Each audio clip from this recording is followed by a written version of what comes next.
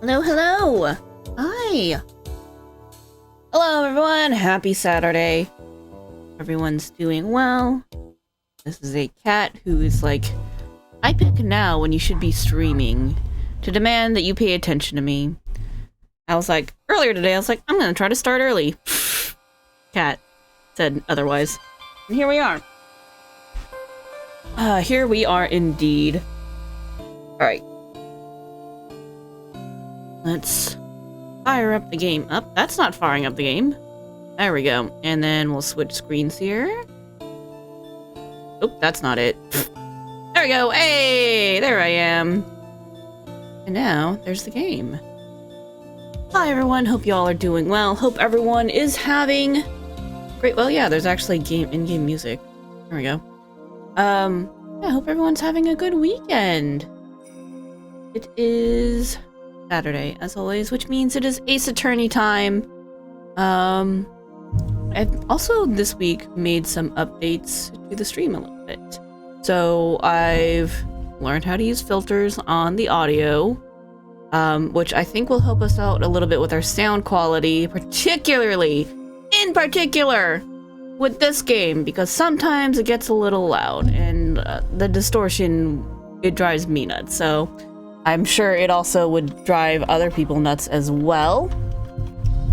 And it should hopefully no longer be an issue. So yeah, there we go. That's one thing. I've also made some changes to our alerts, and what I'm thinking is maybe we'll touch on that later towards the end. I don't know. We'll see. We'll see what happens. But yeah, so for today, the plan is, where we left off, we did some investigation. We gotta go defend our girl Trucy in court. I don't know how long this is gonna take today. Usually the court trials are not too bad, and the investigation is the really long part. But there may be more investigation to do, because that's how this game goes sometimes. Just gets longer and longer. Hey, 21 Snakes, how's it going? Hope you're having a fantastic week. The plan for today is to finish case 2. And then what I'm thinking is, if we finish early, maybe we'll switch games for a little bit. I'm a little hesitant to start case 3 because whether or not I can stream next week is a little up in the air, because I'm getting my booster for COVID vaccination on Friday, and that usually messes me up. So if it's gonna mess me up again, I might not be able to stream next week. We're gonna see what happens. It's gonna be fun. It's gonna be an adventure. Yeah, the goal for right now, just current plan, we'll finish case 2, and then we'll see where the evening takes us. Alright, let's go right in. We are on... yeah, this one. Wait, no? Hold on. 10-1, 10-8. Well, yeah. Yeah. We want the one that's from last week. There we go. I know what I'm doing.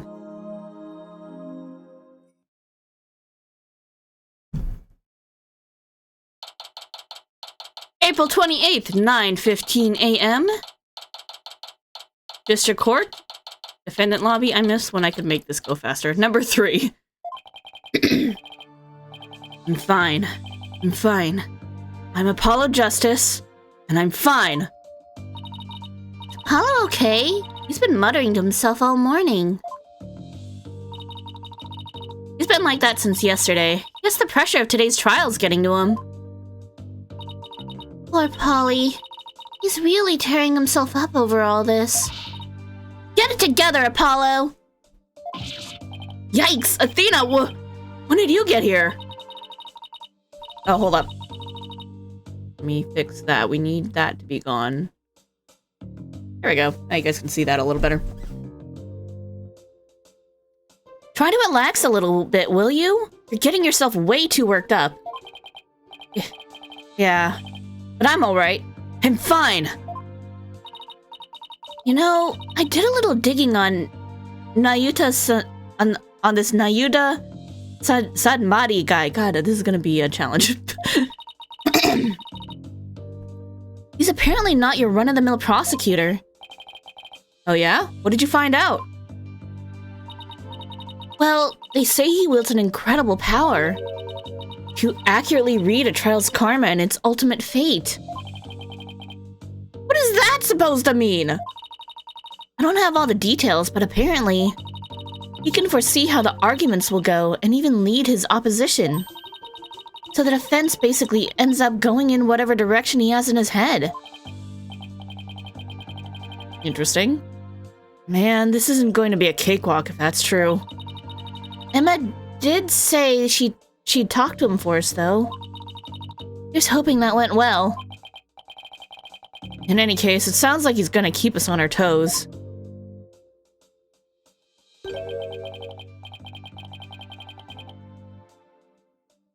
Ah, right. His phone call with Phoenix. That's why I know you're ready. Why I know I can leave Trucy in the office to you. I believe in you, Apollo. Mr. Wright is putting his faith in me. I can't let him down now.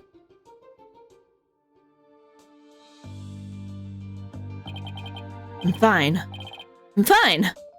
I'm fine. Here he goes again. It's almost like he's chanting a prayer. I'm fine. I'm fine. I'm Apollo Justice, and I'm fine! You say so, Apollo.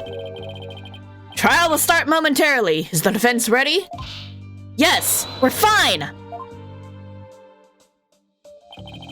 Trucy's fate and the fate of the agency rest on this trial. This is it, Justice. If ever there was a time to shine, it's now.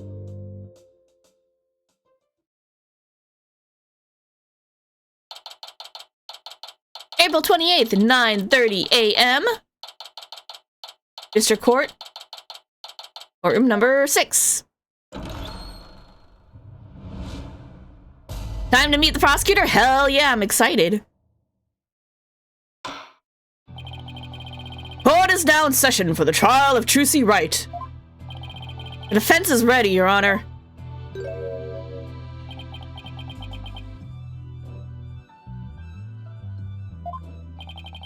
And the prosecution?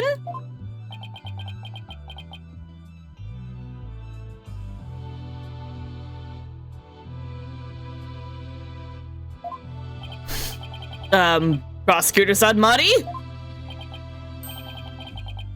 1,000 pardons. It was rude of me to keep you waiting. I was praying for the victim. Yo, for my FF14 dudes out there, kinda looks like Hythlodaeus. Oh, praying! Yes, I see. You're a Kurainist monk, correct, prosecutor? That's a weird word. Yes, that is correct. I am but a lowly monk from the kingdom of Kurain. I beg in advance for the forgiveness and the kind patience of everyone here in this court.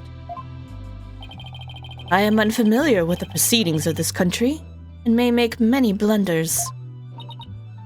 He seems like such a gentle-mannered soul, doesn't he? Wonder if Emma had a chance to talk with him about Trucy. Now then, Prosecutor Sadmati, your opening statement, if you would. Certainly. In the name of the Holy Mother, I vow to guide the victim's soul to a land of eternal peace known as the Twilight Realm. That looks like a spider, so that's a little creepy. I don't like that.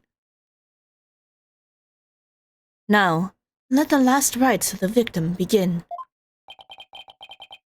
Nayuta Sadmati. He's really been making a name for himself, apparently, but that nickname, Last Rites Prosecutor? I wonder how that will come into play today. The incident took place in the middle of a spectacular magic show. The accused performed a magic trick in which she thrust a sword into a coffin. A coffin from which the body of the victim then spilled out, dead from a fatal stabbing. The victim's name was Manov Mystery. Manov Mystery?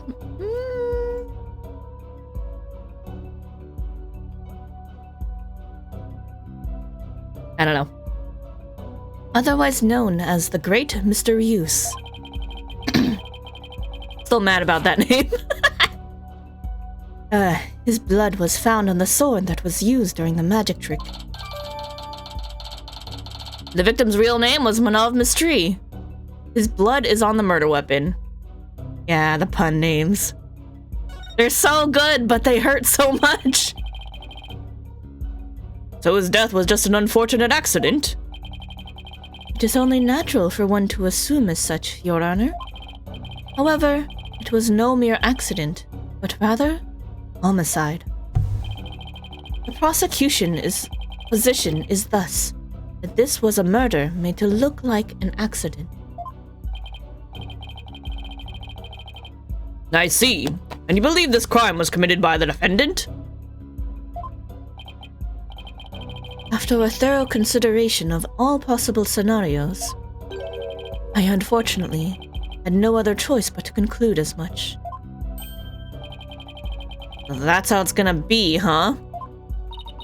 I guess Emma couldn't convince him after all. Very well, and now let us hear from the defense. Naturally, we maintain that the defendant is innocent, Your Honor. The defense wouldn't mind.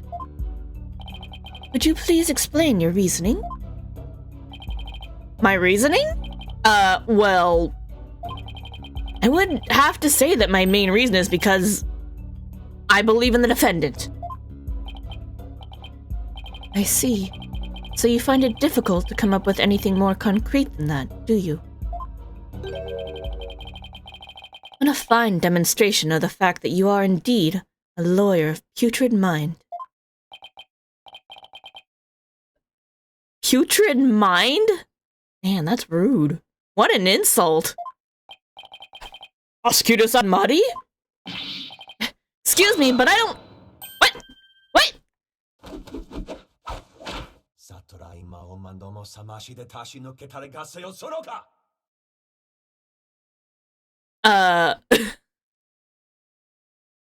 Moon runes. You don't mind my asking, prosecutor, what was that you were just chanting? A sutra of the Holy Mother that guides those of tainted soul toward enlightenment. It is a Kurainist incantation to awaken the foolish from their fruitless slumber. Fitting for a lawyer who indulges in such fancy as the innocence of the accused.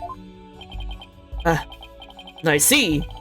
So basically you're asking the defense to get real? Allow me these few words, defense. It is my duty as a monk to punish sinners, and to guide victims' souls to the Twilight Realm. Should you show repentance and admit to the accused's guilt now, no harm will come to you. But, should you interfere with my sacred last rites for the victim, then I shall cast you down into the pit of hell, along with Trucy Wright. Now wait just 1 minute here! Putrid?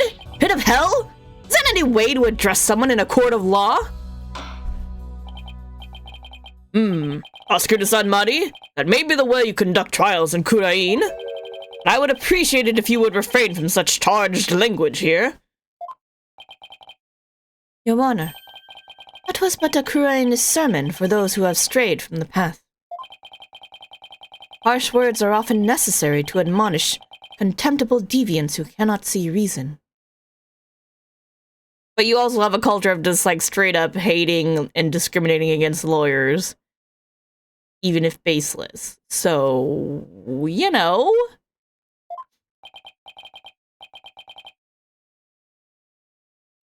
Oh, I see. I didn't realize. I guess they really do hate defense attorneys in Kurain, huh? Even still, that was way, way over the top as far as verbal abuse goes. And the trial's only just begun. Well, defense, I suppose the way the prosecutor does things varies by country. Why don't we look at this as a cross-cultural exchange and try to be open-minded about it? What? Bailiff, please bring in the first witness.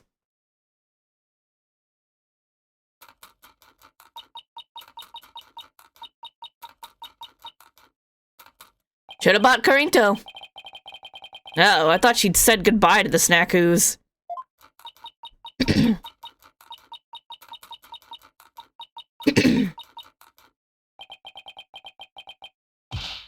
Detective Sky, the courtroom is no place for gorging yourself. What's wrong with having a little snack? Girls gotta eat, right? She, seems a little stressed out. Detective Sky, your testimony, please. Yeah, about that. I just want to state for the record that I believe Tracy Wright is innocent. I'm sorry. Detective Sky, this path you seek to follow is misguided. Giving the wrongdoer false hope will only deepen her despair in the end. But Let it go and move on. Acts which go against your duty will earn you divine punishment from the Holy Mother. Can't threaten Emma's pay like that. That's rude.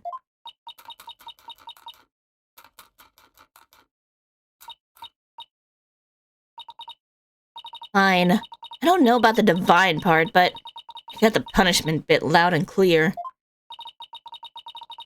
I guess Emma got to sign tons of paperwork or something for sticking up for Trucy. She and Prosecutor Sadmati don't seem to get along very well, do they? I'm like, why? What am I tangled up on? Hold on.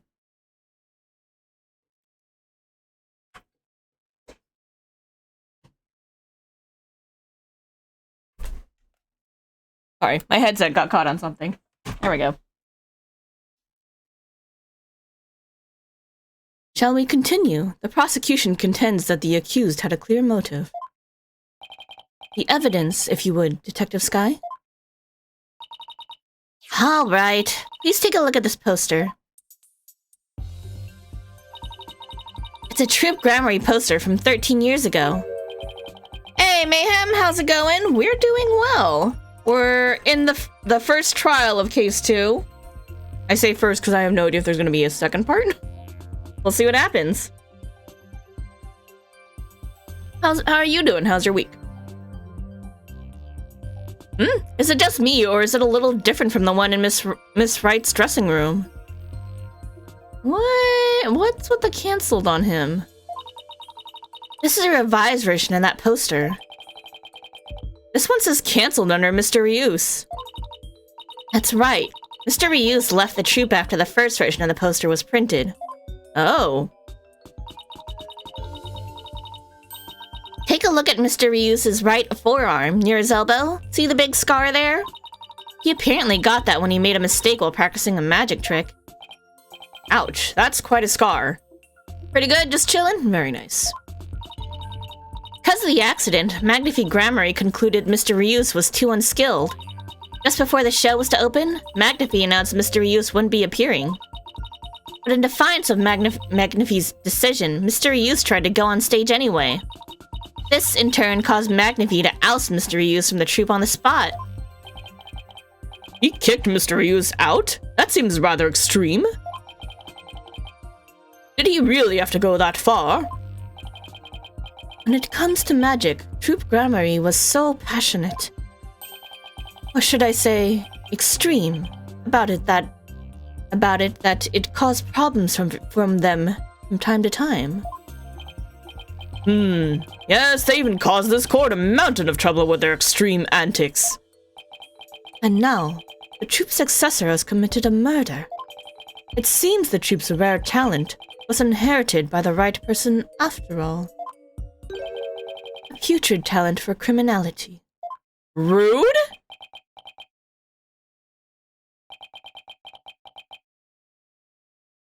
How about judging a book by its cover? You sound rather extreme yourself, prosecutor. Criminals with impure souls do not deserve sympathy, Your Honor. As I was saying, after his expulsion, Mr. Reuse apparently went on to hold a grudge against the troop. He would tell those close to him, "I'll get my revenge on Troop Grammary someday." Revenge, That certainly sounds antagonistic. Mr. Reuse was apparently ousted from Troop Grammary 13 years ago due to an injury he sustained.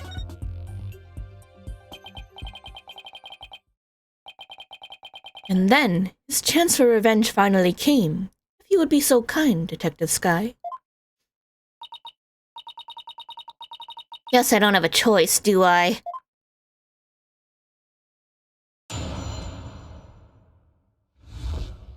The defendant's motive.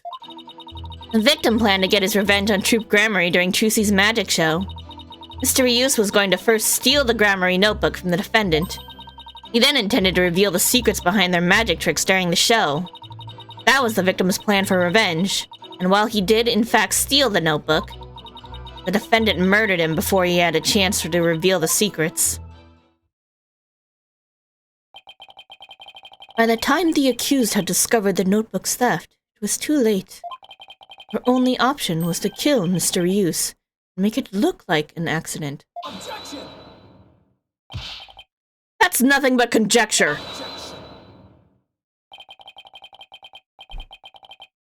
The victim's assistant, Bonnie DeFame, gave the police a statement. She testified that just before the start of the show, Mr. Reuse said, "I'm going to reveal all of Troop Grammary's secrets on stage today." What?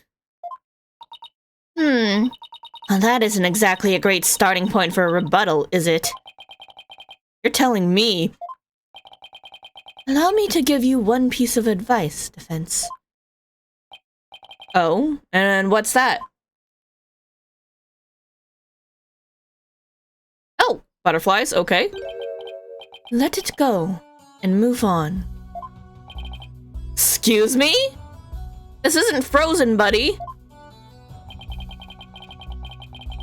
Helping a sinner will only sully your own soul.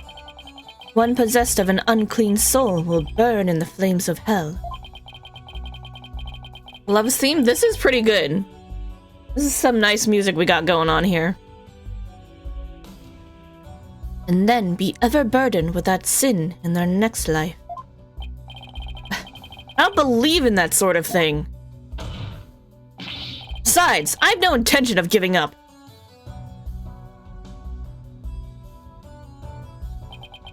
Oh, Holy Mother, grant me the strength to deal with this putrid lawyer.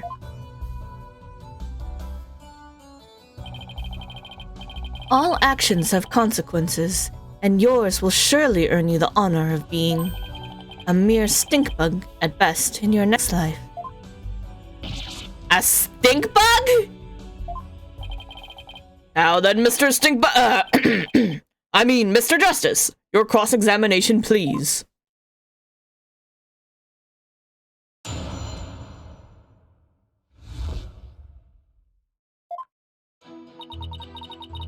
What a neat bar. It just has my badge up here now. Very clever. I like it. Alright. Victim planned to get his revenge during the show.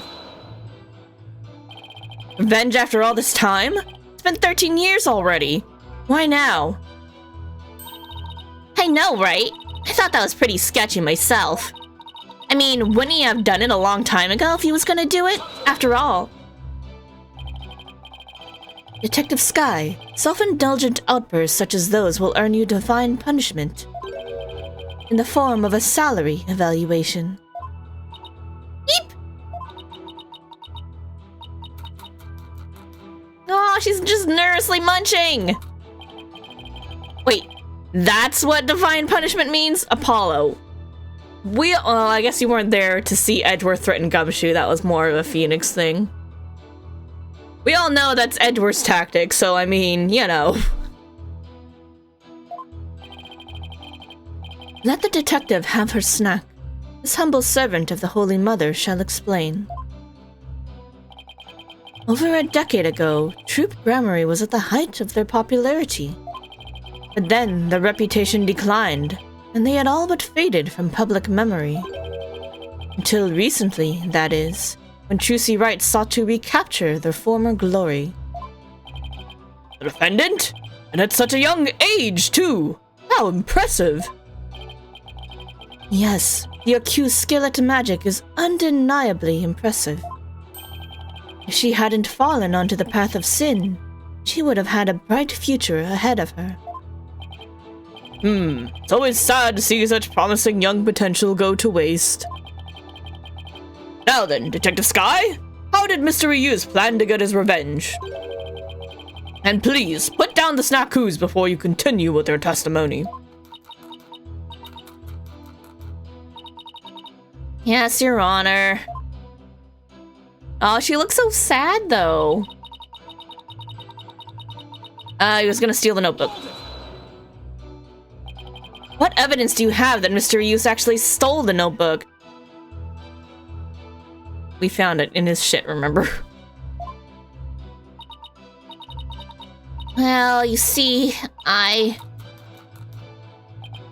Whenever you're ready, Detective. Fret not, Detective Sky. You have nothing to repent for. You should be proud of the fine forensic discovery that you made. Forensic discovery? What did she discover specifically? Detective Sky identified a certain set of fingerprints on the notebook. Upon further inspection, she determined that they belonged to Mr. Reuse. What? The detective found the fingerprints entirely of her own volition. For that, I must say, well done, Detective Sky. She feels so guilty. Get a little too addicted to using your precious white powder, did you, Emma? Now, Detective Sky, I would ask you to explain exactly how Mr. Reuse intended to use the notebook to exact his revenge. All right. Well, first he stole the notebook. Then he was going to reveal the secrets. I'm going to reveal all of Troop Gramarye's secrets on stage today. That's what Mr. Reuse himself said, right? Right, but he didn't exactly specify which Gramarye's secrets he was talking about. But the prosecution thinks he was referring to the secrets behind Troop Gramarye's magic. Got a lock on it. Yes, that is the prosecution's assertion. When the accused realized that Mr. Reuse was to reveal her family's most closely guarded secrets, she naturally panicked. So basically, Trucy's notebook was hiding in Mr. Reuse's things because he had stolen it himself. I see. Truly a motive that only a magician could have. Yes, that's what the prosecution believes anyway. That was the plan. And he did steal the notebook. Do you really believe what you're saying, Detective Sky? Do you really think Miss Wright killed Mr. Reuse to stop him from getting his revenge?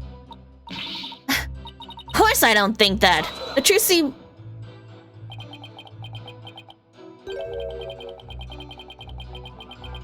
Hold on. The Trucy we know would never... Oh, hey! It translates what he said!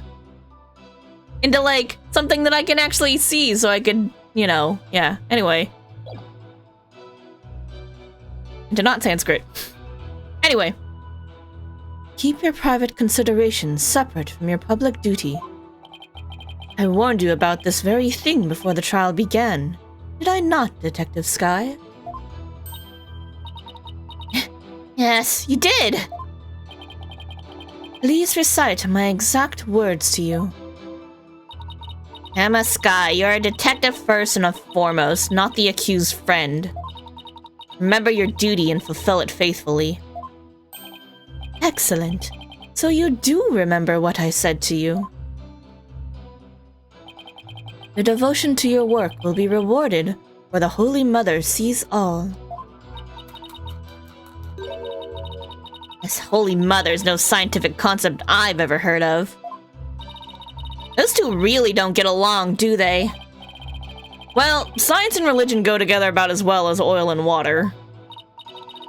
As I was saying... but the defendant murdered him! I'm sorry, but what exactly is the basis for claiming it was murder? Beats me. What? The basis is beats me? I'll have to ask Prosecutor Sadmati over there because he hasn't told me his reasoning either. Interesting. Detective Sky, your feeding of information to the defense has not gone unnoticed by my eyes. The bad karma of acts which go against your duty will impinge upon you in your next life. But even before that, it may impinge upon your job in the form of a transfer.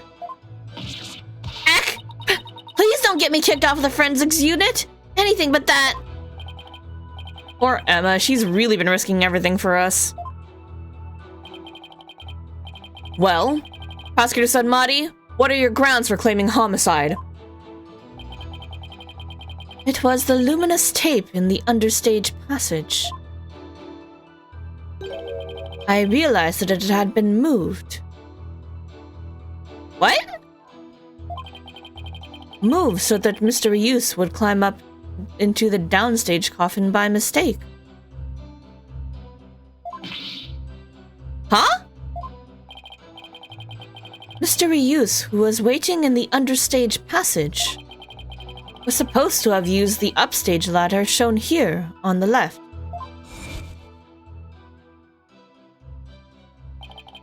He was to climb up into the coffin that had been set up in the backstage area. After being turned into a stuffed dragon during Act 1, Mr. Ryus was supposed to come back to life and emerge from that coffin. But the luminous tape had been moved to mark the downstage ladder. So the victim climbed up into the coffin on the stage itself by mistake. The very same coffin the accused thrust her sword into.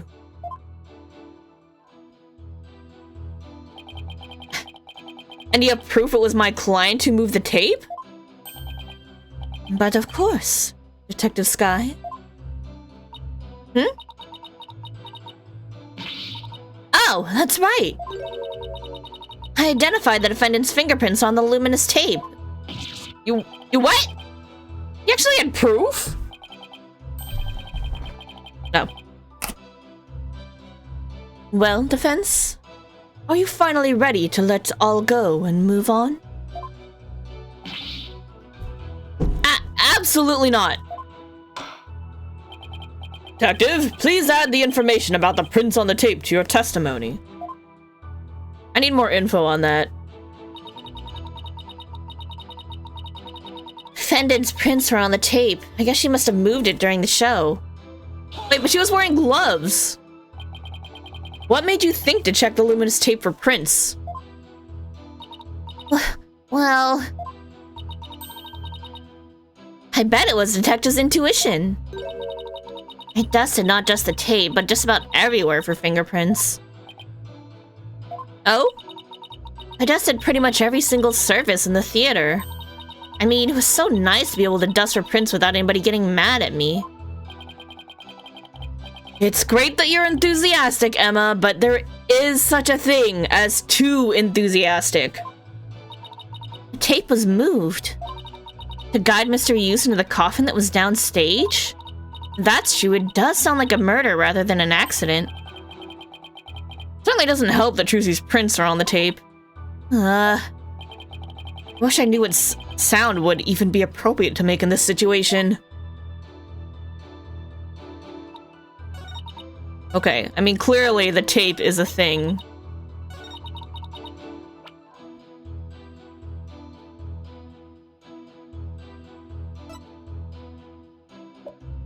do I show that she was wearing gloves?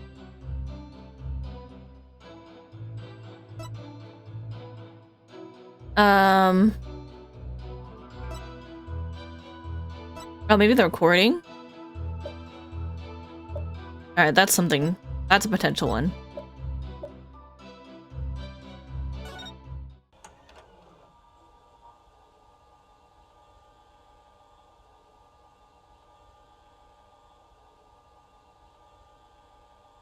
I'm pretty damn sure that she's not wearing gloves, but everybody else should be wearing gloves.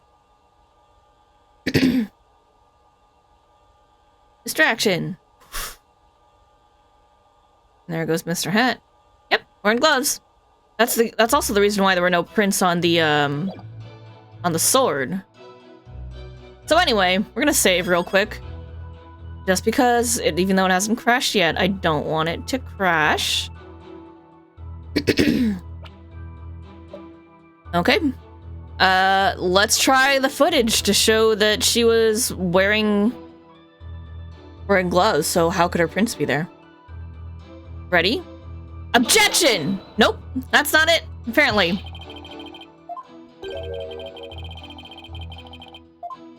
Yeah, that's funny. I thought I saw an inconsistency a second ago. It disappeared like magic. Murder occurred during a magic show, so crazy things like this are bound to happen. No, really? Well, let's see how magical you think this penalty is. Seems pretty normal to me, Your Honor. Okay, her prints were on the tape.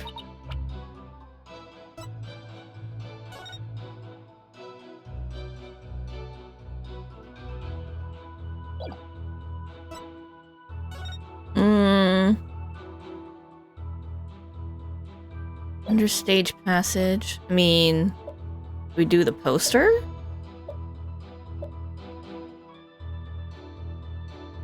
Contains the rubber sword. Blood's on the murder weapon.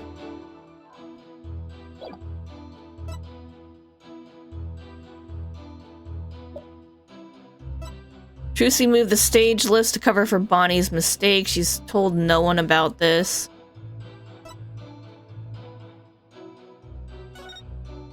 Prints on the coffin lid, prints on the side panels, Mr. Reuse, prints on the top unknown. Trucy wore gloves during the show, so none of her prints are found. Okay, this is what we need, the fingerprint analysis. All right, here we go, for real.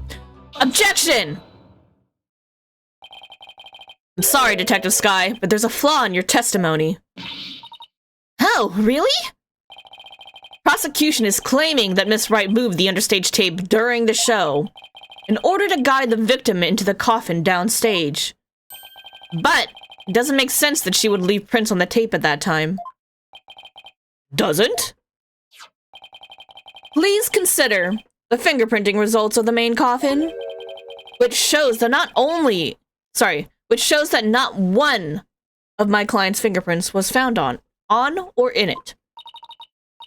That's true. We didn't find any of her prints on that coffin.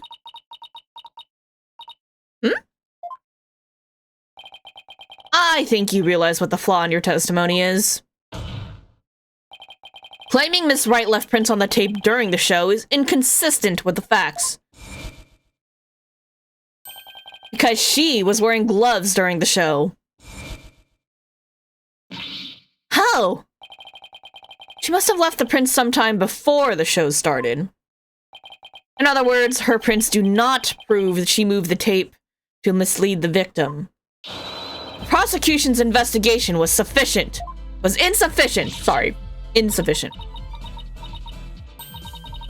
On a personal level, I'm very happy about that. Well, Prosecutor Submati, if the defense's argument is true, then you have no evidence that the defendant moved the tape to deceive the victim. I see. Apparently the defense is more intelligent than I had thought. More than a stink bug, at any rate. Man, the jabs in this man. The barbs on this dude's tongue.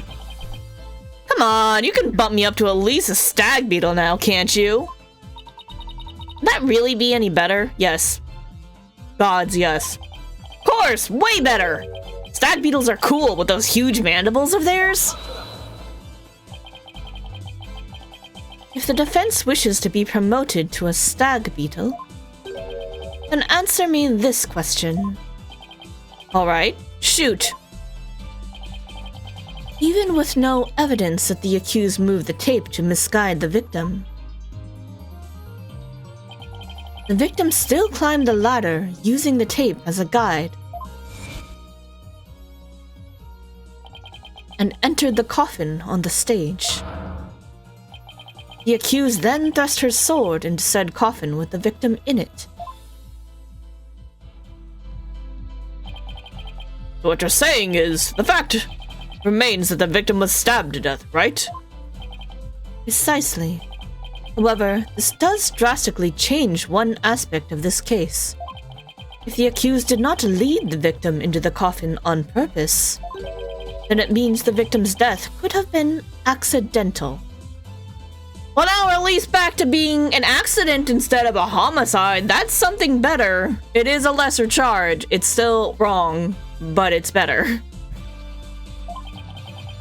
If it was indeed an accident, the defense can argue that it was involuntary manslaughter. I see. If it was involuntary manslaughter, they could plead extenuating circumstances, and the severity of the crime could be mitigated. Defense, if you believe the accused did not murder the victim, then do you argue that it was an accident? This is it. The all-important question. The defense argued that Mr. Ryus's death was... Oh, I do think it was murder, but I don't think it was Trucy who did it. I think it was this creepy-ass Bonnie and Clyde pair right here. Roger Ratings and Bonnie to fame.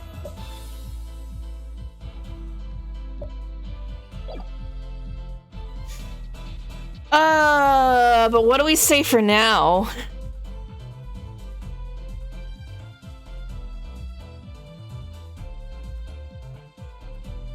Fully saved, so, you know, let's try murder. The defense maintains the defendant is entirely innocent. We believe that it wasn't an accident, but murder. And, what's more, we believe it was committed by a third party.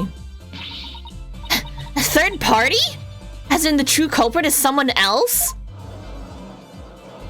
Yes. I love her outfit, it's so cute.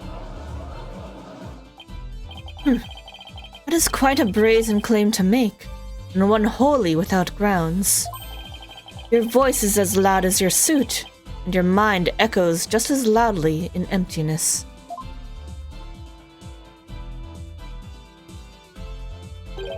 Surely you were but a loud red pepper in your previous life. Now we were a plant? Not even a... Man, this guy is mean. What a savage. I've been demoted to a vegetable? Wow, I didn't know a person could be reincarnated as a non-sentient plant. In any case, I do have grounds to make this claim. Let us hear this reasoning of yours, then. Alright, before I give it, there's one question that we need to address. If the victim was killed by some third party, then the sword the defendant thrust in the coffin wasn't the cause of death. If that's the case, then how did we wind up with a dead body inside the coffin?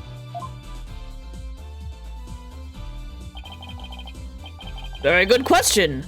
Now, let's hear your opinion, Mr. Justice. How did the victim's body wind up inside the coffin?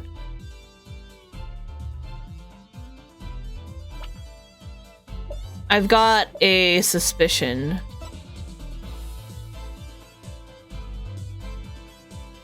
Stage lift Trucy had to move out of the way during the show since it was already all the way up. I think somebody used this to lift the body up the ladder and into the coffin.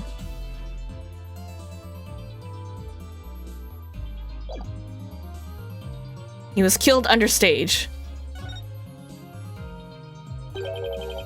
What if the victim was killed under the stage before being put into the coffin? In other words, what if the victim was already dead in the coffin from the get-go? Oh, I see. In that case, the defendant's sword wouldn't have been the cause of death. How do you respond, Prosecutor Sadmadi? That is the third time. What? Third time of what? Did you just throw beads at me? Excuse you? What in the heck is this?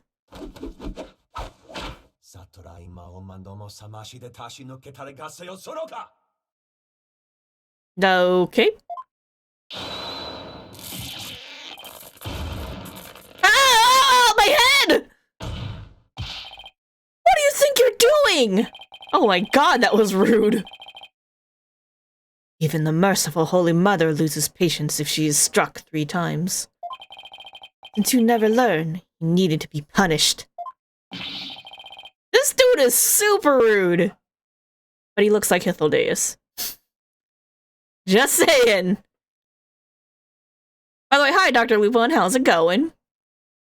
Why do you let me worry about what I need and don't need? It is what you deserve for interfering with my sacred last rites for the victim. You are a brainless lawyer chasing phantoms. You know nothing. Let this humble servant of the Holy Mother give you an edifying sermon. A sermon? Now? And well, at a dire moment where a character was dealing with void sand trying to drain him in his cruise? What the hell are you even talking about?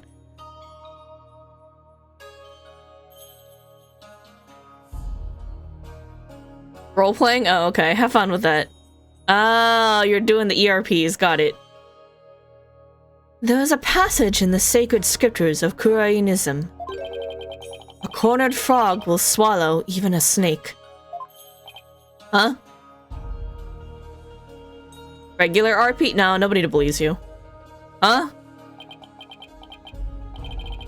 A cornered lawyer has unexpectedly struck back hard against the prosecution. Did I get it right? No, for I am not yet done with my sermon. And yet, a frog still dies, its belly bitten and torn from within. That's great. And in this case, you're that frog, defense. What exactly is your point, anyway? Let us assume for a moment that the victim was killed under the stage. Who, then, had the opportunity to do so during the show? Let's see, the people in the show were... Bonnie de Fame, the victim Mystery Youth, and Trucy Wright. Bonnie de Fame was on stage throughout the entire show. As easily confirmed by the footage from the show. Which leaves us with only one suspect, Trucy Wright. Now, do you see? The accused killed Mr. Ryus as he waited on standby in the understage passage, and then placed his dead body in the coffin above, thus making the murder look like an accident. No!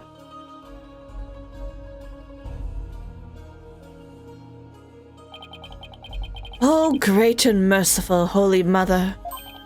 Thus, another putrid mind has been guided toward enlightenment. Ugh. Can't believe I swallowed his trick. Question hole.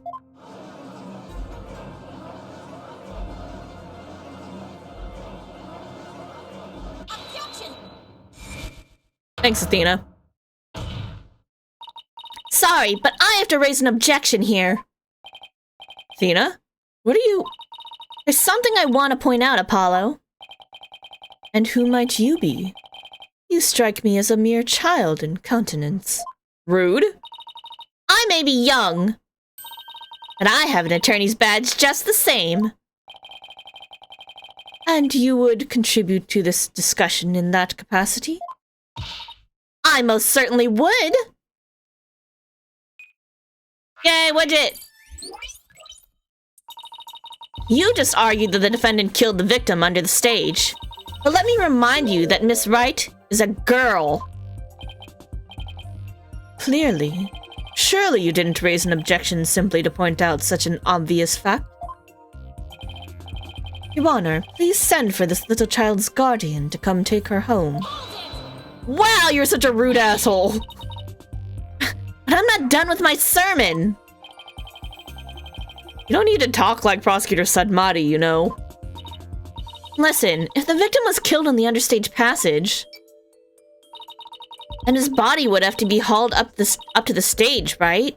However, Miss Wright is a young girl, and a pretty petite one at that. She couldn't possibly have hefted that large body up and put it in the coffin. That's true. It does seem like it would be a rather difficult task for the defendant. I don't even think I could do it. Hold up. Let me move me over so you can see better. There you go. What do you think of that, prosecutor? Who's the child now? In my religion, the priestesses of Kurainism are revered as the pillars of our beliefs. So I naturally hold nothing but deep respect for women. I also think highly of the female perspective. Says the man who called this fair maiden a little child. Who's a fair maiden? I agree that your point is worth discussing, defense. Yeah, Apollo was pretty savage.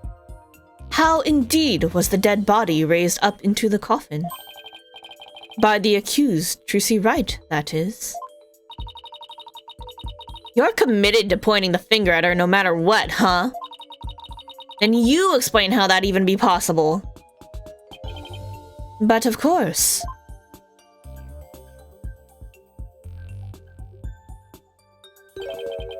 There was a way for even a small creature like her to raise the victim's body up. Huh? Wait! You really can explain it? I already figured it out, Athena. I foresaw that our arguments would come to this, so I have prepared a witness. Well, I admire your readiness, prosecutor. It is really not that difficult when one can read the ultimate outcome of any trial. Couldn't have really predicted that things would turn out like this, could he? It's pretty hard to believe. Excuse me, but may I step down now? Yes, I suppose you may. One moment, Detective Sky. I'm sorry for, the way I handled all of this. You did a fine job, Detective. Your testimony was invaluable. Was? Yes. You served well as a detective, and did not allow your personal feelings to interfere. You overcame the conflicted emotions you felt, and performed your duty admirably. You will be rewarded for your fine work. Oh. Thank you. I hope we can work together again in the future. MS seems bewildered by the unexpected praise. I guess he's a pretty nice person like they say, as long as you're not up against him. Now then, let us call the next witness.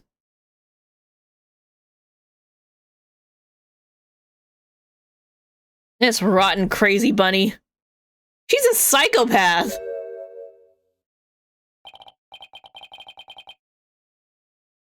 Witness, please state your name and occupation. Uh-oh. Yeah, I don't remember the voices from last week. Hello, ladies and gentlemen of the court. It's very nice to meet all of you. I'm a lagomorphing illusionist from the land of fairy tales, Bonnie to Fame. I can't wait to do some magic tricks for all of you. Please. Why did you just focus in on her feet, Dr. Lupin? You leave the poor bunny girl's feet alone. Please, witness. There is a time and place for all things, including magic. But would it be okay if I do just a little magic, right? Come on, please. Look, everybody's waiting. Now's my chance to shine. Damn, he shut her down quick. That is your second time. My second time doing what? There will be no further warnings. You should know that from our preparatory meeting, correct? Oh, he threatened the witness. Is no one exempt from his holiness's rosary of suffering? We have your testimony, witness. Once you've recovered from your disappointment. You're gonna go check on your nephew? Alright, have fun, Dr. Lupin. Well, as a huge fan of Trucy's, I don't really want to testify against her. I guess I have to, don't I?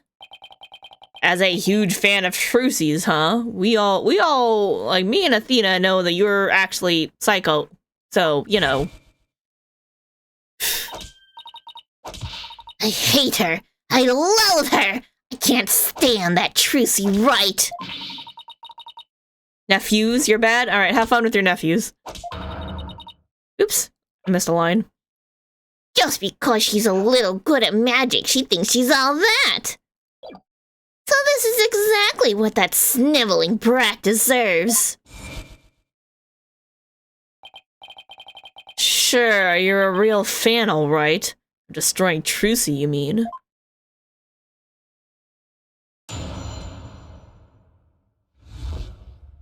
The understage passage.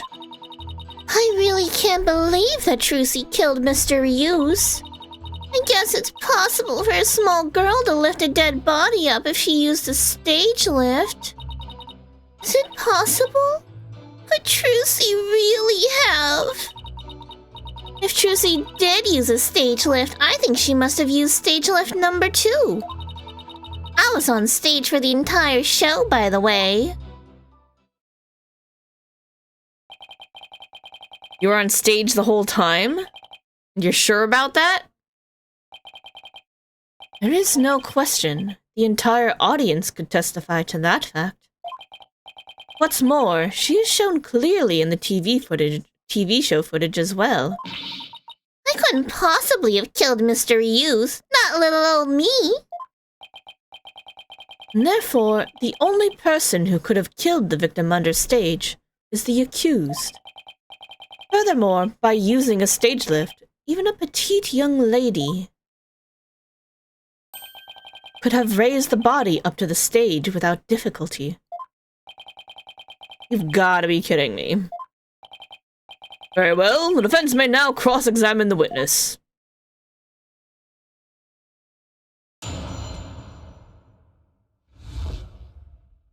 Alright, about the understage passage. You said you are a huge fan of Trucy's, isn't that right? Oh yes, I even became a magician because I wanted to be just like her. First time I saw her, she was performing at the Wonder Bar. She was only in junior high back then, but she got up on stage with tons of confidence. And then she proceeded to win my heart with her astonishing tricks and winning smile. She certainly sounds like she means all of that. So finally being able to perform with her must have been quite a treat for you, right? Oh yes! After all, it was my chance to have her see me. Not just as a fan, but as a fellow magician. Cute bunny. And then that horrible accident happened. It was not an accident, it was murder. Witness, please explain, if you would, how a small young woman such as Trucy Wright could have raised the body.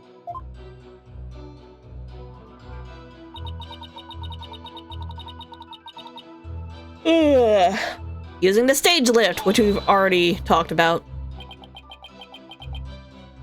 I should do voiceover work? Well, thank you. I appreciate that. I have thought about it. I would probably...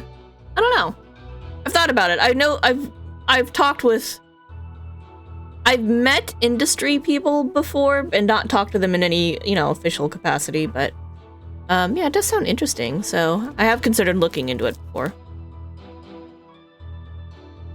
What makes you think it would be possible? It's not like you tried it out yourself, right?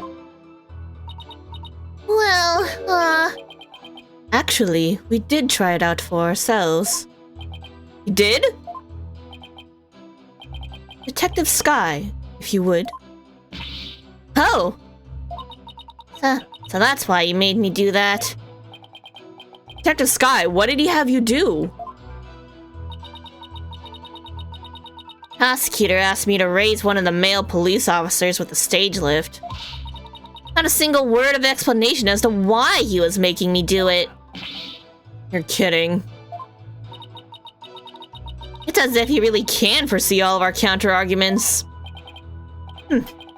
Not underestimate this humble servant of the Holy Mother. More like haughty. I guess that means Trucy could have lifted the dead body up. Does that mean...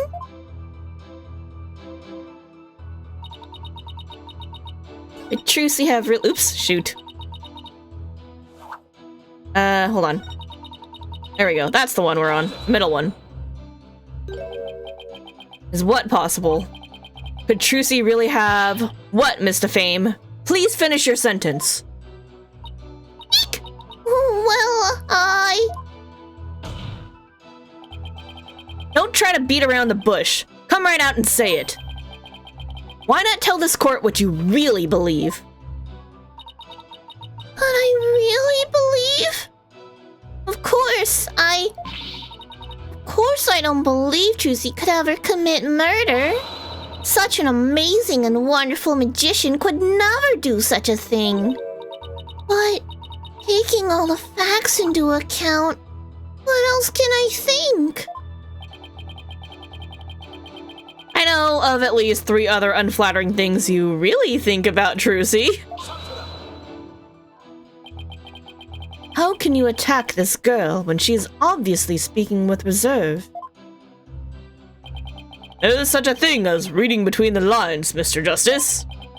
It's sad how the youth of today lack the ability to do such a basic thing. Bro. She's lying to you! Look at me like that isn't going to help me stick my foot in my mouth less, Your Honor. Witness, please describe what the accused might have used to lift the dead body. All right.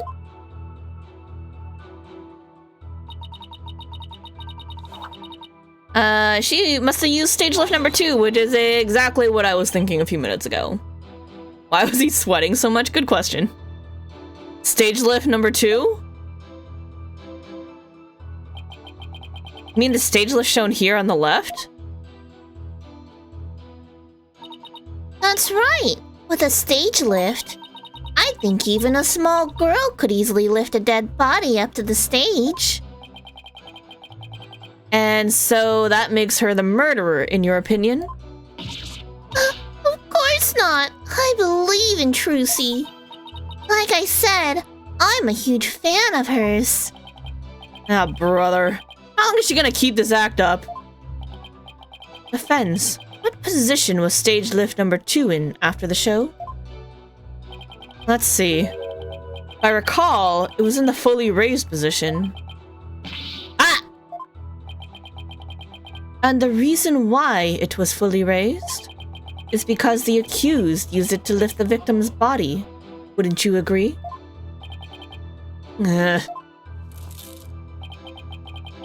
Feel free to slowly mull it over while you roast over the flames of hell, you evil red pepper. So now I'm also evil. We just, like, keep getting demoted more and more. She was on stage the entire show, she says. You didn't have a single spare moment to slip down under the understage passage? Huh? Don't tell me you suspect me now. I'm just trying to do my job by fully examining your alibi. Depending on how solid it is, I might have to suspect you, yes. Oh my god, she went psychopath. She flipped the switch. You gotta be kidding me. Don't spit on my head and tell me it's raining, lawyer boy. I'm right here, there in the footage. Or are you too much of an idiot to see? Huh? Mr. Fame? Are you feeling alright? You seem suddenly different. Oh, oops. Where did that come from, Wright?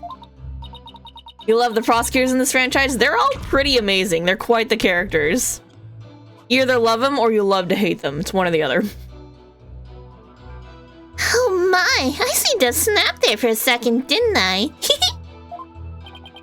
You didn't just snap. You broke character just now. In any case, I was on stage the whole time performing magic. I mean, you saw me in the footage, right? My dazzling and flawless performance? Flawless? That's odd considering what you told me.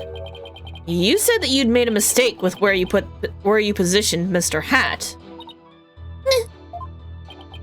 Mr. Fame, to what is the defense referring?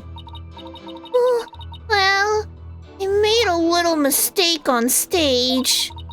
I was in charge of operating Mr. Hat, you see.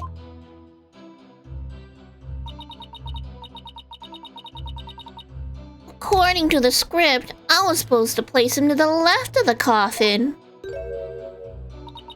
I flubbed it up and made him stand to the right of the coffin instead. And because of that mistake, Trucy had to move these stage lifts around. I feel really bad about messing Trucy up like that with my goof.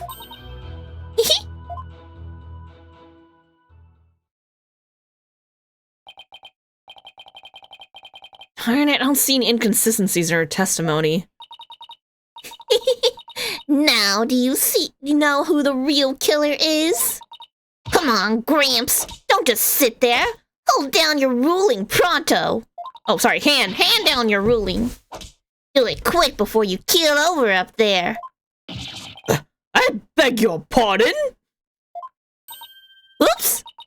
Oh, what's gotten into me? I'm so sorry.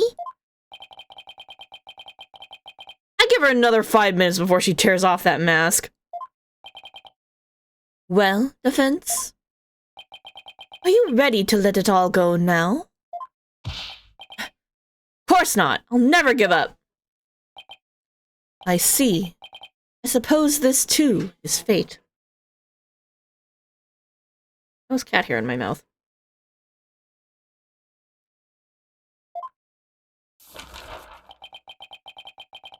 The sacred scriptures of Kurainism describe a variety of hells for the damned.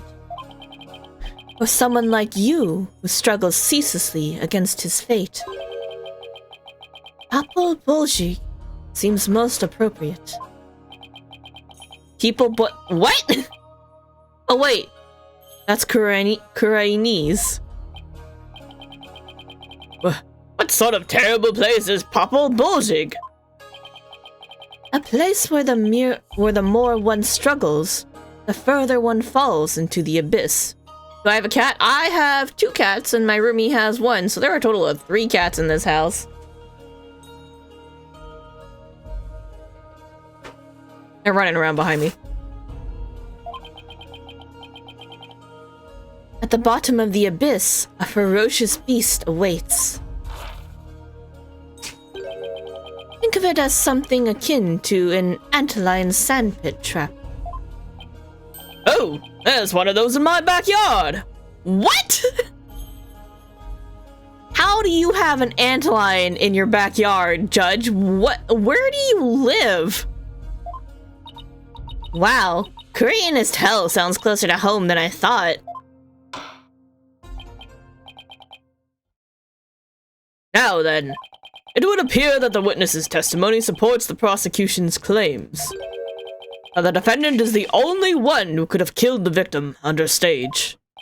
Ugh. How are we supposed to get out of this jam? Hey, Apollo? You can't find any contradictions. Maybe it's time to use analytical psychology.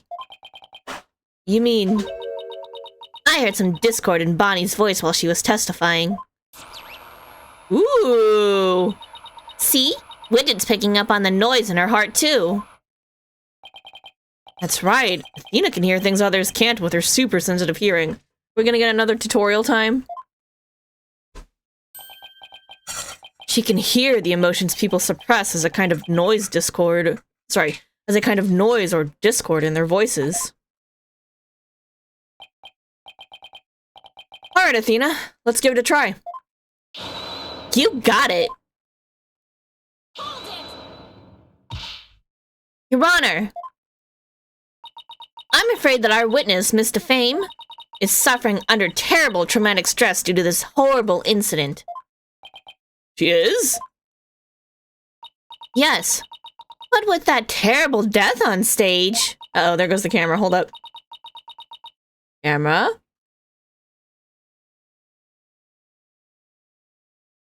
There we go.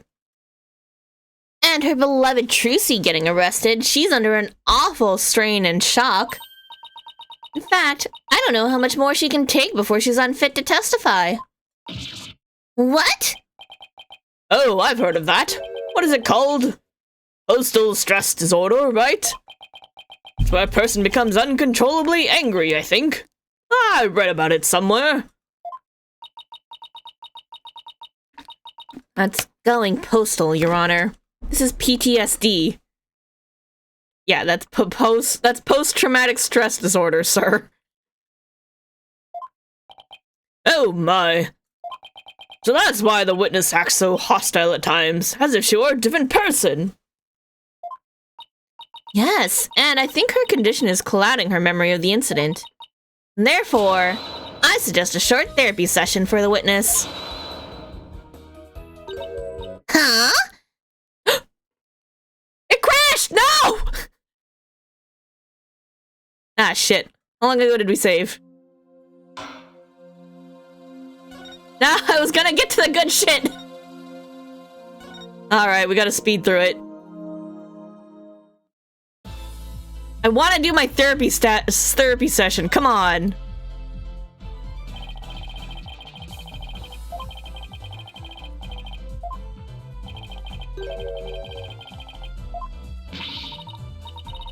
Hold on, do I get my option to speed up the dialogue?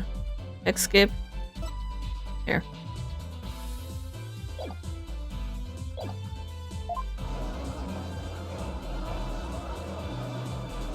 When you spend on a nice webcam for someone, but it keeps crashing and we never fix it, could be you. Yeah, the game. Never seen this game crash like that? I'm so hurt by this. I'm very sad.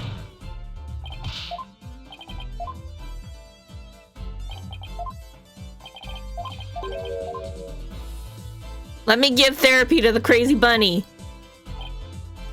Kill another stage. The judge never changes, he's always clueless. I know, right? Yeah, thankfully text skip is a thing. Oh my god, we gotta do this part again too? We're so far back! So sad, so sad. Well anyway, how y'all liking the case so far and our lovely new prosecutor here? How are we liking him?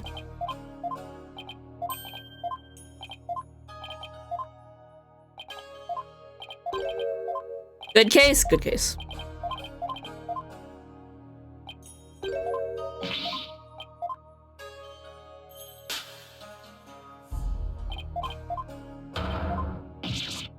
He is quite the interesting fellow. You wanna cosplay as him? Yo, that'd be sick. I wanna find my Emma cosplay. Once upon a time, I did play the first game. I had an Emma Sky cosplay. I did play the original trilogy, like, before.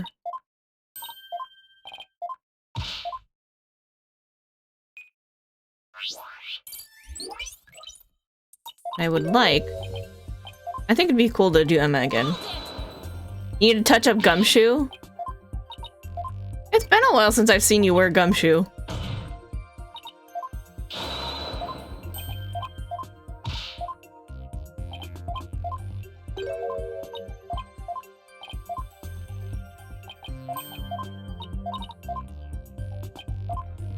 Fun time with him? Yeah.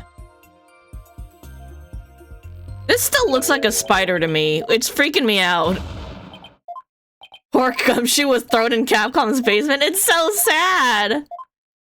We get updates on Edgeworth, but what the heck's Gumshoe doing now?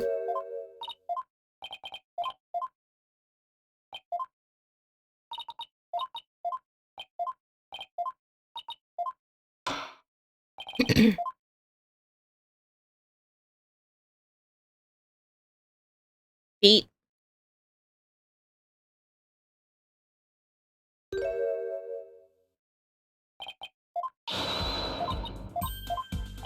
And now she's like, I want to do magic.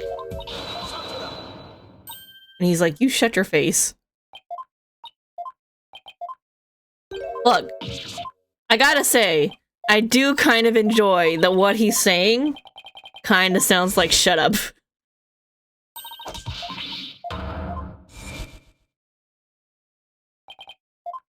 I had to press everything. Oh my god, you're right. Oh.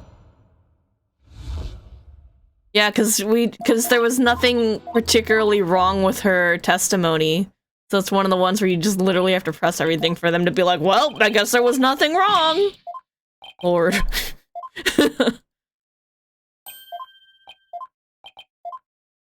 Okay, we'll save first. First things first, we'll save. So in case it crashes again. Oh shit, no. Go back first. Go back to 1. Now let me save. I was like, yeah, let me save in case it crashes, but I was also hoping that this particular game would be more stable and, like, not crash. The first one was fine. Need to channel your inner Gumshoe? Yeah. Oh, look, it's the bunny again. I miss Gumshoe. But I do adore Emma. No, come on. It's a fine line between pressing away from the button to skip and then pressing the button to skip.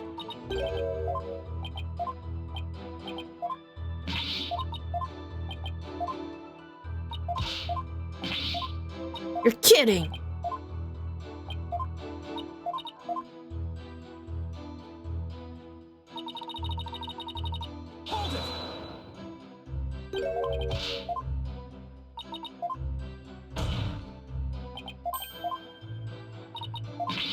What you really believe...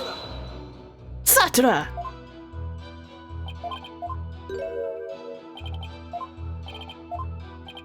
And this is where everybody judges Apollo. Stage lift number 2.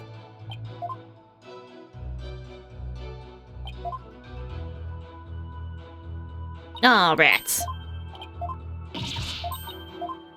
You believe in her, huh?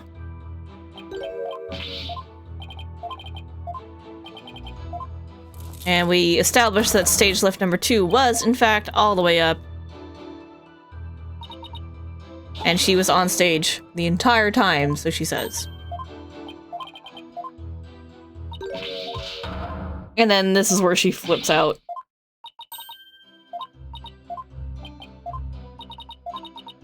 Or like, she's crazy!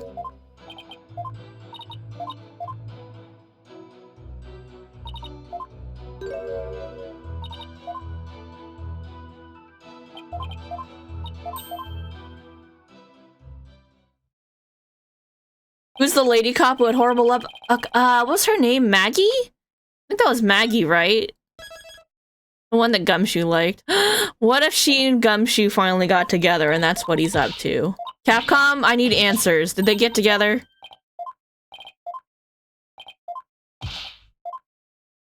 Yeah, Maggie Bird.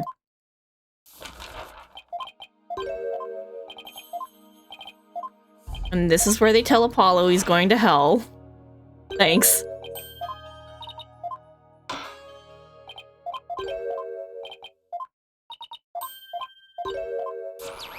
Let's psychoanalyze her.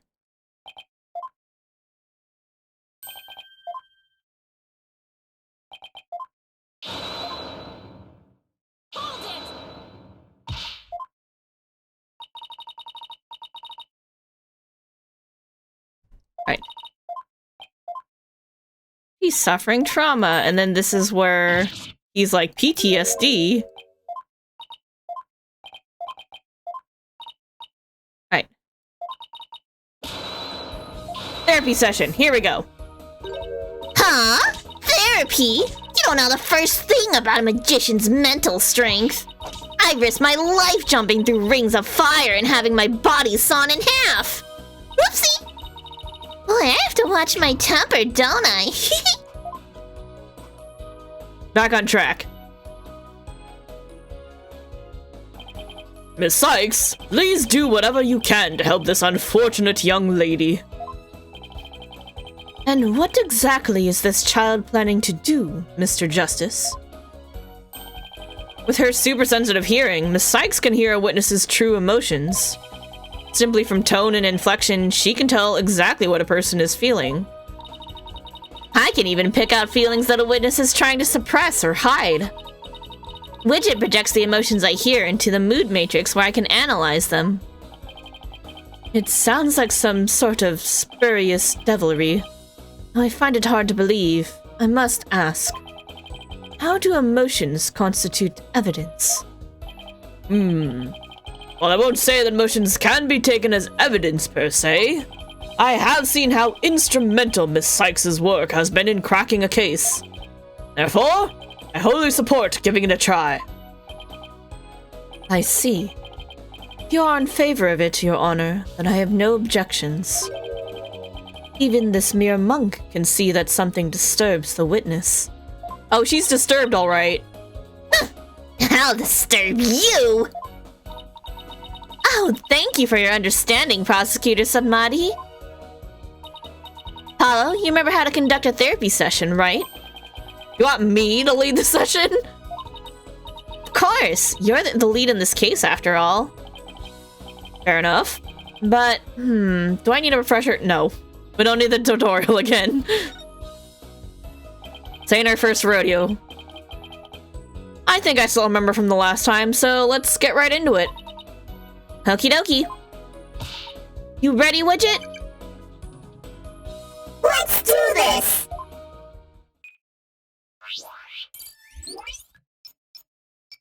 They also allow anything in the courtroom. Coffee, birds, bunnies. Yeah, a lot of interesting things have been in this courtroom. I guess Trucy's the one who killed Mr. Hughes. Even she could move the body with that lift. I was on stage the whole time. What a terrible mistake. My stupid flub caused Trucy so much trouble. I feel so bad about it. Why are you happy, you psychotic rabbit? I have to say, Mr. Fame, you certainly are a strange one. Even though you said, I feel so bad about it, it seems you are feeling happy about it. Ow! I think I can guess why you're feeling happy. It must be because it was Trucy's big debut, you made a mistake, you messed Trucy up.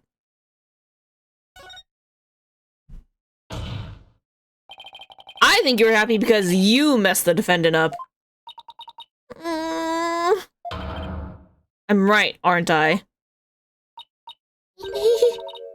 Gotta be kidding me! Why would I be happy I messed Trucy up? I'm a big fan of hers. Because we saw you.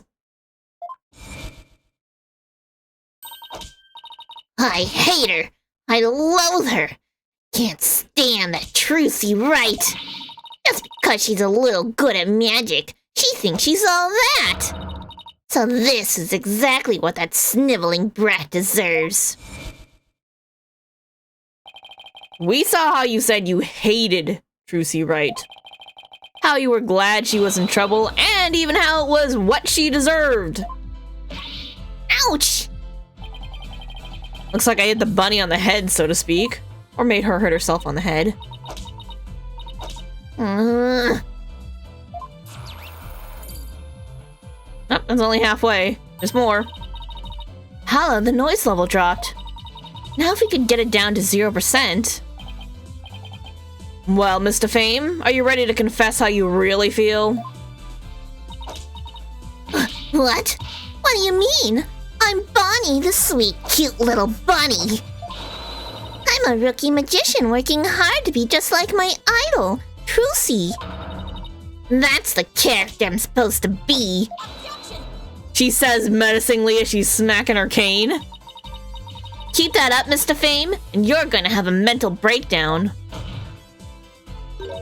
Just let yourself be who you really are. Who I really am? The two sides of you are fighting each other and doing you psychic harm. I can hear them. Two distinct voices battling inside of you. Shut your pie hole, you know nothing, know-it-all. I mean, you mustn't say things like that or I might get flustered. Mr. Fame, how long do you insist on maintaining this wolf in sheep's clothing act? Can't end this therapy session until you get real with us. Set the wild beast inside you free. Ouch!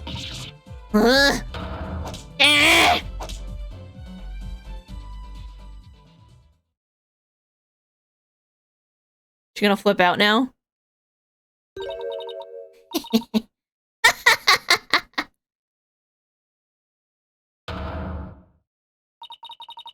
Don't make me laugh. You don't know a dang thing about me. Wanna see who I really am? Fine! Take a good look. That was an umbrella? Wow! She's a bat! She's not a bunny at all. She's a bat. Okay, this is kind of cool. She looks super cute now. I like it.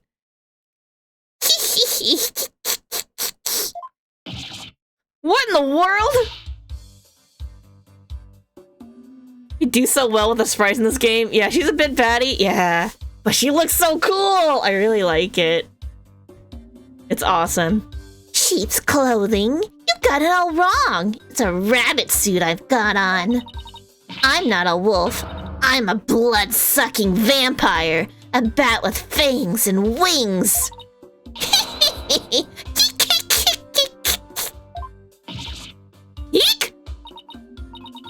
I think we just opened up Pandora's box.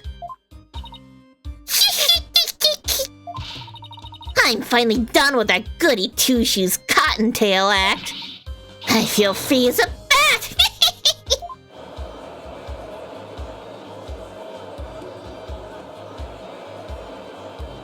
Damn, dude, her hair though? That's awesome.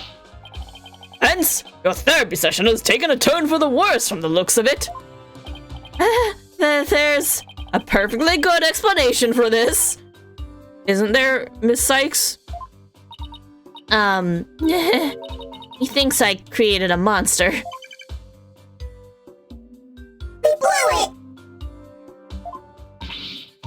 Hey, you! Lobster boy! Who, me? Lobster? That's a new one.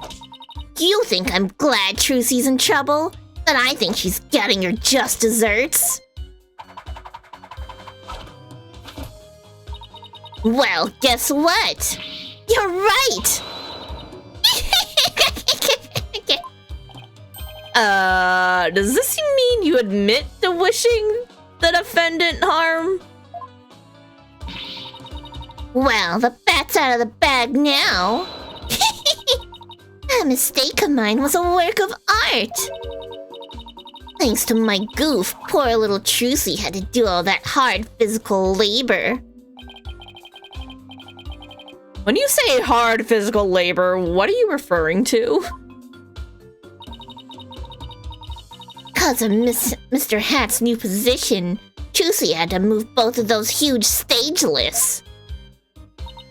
It must have been so heavy. What a riot. That's strange. Athena, could you please add that last statement to Bonnie's testimony? Alright, I'll update the mood matrix with the new info.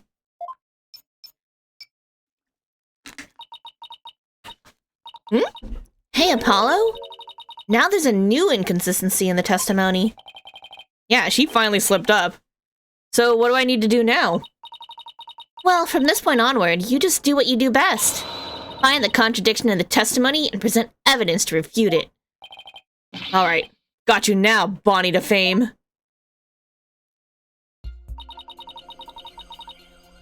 Let's save real fast.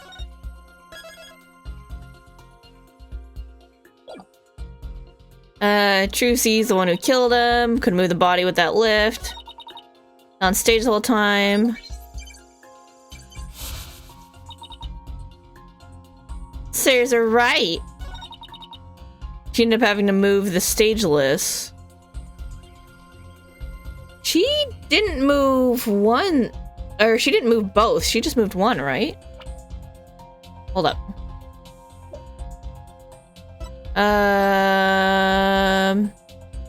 Oh no, she did move both.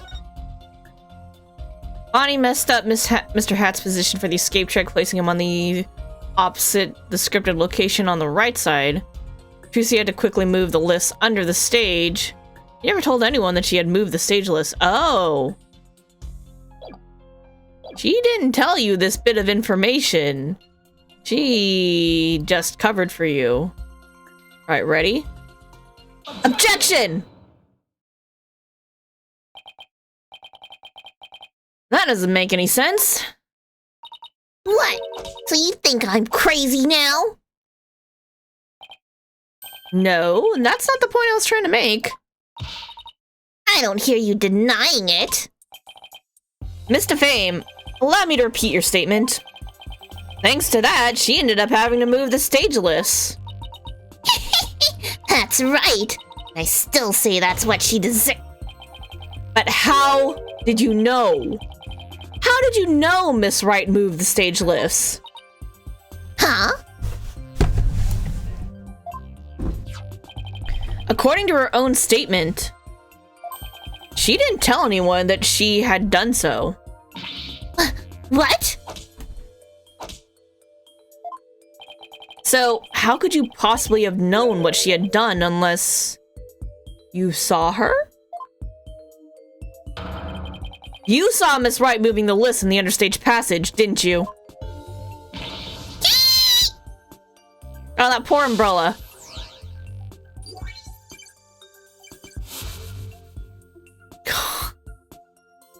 This is really cute, though. I like it.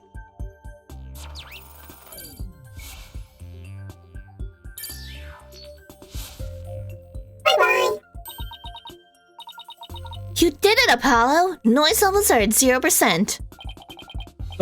Mr. Justice, wouldn't that mean? Yes, Your Honor. Miss Defame herself was under the stage where the victim was killed. And I hardly need to tell the court what that means. You are one artful liar, Miss Defame, and one spectacular suspect.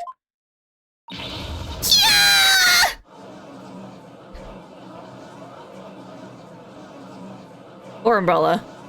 It's a really cute umbrella. Why, you shiny red lobster boy? You're saying I killed Mr. Use? I'm saying that it's a possibility. What's more, I say you had a solid motive to frame my client for the murder as well. My apologies for raining on the defense's merry revelry. You seem to have forgotten one very important part. Oh, really? The TV footage. As you can clearly see,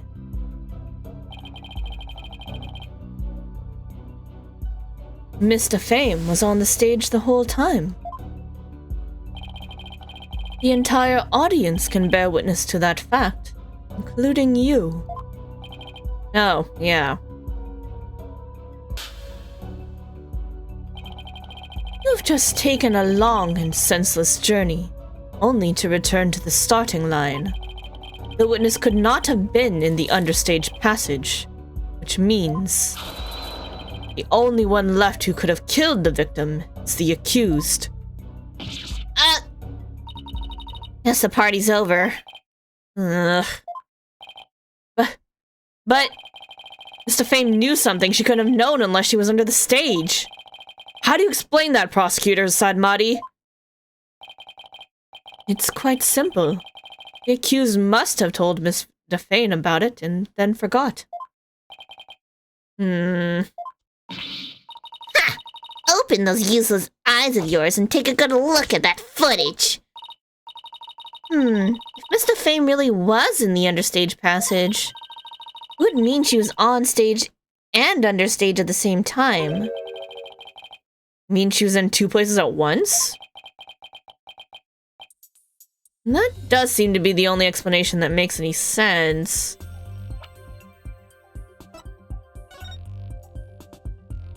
Teleportation trick. Teleportation trick.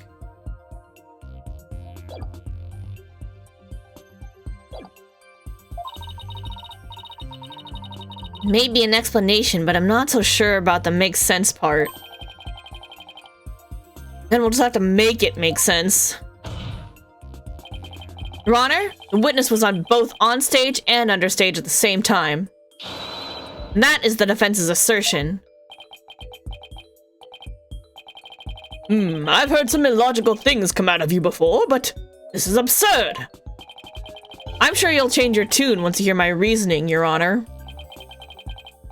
My gut tells me you're bluffing, but I'll bite. Very well, Mr. Justice. How do you explain how the witness was in two places at once? Save. We know she teleported, though. She teleported. Let's not forget that Mr. Fame's specialty is teleportation magic. With teleportation, she can be in two places at practically the same time.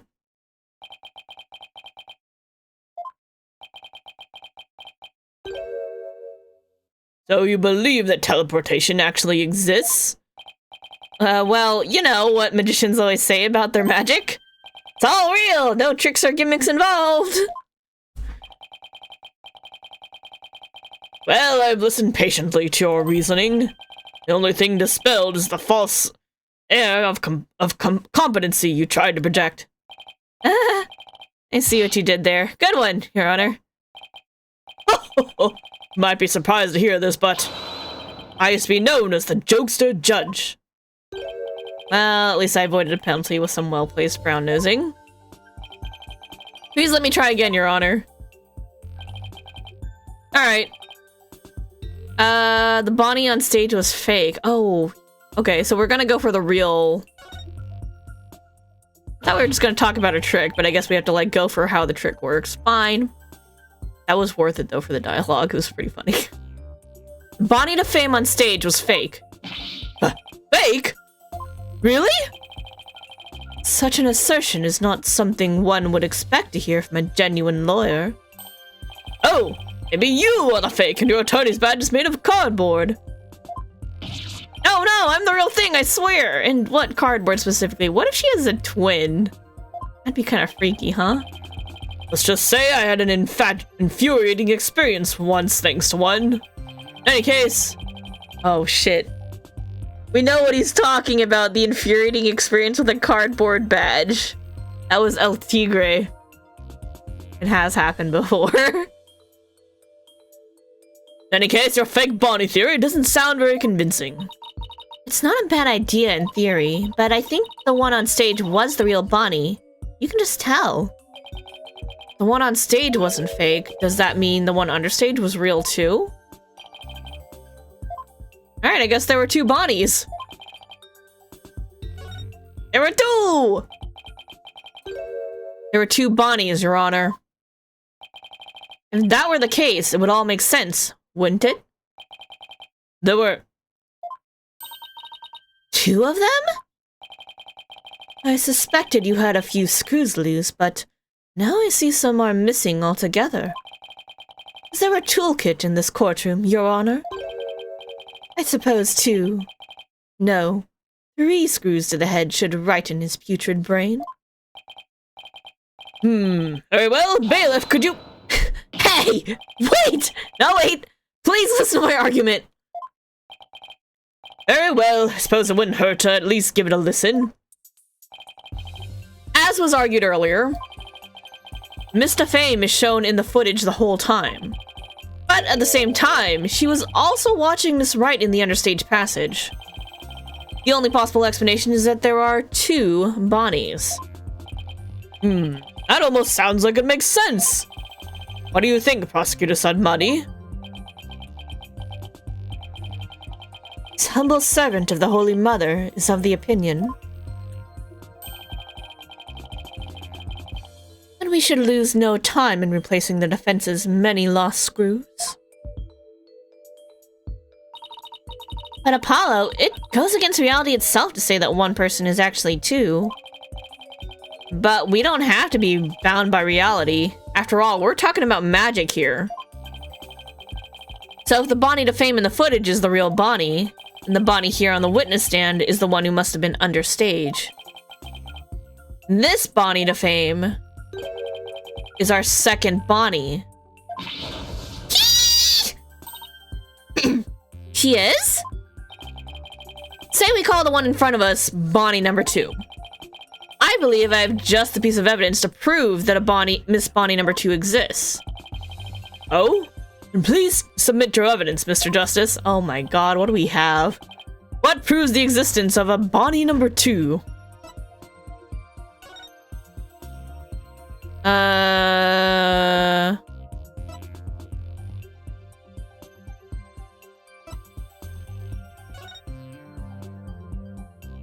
Prints on the coffin lid. Tracy wore gloves.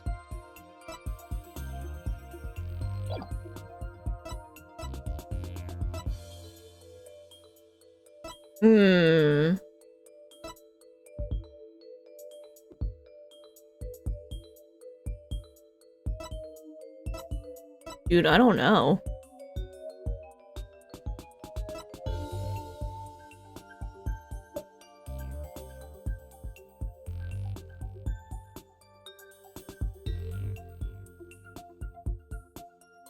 This is Bonnie's script.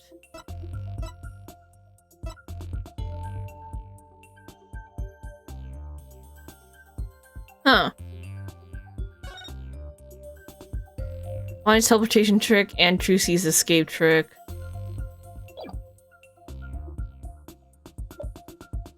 That doesn't really tell us anything, though.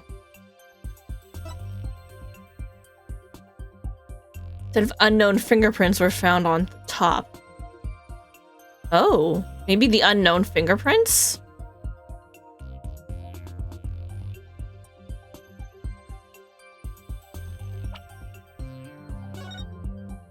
Yeah, there's somebody else who's been touching stuff. Let's try it and see where this takes us. What's this? During our investigation, we found a set of unknown prints on the coffin on the stage.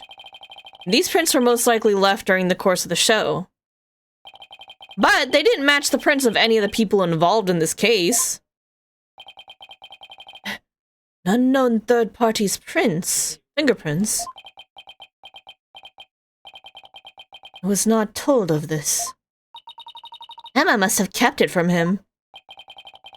So the question is, Who could these prints possibly belong to?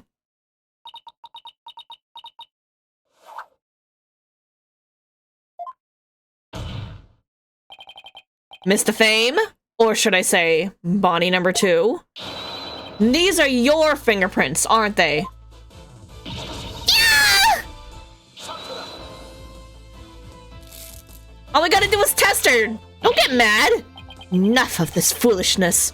One person could not possibly be two. Those fingerprints could have been left, not only during the show, but at any time. It's not like you to lose your cool like that, Prosecutor Sadmati. And I'm sure you know that exactly when the fingerprints were made is not the main issue here. What do you mean by that, Mr. Justice? The issue is, who do these unknown prints belong to? They're certainly not Bonnie to Fame's. But what if they belong to the person standing right in front of us? Oh! You mean Bonnie number 2's the second Bonnie? Is that what you're implying? This is real easy to figure out. All we gotta do is check her. Gotta love that he can get smug with those he's going against. I know, right? It's pretty fun. Preposterous to suggest that those prints belong to the witness. I say they must belong to some other unknown individual. Prosecutor Sadmati, can you really look at her and still say that? What are you looking at? Take a picture. It'll last longer. How could this be? If we check her prints, I'm sure they'll match the unknown set. Well, Bonnie, the prints that don't belong to the real you belong to you, don't they, Bonnie number 2?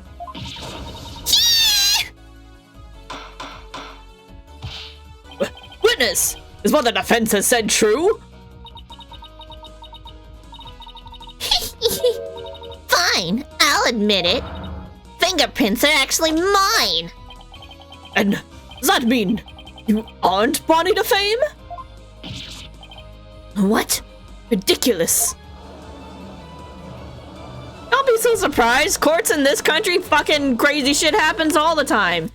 You talk to birds, you talk to whales, and it's just a whole bucket of weird here. It sure as heck ain't Korean. Are there really 2 Bonnies?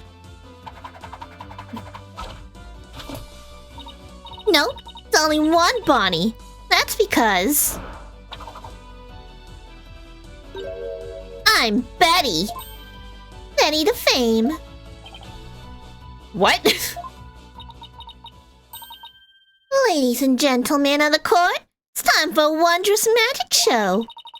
Gasp in amazement as this lagomorphin illusionist performs her teleportation magic.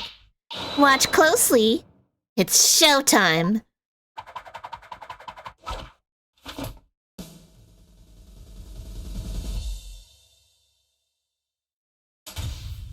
And the lights are out. Oh!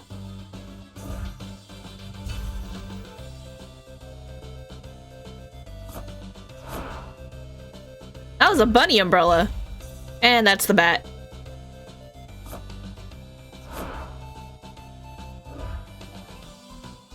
Twinsies! Okay, they're kind of cute. I like the crazy one though, because bats are cool. Bravo, bravo! Do it again. What an amazing trick! Witness has suddenly split into 2 people. It's not a trick. No gimmick to it either. They're simply twins. What? Twins? The characters of all times. I know, right? This is pretty cool. So that's how the teleportation trick works. Ever since our debut, I've had to hide or pretend I'm Bonnie. All cute and sweet and goody-goody. I can't tell you how stressful it's been. I don't have to hide anymore. That's right. Our days of sneaking around are finally over. Their cover is blown, but they actually seem pretty happy about it. So which one of you is the nice Bonnie to Fame we met in the dressing room? That would be me. And the sharp-tongued Bonnie we saw with Ratings Rush under stage was... Hey, who are you calling sharp-tongued? It's all starting to make sense now. Fingerprints results have been updated. So, Mr. Justice, this changes the facts of the case rather dramatically, doesn't it? It certainly does. During the show, it was Bonnie who was on stage the whole time. So, Bonnie couldn't have committed the crime. But Betty, on the other hand, who was understage, did have the opportunity. And the motive because she hates Trucy. What an awkward twinship, because one of them loves Trucy and the other one hates her guts. Okay, but look how cute they are.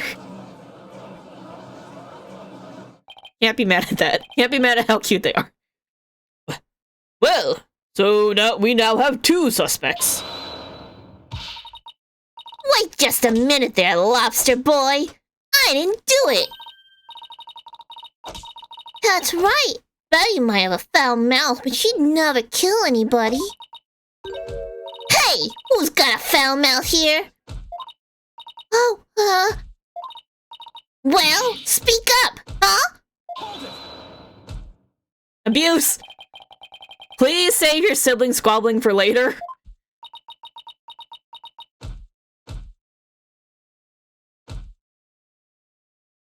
Which one's my take screenshot button? There we go. That's it. They're so cute, though. Oh, shit. Sorry, I changed things. Yep. Wrong one. There we go. There you go. Sorry about that.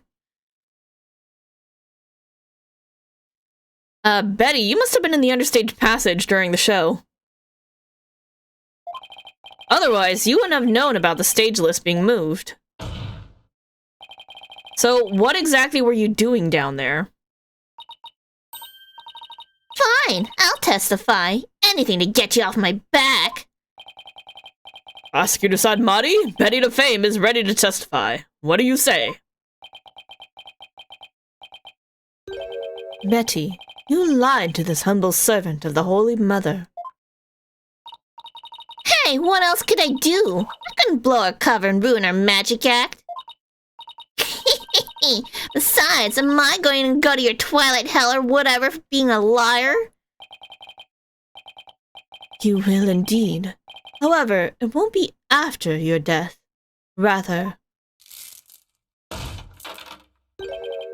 I shall give you a taste of your punishment on this mortal coil in an interrogation hell.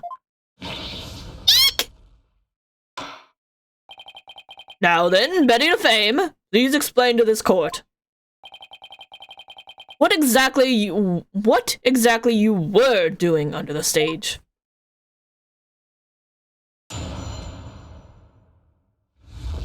This dynamic, so cute. It's true. I had business under stage passage because of the upcoming trick. It was the fire trick, right? The one Mr. Reuse was supposed to do? That's right. It's a very dangerous trick, so I had to make sure we were prepared for it. It was in the script. I really wanted to see it, but I couldn't because of the accident. Shut up! You're gonna give it away! Anyway, I was real busy. Yeah, way too busy to have the chance to kill Mr. Reuse. What if they're both evil? Wouldn't that be a twist? But they're so cute! Oh, that was certainly different. How's that for flawless testimony and alibi?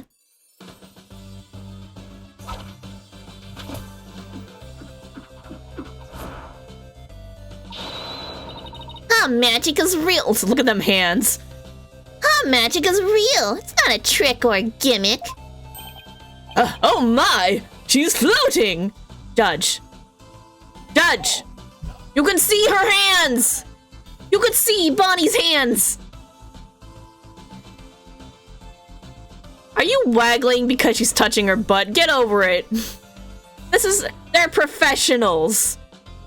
He also has a okay. He may have a vantage point, but he probably needs glasses. Let's be real here.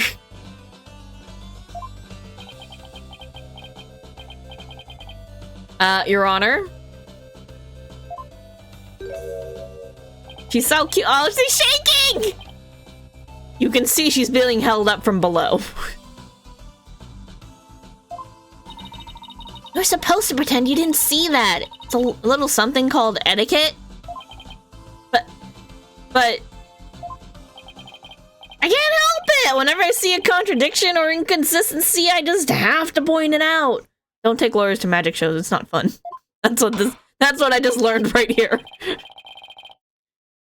Now then, the defense may begin its cross-examination.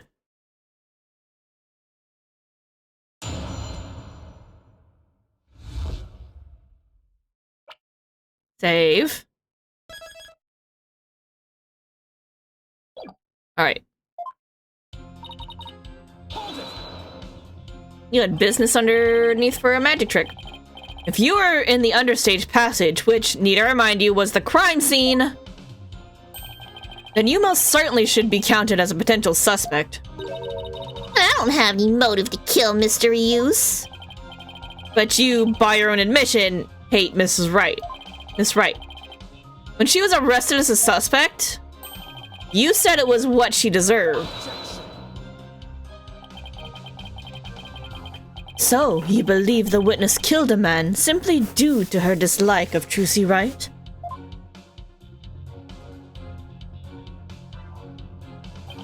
As a motive, is that not improbable at best? But what if her hatred caused her to bear a strong sense of malice against my client? Look, Trucy just made me mad, that's all. I mean, even though she's younger than me, she's got so much skill and popularity. And she's cute besides. She makes me so mad. I wish she would drop dead. Betty, don't talk like that. Shut your yap! Really cute, though. Was it just simple jealousy? Say, Betty, that next trick you were getting ready for. Fire trick. Bonnie, we're trying to get Betty's testimony right now, so... Oh, right. I'm sorry. You can step down if you'd like. No! I got questions for this girl, too. I'm worried about Betty, though. She can lose her temper and say awful things sometimes. Hey! What are you, my mother? Don't forget, I'm the older sister. Got that? Yes, I got it. I guess I'd worry about Mount Betty constantly blowing her top if I were Bonnie, too. So, Betty, you were down under stage getting ready for the fire trick, were you? Very dangerous trick. Should to make sure they're prepared for it. Tell me more about these preparations that I know you didn't do. And you were taking every necessary precaution, is that right? Of course, every precaution. After all, it's a very dangerous trick that uses real fire. I mean, we had to be ready in case the curtain caught fire or something, right? By the time people realized it wasn't part of the act, it might be too late, huh? If by people you mean Athena Sykes, then yes. Oh, fire trick! That sounds really impressive! Your beard would go up in smoke, old man. I bet people'd mistake you for a cue ball or something without it. A cue ball? Betty, don't be rude to the judge. Betty, you know that fire trick? It's in the script. She wanted to see it. I see the fire trick was part of the script. It seems Mr. Reuse was scheduled to perform it later in the show. Did you not get to see him practice it beforehand? No. During rehearsal, he said he didn't feel well, so he couldn't breathe any fire for me. Wait, let me get this straight. He couldn't breathe fire because he wasn't feeling well? My magical powers appear to be on the wane today. That's what he said. So it was just a part of his usual the great mysterious shtick. It's really too bad I didn't get to see the trick because of the incident. Which was completely unexpected, of course. Hey! He's like, shut up! Oh, yeah. Shut up, you're gonna give it away! I told her to shut up! So what exactly do you mean by you're gonna give it away? See, Bonnie? You and your big mouth. Now Lobster Boy wants to know what we're talking about. I'm sorry.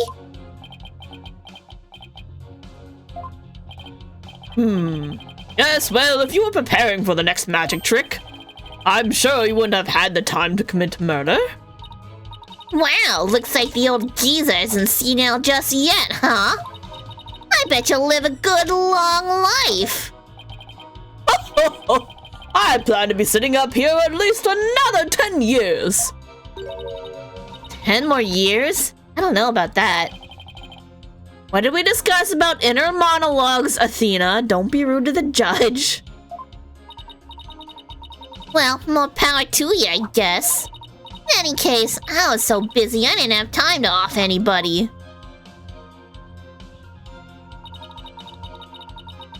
Way too busy, she says.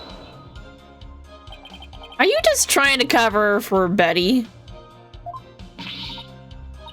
No, of course not. I believe in my sister. I know she'd never murder anyone.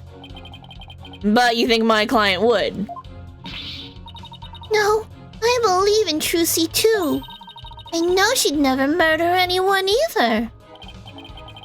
Well, we just ran out of suspects in that case. Yes, but...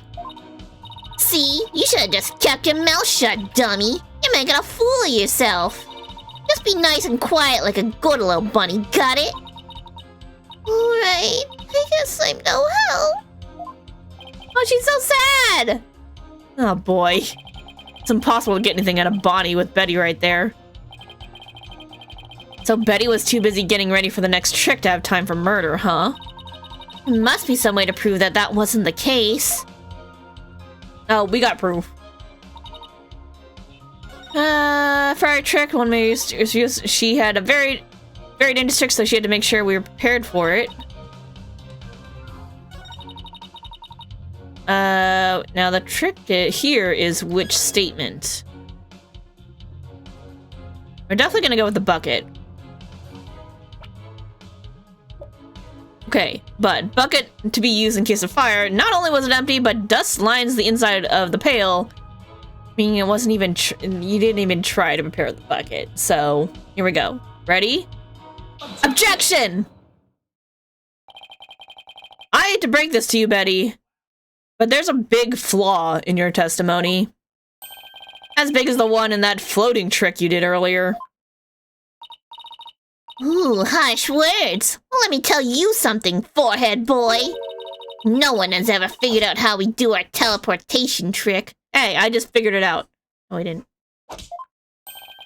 No one except me, you mean? Well, we have even better tricks up our sleeves. Huh?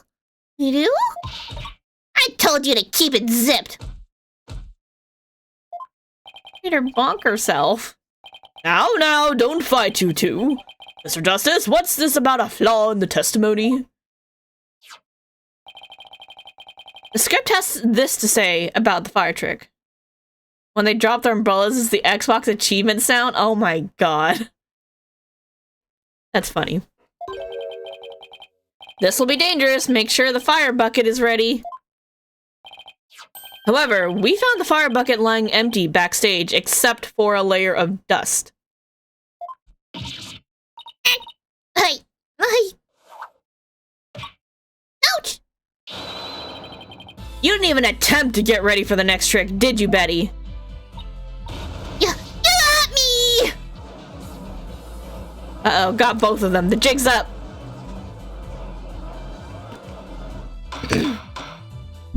Apollo just came out and said, yeah. Ready to fame? You will explain yourself. There's nothing to explain. Come on, Betty. Can't hide it any longer. We might as well tell them. Shut up! You can barely take care of yourself. Don't try and tell me what to do.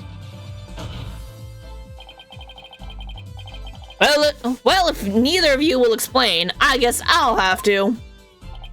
The reason Betty didn't prepare for the fire trick is because she knew that the show wouldn't go on. You didn't prepare for the fire trick because you knew, didn't you? You knew that the body would be found and that the show would then be canceled. Ah!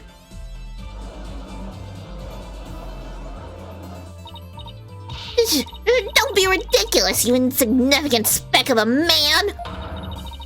I'm gonna yank those lame bangs off of yours off. Is that what you want? Huh? Whatever, they can go back! Now stop stalling and just tell us the truth already. I can't reveal my secrets. I'm a magician. You've been chasing the shadow of an illusory culprit, Defense. Having chanced upon a convenient target, you've let yourself get carried away. Exactly. What's your proof, huh? And yet, concede that the witness's taste for false words has also been proven. I advise you to confine your deceitful trickery to your magic act, witness. Deceitful trickery. As your court-appointed therapist, I'd like to add something here, Betty. You finally let yourself be who you really are. But if you continue to hide behind lies, you'll just be imprisoning your heart all over again. Triple play? Yeah, this is pretty funny. Going back and forth, ganging up on her. Huh. But all these questions mean you're trying to put me in prison for real. So I'll be behind bars either way. That mean you're admitting your guilt? Of course not. Can't believe you people. Every one of you thinks I did something I didn't do. You. Lobster boy, cue ball geezer, head case brat, Cerberus monk. Cerberus monk? Because he's the guardian of hell? Yeah, she just kind of went off.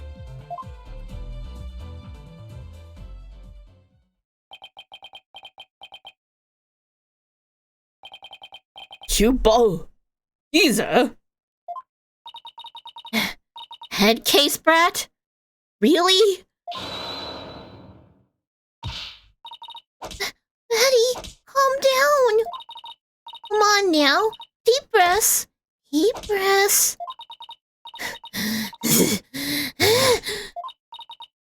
Look, I'm not the murderer, I tell you.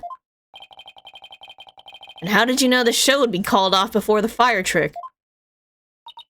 I told you. Can't reveal our secrets. Are you being threatened by ratings, Raja? We're under contract. That's sus. Contract? What is she talking about? Be that as it may, you're obviously a suspect in this case.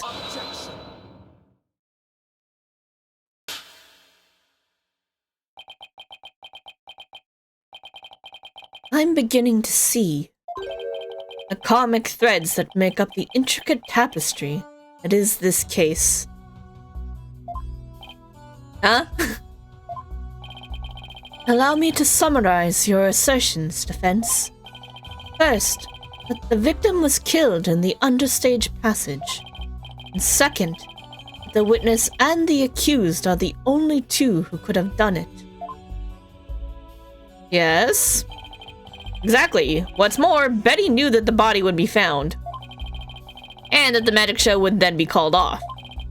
Therefore, it's reasonable to conclude that Betty killed the victim understage. But what if Betty knew that the show would be called off for some other reason? Like what?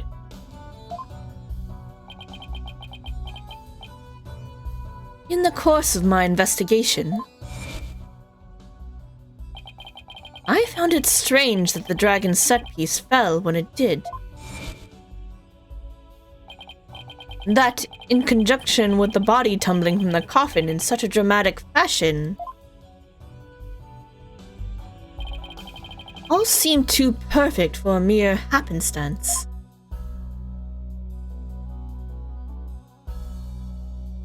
It was as though the entire chain of events had been planned out in advance.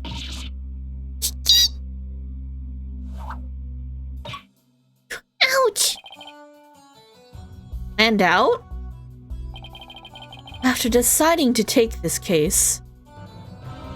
Oh, Neo Neko raiding with a party of one! Hello, welcome raiders. I need to make those alerts bigger. I'm just realizing that right now. I changed up my alerts, by the way. Welcome raiders! How was Genshin Impact? We're just playing some Ace Attorney right now. After deciding to take this case... Oh, and our prosecutor looks like Hythlodaeus, which is funny. I scrupulously studied everything I could about this mass media in this country. I read the newspaper, old news reports. I even browsed tabloid magazines. How very industrious of you! I'm impressed! Think you did most of the side quests for certain people? Nice. Congrats.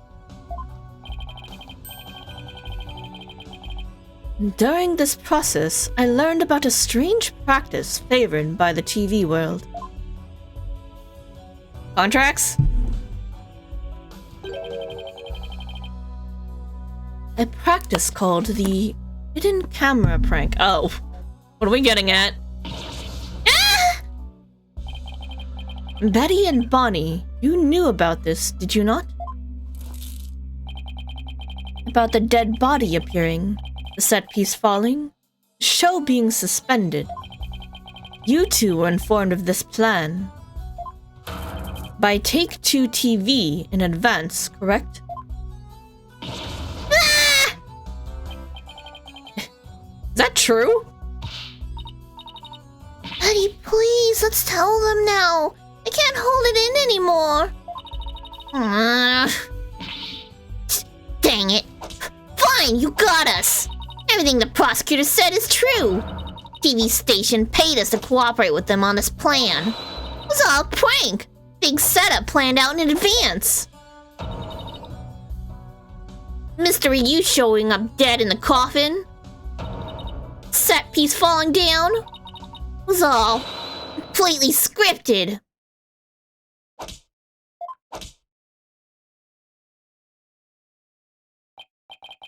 It was all a prank? Why is a dead body part of a prank? Bonnie, is this really true? Yes, Mr. Ryus was supposed to pretend to be dead. That's how it was supposed to go. So he was in on it too? That's right, he was supposed to show up dead in the coffin. And then the set piece would fall down. Juicy would be shocked and start to panic. That's how the prank script went. What? What the heck kind of prank is that? I never thought he'd actually wind up dead. Yeah, that was the only thing that was different from the script. Or Mr. Ryus. I'm so completely lost right now. Well, Betty and Bonnie, it certainly sounds like you have some explaining to do. Alright. I guess desperate times call for desperate measures. Just this once we'll share how it was done with you. So listen carefully. You'll never hear this kind of thing anywhere else. She has a little bat! I love her. After our teleportation trick, I went down on the stage. And Mr. Ryusa's body appeared from the coffin on stage.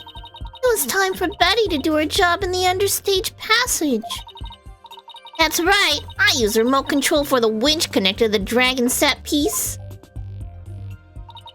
And made it fall down.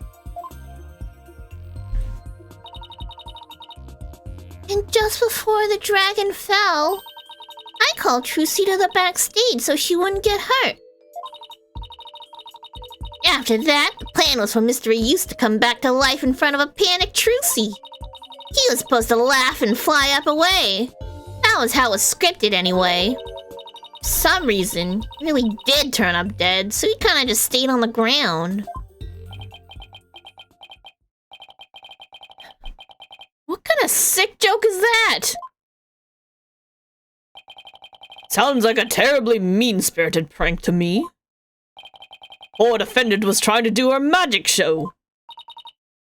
I guess so. I'm sorry, Trucy. Whatever. It was all the ratings Raja's idea anyway. Yeah, sounds like just the kind of thing a guy like him would come up with. This is the prank plan script we got from the ratings Raja. The corpse appearing and the set piece falling were staged by Roger Ratings. Dang it, you made us break our contract! Now we won't get paid! But where does this all leave us? Who killed the victim? And when? Yes, exactly. Those are the key questions. If Mr. Ryusa was only pretending to be dead in the coffin as a part of the prank, then when he was understage, there would still be life within him. And if that is the case,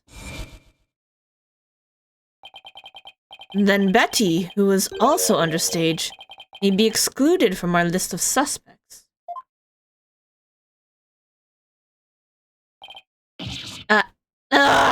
We're back to saying that he died in the coffin. Witness, was the victim alive up until he entered the coffin? Oh, well, now that we spilled the beans, we might as well show you this video.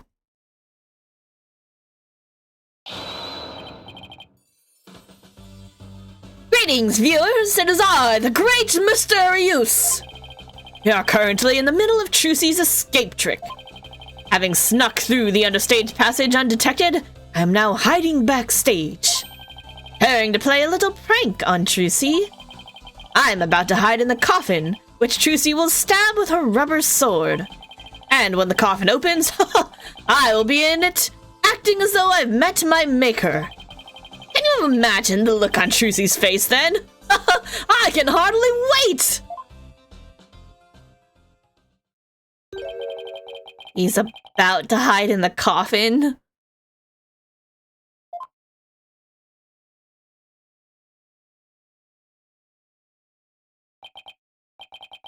It would seem the threads of karmic destiny have led us to the truth.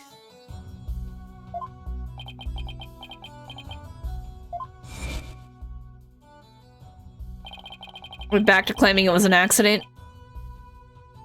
The victim passed through the understage where Betty DeFame was, and came up into the backstage area.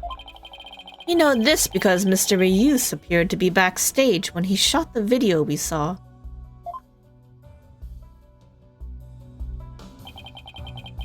It appears that way, yes. And defense, you proposed the following, did you not? What if the victim was killed under the stage before being put into the coffin? But then, what about this video? This footage was taken just before Mr. Ryusa entered the coffin. Oh, what does that mean? Yes, it is horrible, but true. The tragedy did indeed play out right there on the stage. Look how shocked she is! That's some cute acting. When into the coffin where Mr. Ryus was hiding, Trucy Wright thrust her blade.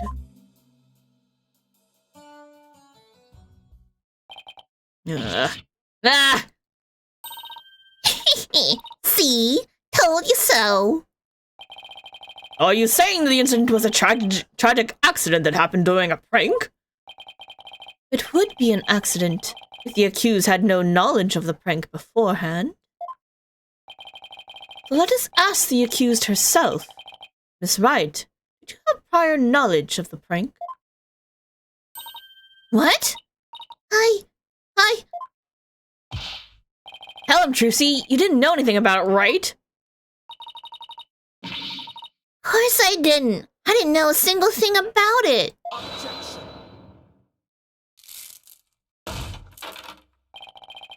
Still think you can play innocent, do you? In that case...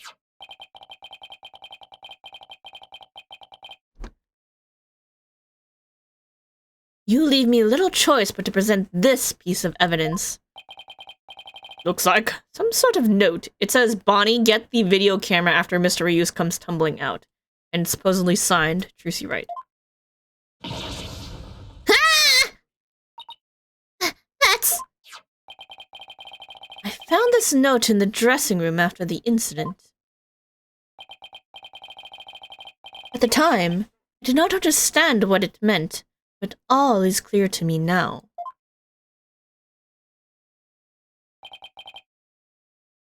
What's this? Let's see. It says, get the video camera after Mr. Ryus comes tumbling out. It's a note signed by the accused, instructing Bonnie to collect Mr. Ryus's video camera from him, it seems. I don't get it. It doesn't make any sense. I found it in the dressing room before the show. When I saw it, I realized that Trucy knew about the prank. It does bear her signature, I'll give you that much. Is this carbon copy paper again? Is that what we're doing? So, the defendant had prior knowledge of the prank? It would appear so, yes. When she learned about the plan to trick her, she decided to use it to her own advantage. So she thrust the steel sword into the coffin, where the victim stood, chuckling to himself. Is that not what happened, Miss Wright? Of course not. I didn't write or sign that note. Ah, but the handwriting matches yours. All of the evidence and testimony points to you being the culprit. But I didn't do it. It wasn't me. And explain the existence of this note. You can do that, can you not? I can't explain it. I didn't write it, so I don't understand. I didn't kill Mr. Ryus. You have to believe me.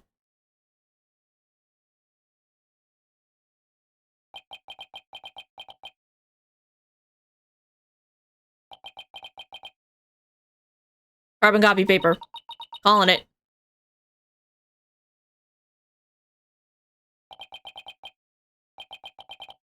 The silence is deafening. Continue struggling against the threads of your own karma if you wish, accused. It'd be so fun to put this smug-ass dude in his place. Even as you are inescapably caught in the web of fate you've spun for yourself. Miss Wright. It is time to resign yourself to your fate. No, I didn't do it.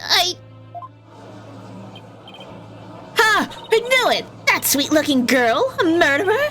She took all of us in with that act of hers. I told you. I knew she was a homicidal little lunatic from the start. But I didn't do it. I really didn't. Why doesn't anybody believe me? Shut up, you killer! We won't fall for that anymore! This is bad.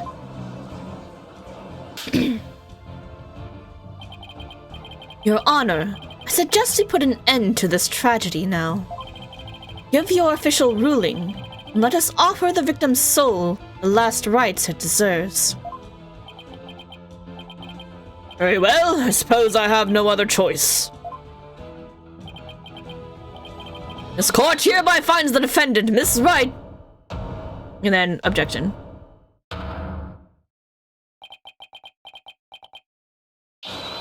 The defense has an objection!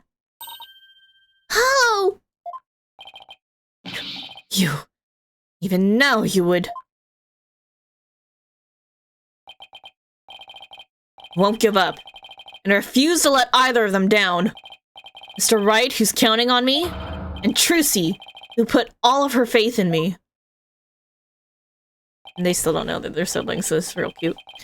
Mr. Justice, the fact that you have raised an objection means that you have evidence with which to refute the prosecution's claims, correct? Yep, we do. We good. Yes, of course, Your Honor. Do we really have anything, Apollo? Actually, we do! There's one piece of evidence we can present here. Very well, Mr. Justice, you may proceed. We should save. It's been a while. We should save. As we saw in the show footage, there's no question that the defendant thrust a sword into the coffin. The defense doesn't dispute this point. But let us not forget that this was a magic show filled with tricks and illusions. We can't take everything we see at face value. So you're saying some sleight of hand was somehow involved? Yes. The defense contends that the sword the defendant used was not the cause of death. Now, what was it Trucy told me she did just before she thrust the sword into the coffin? Very well, let us see your evidence then, Mr. Justice.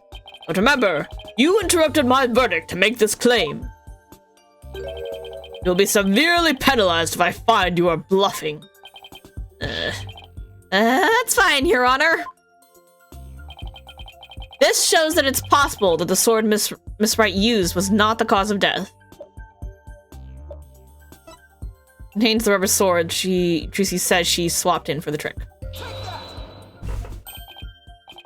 What's this? Sword from the show? That's right, Your Honor. And this rubber sword was in the sword stand under stage. During the trick, Miss Wright was supposed to swap the real sword for a rubber sword. And she told us on record that she remembers very clearly that she did. I see. So the sword the defendant thrust into the coffin was a rubber sword, was it?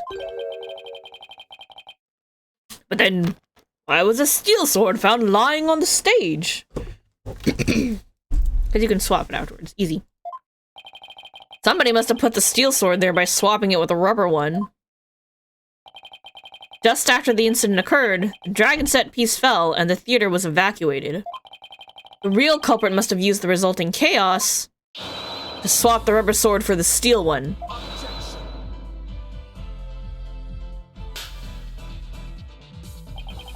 Do you not know when to give up, stink bug? That is not possible. Blood was found in the coffin hole that the sword was thrust into. It must have been left there when the accused withdrew the sword. This is incontrovertible proof that the sword she used was the steel one. That blood could be the result of someone tampering with the crime scene after the fact. After the set piece fell and the audience was cleared out of the theater, there was plenty of time for somebody to plant that blood there. The sword the accused used was a rubber one. Then when exactly do you propose the victim was killed? Given that Mr. Reuse was alive when he entered that coffin. Finding the answer to that question is precisely why we need to continue this trial. Hold on. Theory. He was alive because they're trying to prank Trucy, right? So he was alive when the thing happened. And then, you know, after, like, you know, she got called down to the understage, they just said, like, after the dragon fell down. So, you know, during that time when he was supposed to get up, somebody could have stabbed him.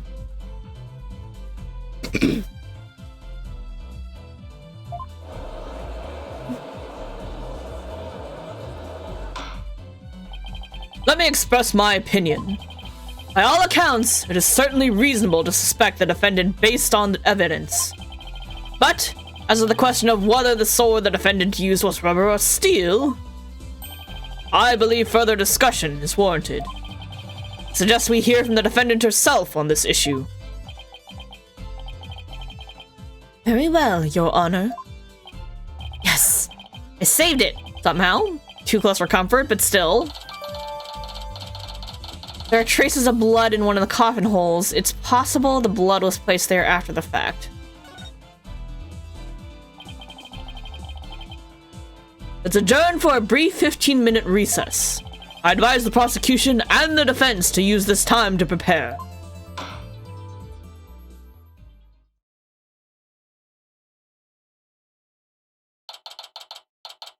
April 28th, District Court, Defendant Lobby, number, I forgot. It's fine. Whew, that was hairy. Tell me about it. We barely made it through by the skin of our teeth.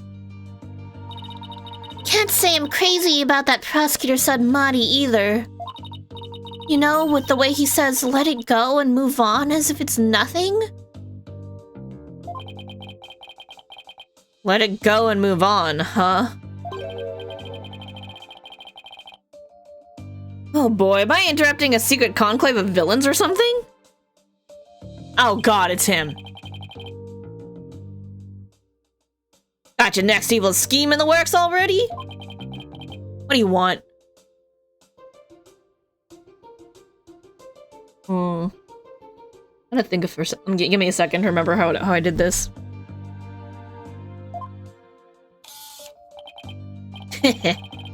Keep making that face, champ. And everybody's gonna change the channel.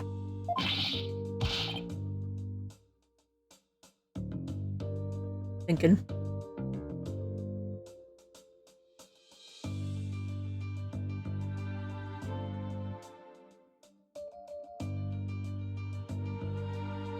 Look this way, Trucy. Now smile for the camera. Let's see those pearly whites. Isn't that what the Grammar Creed tells you to do?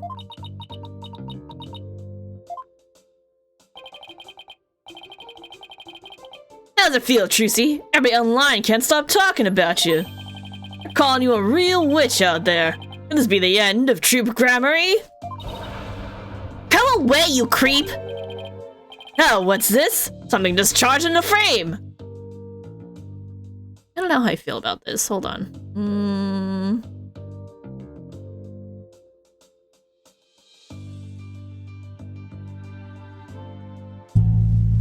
He looks like Tony Stark. See, what I said last week is he looks kind of like Johnny Depp, but he does also kind of look like Tony Stark.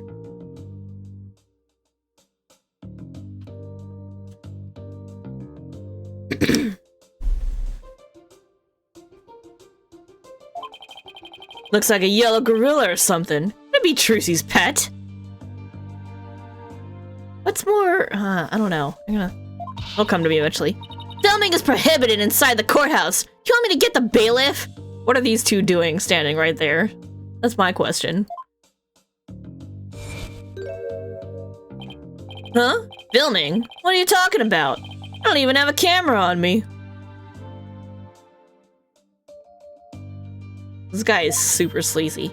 Huh? What happened to the camera? It just disappeared right before our very eyes. I'll be enjoying the rest of the Trucy show from the gallery. I put out a call for Trucy's fans to come and support her earlier, by the way.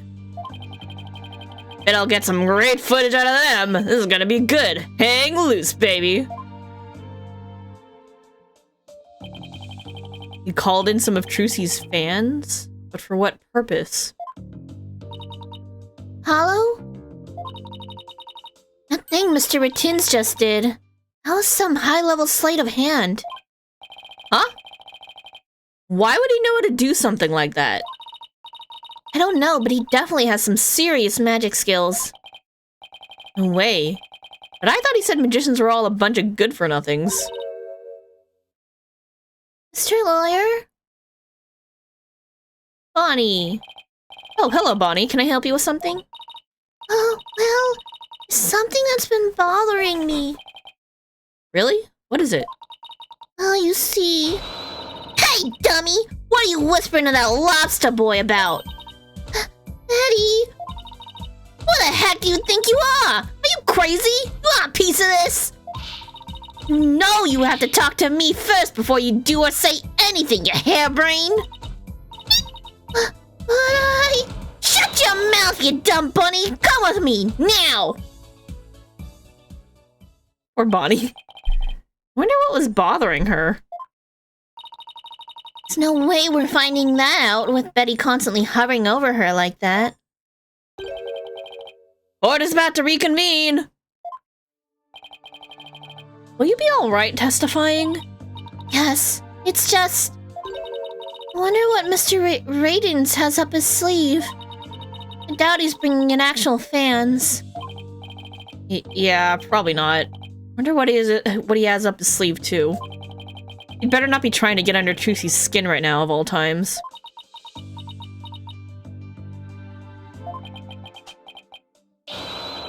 You're Trucy Wright, and you'll be fine! Oh! Here goes Apollo with his best trick! That's right. Whenever I'm feeling down, I always tell myself I'm fine.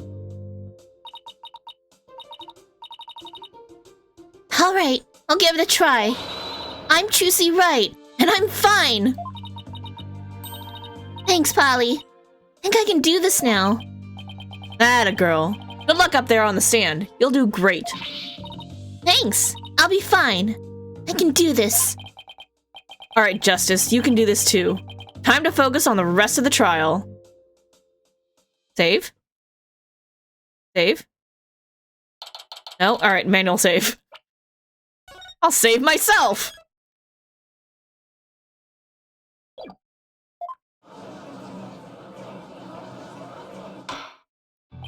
Court is now back in session. Defendant, please step up to the witness stand. Trucy Wright, magician. Here comes the liar, the deceitful witch! Throw the murderer in jail! The last member of that criminal troupe! Boo! We don't want to see you on any stage! Order! The gallery will be quiet, or I will have you all thrown out on the spot! What's with all the hecklers? I bet they're the fans Mr. Radin's invited. What a grade-A jerk. Well, he's not gonna get psych us out. Now then, Miss Wright. This court would like to know if you switched from the seal sword to a rubber one on stage. Extra trolls? Yeah, rude. So please testify about this issue. She's just gonna try and trick us again with her magic! Hurry up and convict her already! Give her the death penalty!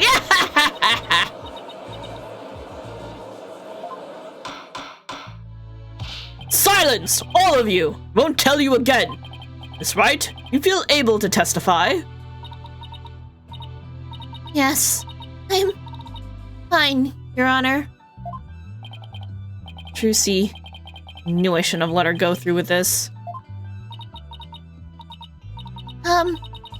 I'd like to make a small request. How about, instead of testifying with words, I show you exactly what happened? Would that be alright, Your Honor? You can witness my stupendous sword-switching magic and judge for yourselves. In spite of everything, she's still smiling. Hi, Trucy's amazing, isn't she? Sure is. She's doing just fine up there. True entertainer always keeps a smile on their face. She's faithfully following Troop Gramarye's creed even now. She really is something else. It's showtime for magical girl Trucy Wright. Watch carefully now, everybody.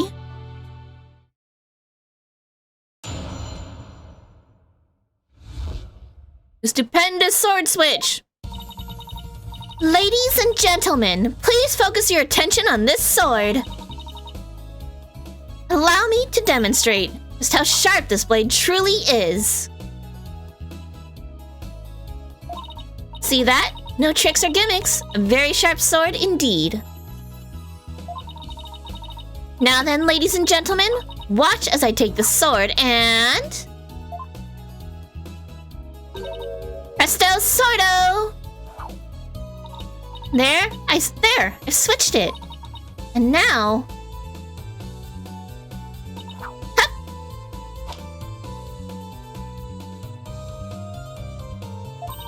As you can see, the blade is not steel, but rubber.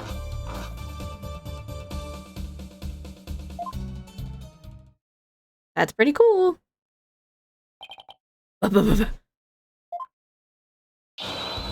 Bravo, Miss Wright! Wow, she switched them in a flash! I couldn't see her do it! She's completely turned the room around. Hecklers are being drowned out by all the cheering. Where did the steel sword vanish off to, Miss Wright? In order to deepen our understanding of the case, please tell us if you would. I'm not asking out of mere curiosity, just so you know. I usually hide the steel sword backstage when I switch them during the show.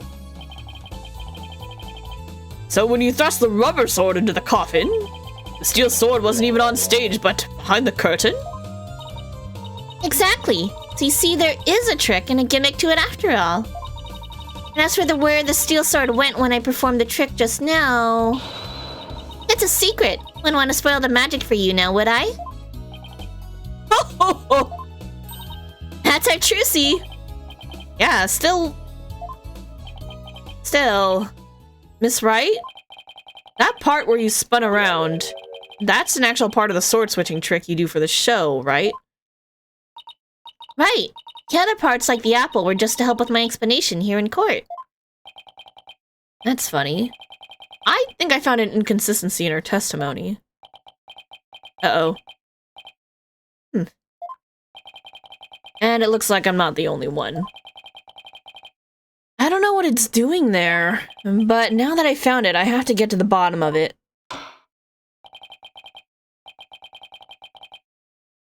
Now then, Mr. Justice, you may go ahead and question the witness. But try not to ask dumb questions and spoil this wondrous magic. I thought this was supposed to be my cross-examination.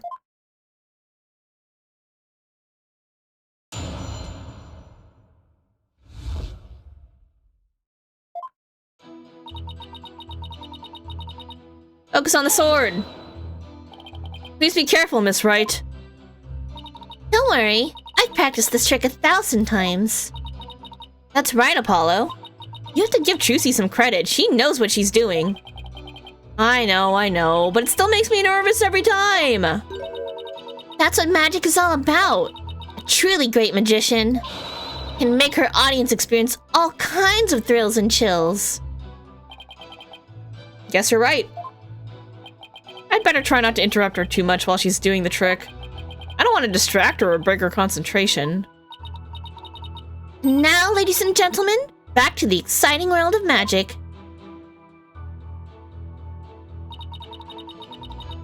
Demonstrating how sharp the blade is. Miss Wright! Please don't swing that big dangerous thing around. Overprotective brother. Somebody could get hurt! Apollo! Please don't shout when I'm swinging said blade around. Somebody could get hurt. Oh, yeah, sorry about that. Couldn't help myself. He is such an overprotective brother, and he doesn't even know that he's a brother. You should know better than to talk to me when I'm on stage. Mr. Justice, I'll see you in my chambers after court is adjourned. Uh-oh. I don't suppose somebody could make me disappear before that happens. Let's just watch quietly, shall we, Apollo? And now, back to the show. Nope, we're still gonna press everything. For fun! Very sharp sword. So it's definitely a real sword, right? Now, Apollo. I know you're excited, but you have to control yourself. Mr. Justice, you needlessly interrupt this wonderful magic show again. I will be forced to bring my very real gavel down on your head. Is he serious? Judge seems to be completely taken in by Trucy's magic. Yeah, it's like she's cast a magic spell over him. I'd better not interrupt her anymore. There's no telling what the judge might do to me. That's right. Please ignore any further outbursts from Mr. Justice. And proceed with your spectacular trick! Alright, here I go then. Okay, that makes me want to... yeah, he's actually gonna... Alright, I get penalized now. Yeah, that's fine. It's fine.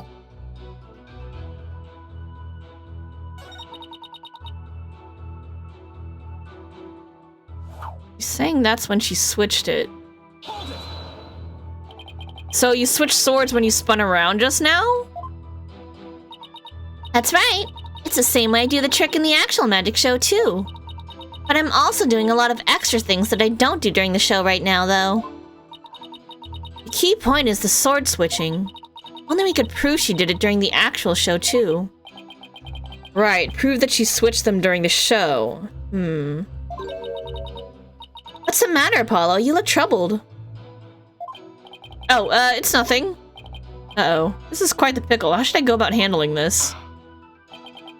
Miss Wright, please continue with your trick. So you've all just witnessed me switching the swords. Is that really when she switched it, though? Alright, hold on. We gotta watch the trick again.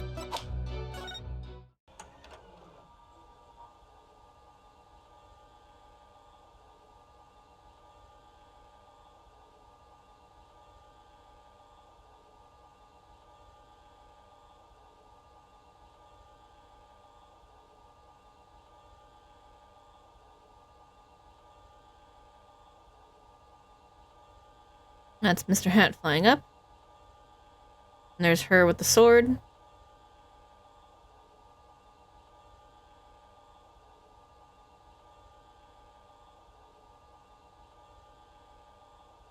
Oh, she didn't spin.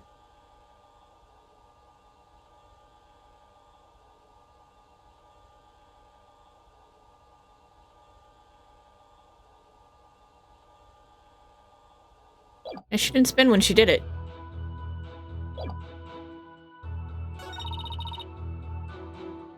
Alright. Let's try it.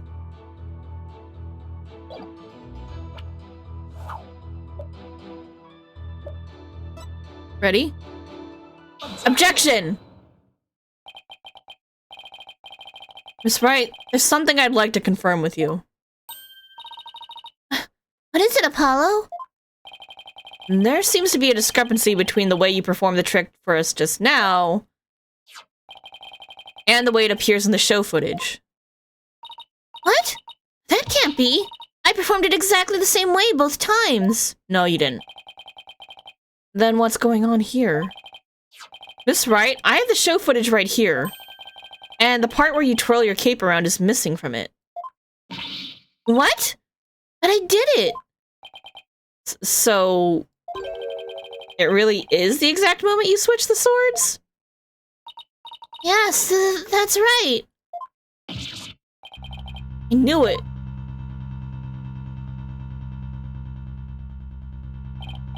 Well, I certainly never expected the defense to expose the accused lie for me.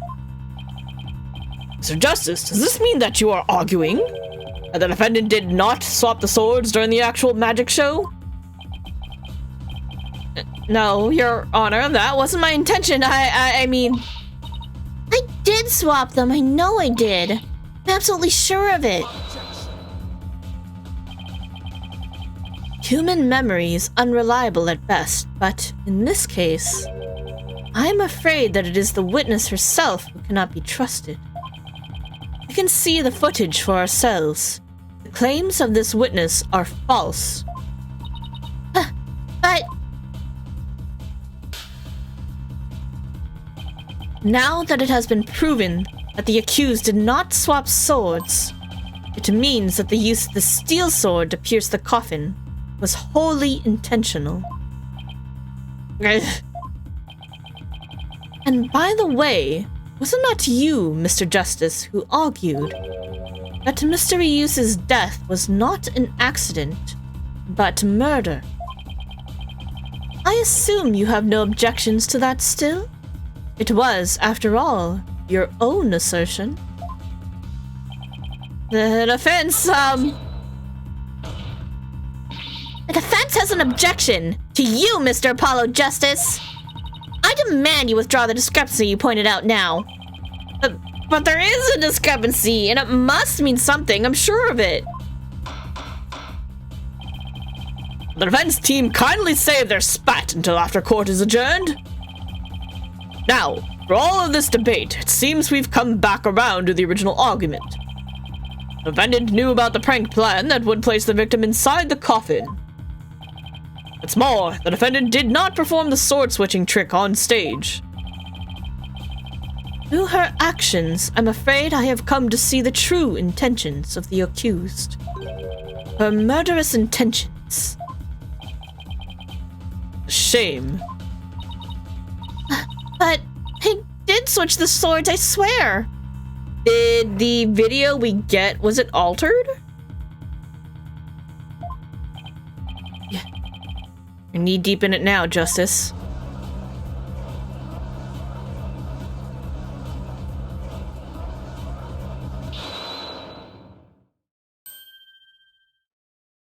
Bonnie? Excuse me. Let's see. You are... which one again? Benny? No, that's not right. Lottie? It's Bonnie. We're mixing the two names together, Your Honor. Oh, pardon me, and do you have something you wish to say, Bonnie? Yes, Your Honor. I'd like to testify. About what? The more I think about it, the less possible it seems.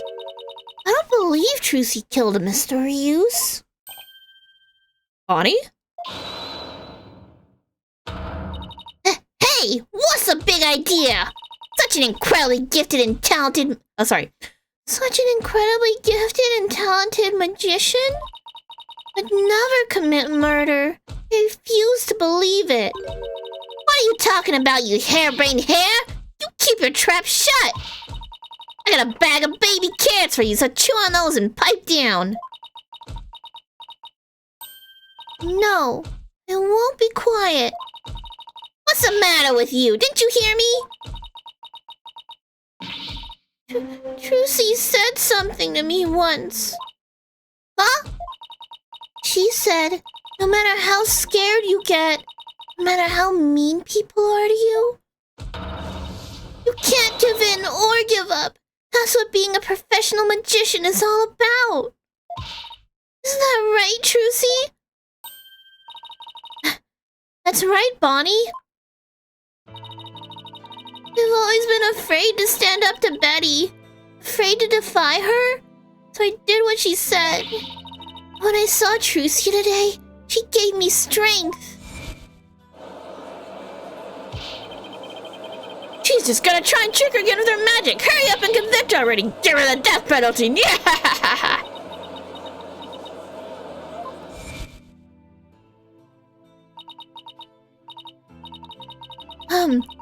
I'd like to make a small request.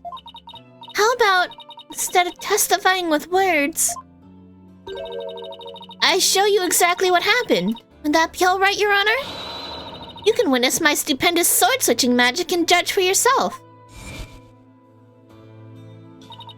Seeing her courage, the way she kept smiling despite everything, she's just incredible. So I'm not gonna run away. I'm scared, but for once, I'm gonna be brave.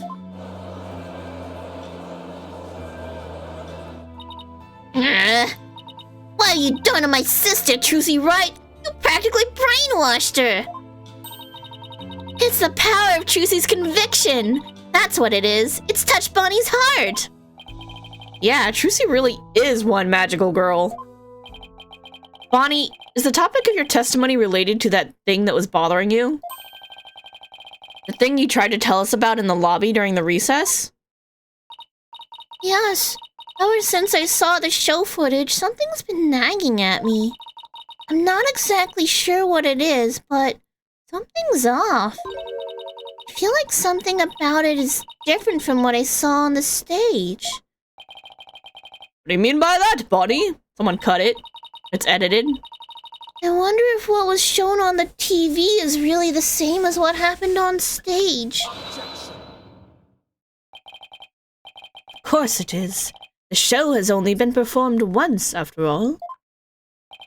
It can't show anything other than what happened on that stage yesterday. Objection! But Bonnie's testimony deserves our attention. We have to examine the show footage. But what can we check it against? You have some other footage of the show? Oh, well... I have some show footage. You do? One of the TV station's cameramen said he was a fan of mine. He kept his camera on me throughout the entire show. And then afterwards, he gave me the footage he shot as a present. He did? Tell you the truth, I thought it was kind of creepy, so I was gonna get rid of it. No, give me that. Please submit that footage to the court. I'll take it. Now then, let's take a look at this new footage.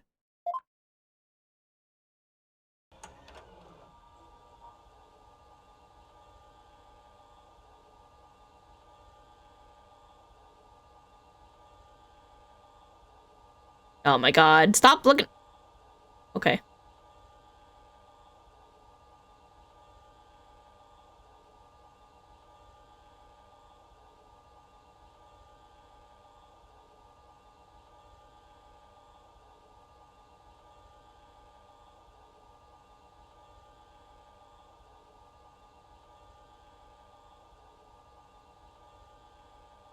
Oh, we're missing an entire part where she got cards thrown at her.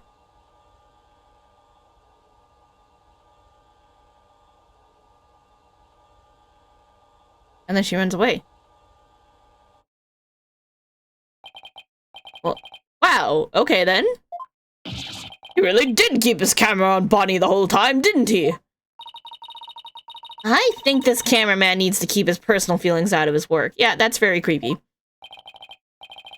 Well, defense? Do you still believe this new show footage is worth inspecting? Oh, hell yeah. Of course I do! Okay, so how are we gonna go about this? Okay, first, let's save. Before we make that decision, I'm gonna take a quick BRB. I'm gonna take a quick bathroom break, so I will be right back, and then we will get right back into this. Take a moment for everybody, stretch, go grab yourself some water, do what you need to do, and we will resume in just a minute. BRB.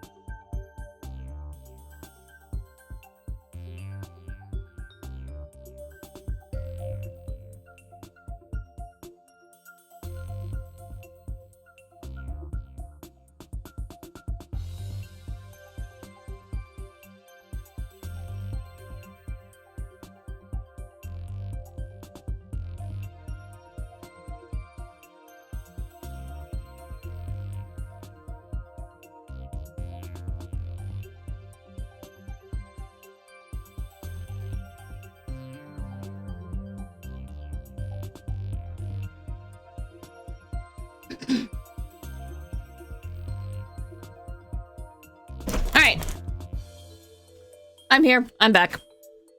Okay, let's get back into this, and we'll not talk about the creepy cameraman, but we are going to examine this footage and get our girl off the hook. Let's try comparing the two. We just might find an inconsistency between them. An inconsistency, huh? Yes, the two pieces of footage are of the same scene, so they should match up. But Bonnie felt there was something off about the original footage. So if we can pick out what's different between the two, We'll know what Bonnie found strange. exactly. Plus, we may figure out why the original doesn't show the sword switching trick. Your Honor, the defense would like to compare these two pieces of show footage. Very well, I will allow it. What a waste of time. Apollo, do you know how to compare the two pieces of footage? No, never done it before. I'll give you a little lesson then. Use the on-screen buttons to operate the video playback. When you want to speed through, tap the fast forward button. And if you want to go back, tap the rewind button. If you want to halt the playback, just tap the pause button. Oh, and by the way, if you fast forward or rewind when the playback is paused, you can do a slow frame-by-frame playback. Okay, and so how do I switch between the two videos? Just tap the switch camera icon in the top left. Now, if you find a difference between the two pieces of footage, put the cursor over what's different and present it to the court. Thanks, Athena. You really know your stuff. Not really, I just gave it some gusto and then went with my gut on most of it. What? I sure hope she guessed right. Anyway, let's give it a try. Thanks, tutorial.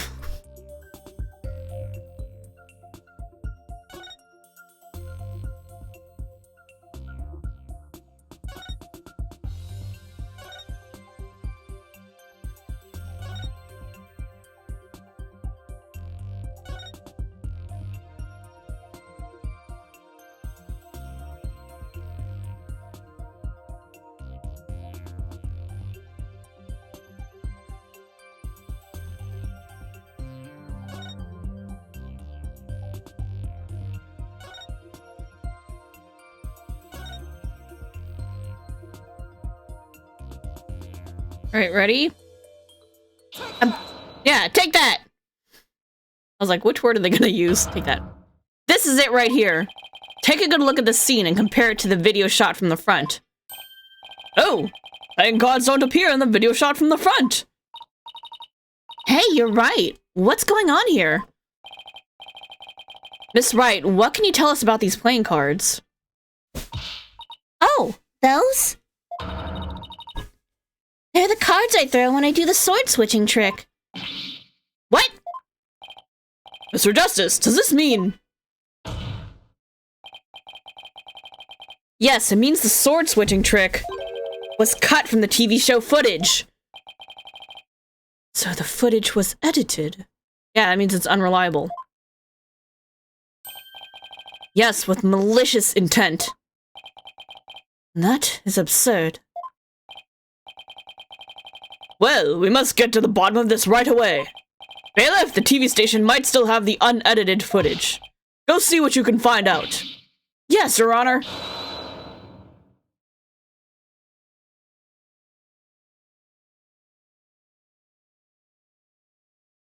Hey, douchebag.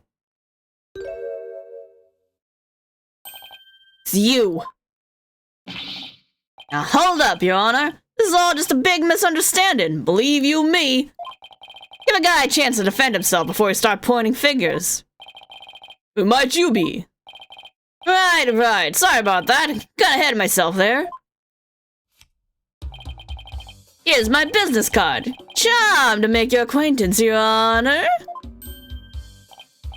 Oh, well, how very polite of you. It's lovely to meet you too, Prosecutor Sadmati. Please take my card. There we go, that's the one. Business card. Ah, yes. I read about this custom among businessmen in this country. I've even familiarized myself with the various replies. How do you do, good sir? Or what's crack-a-lackin', homie, for example?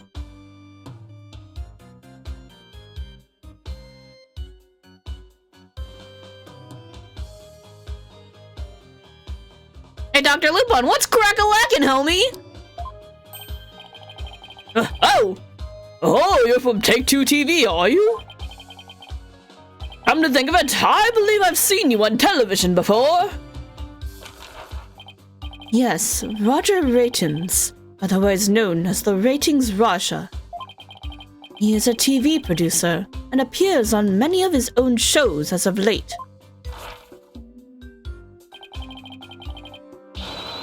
He is best known for his catchphrase, "Hang loose, baby." Oh my, so you're the Ratings Raja? Hang loose, judge baby. Nice courtroom you got here. I never thought I'd get to meet you in person. Prosecutor Sadmadi, how do you know so much about him? In preparation for the case, I watched all of his shows. I found the Ratings Raja Goes to Burger Barn of particular interest. It inspired me to visit that restaurant straight away to learn more about the local cuisine. What? You went to the Burger Barn? Who would have thought? You must have really wanted to try it, buddy, because that line, whew! Compared to my aesthetic training, an hour's wait is nothing. I recommend the Southwestern Burger with jalapeno jack cheese, by the way. I'm having a really hard time picturing him in line for burgers. Prosecutor Sadmadi's unexpected enthusiasm for food aside, Mr. Ratings, what is this misunderstanding you mentioned? Well, for starters, it's true that the footage was edited. You'll get your hands on this anyway, so I might as well show you the unedited footage.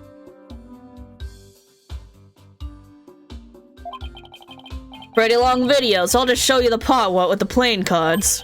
You can see the cards when Trucy spins around, so keep your eyes peeled.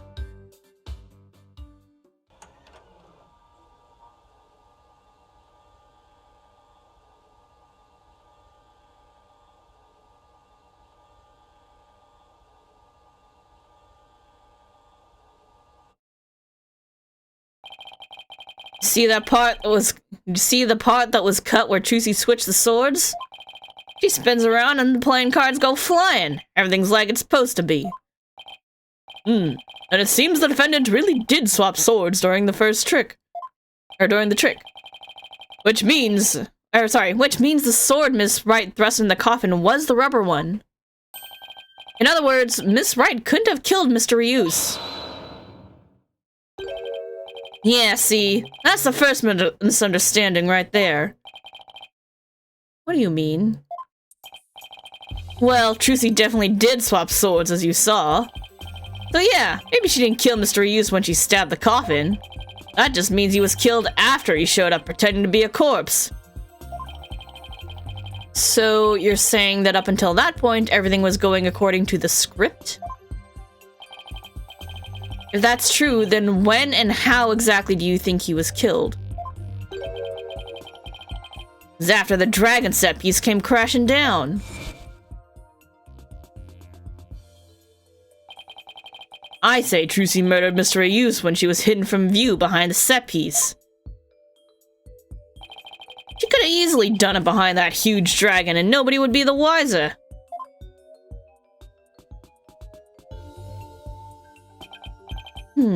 I see.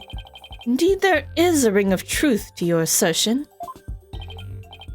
You bet! Plus, there's a suspicious-looking shadow in the footage, too. It's toward the end of the footage, just before the dragon hits the stage.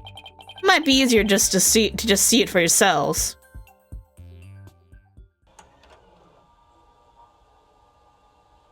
I did see the second shadow and wonder what the fuck that's all about.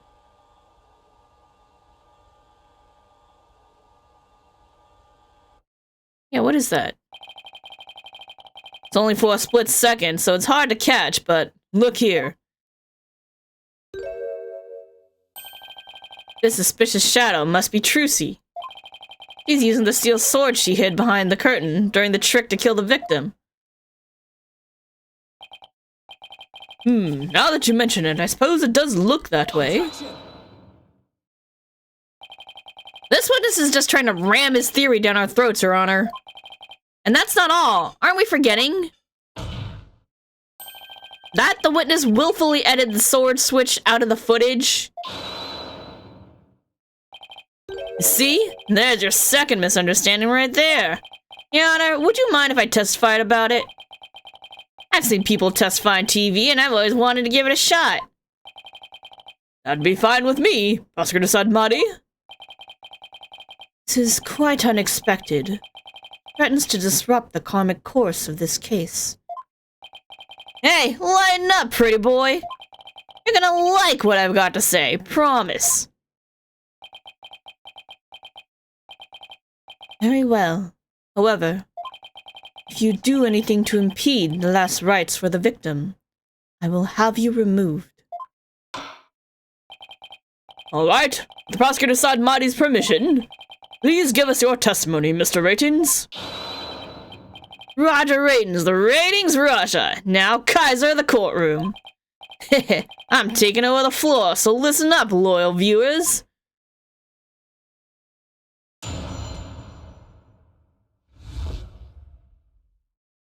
It wasn't deliberate, I tell ya.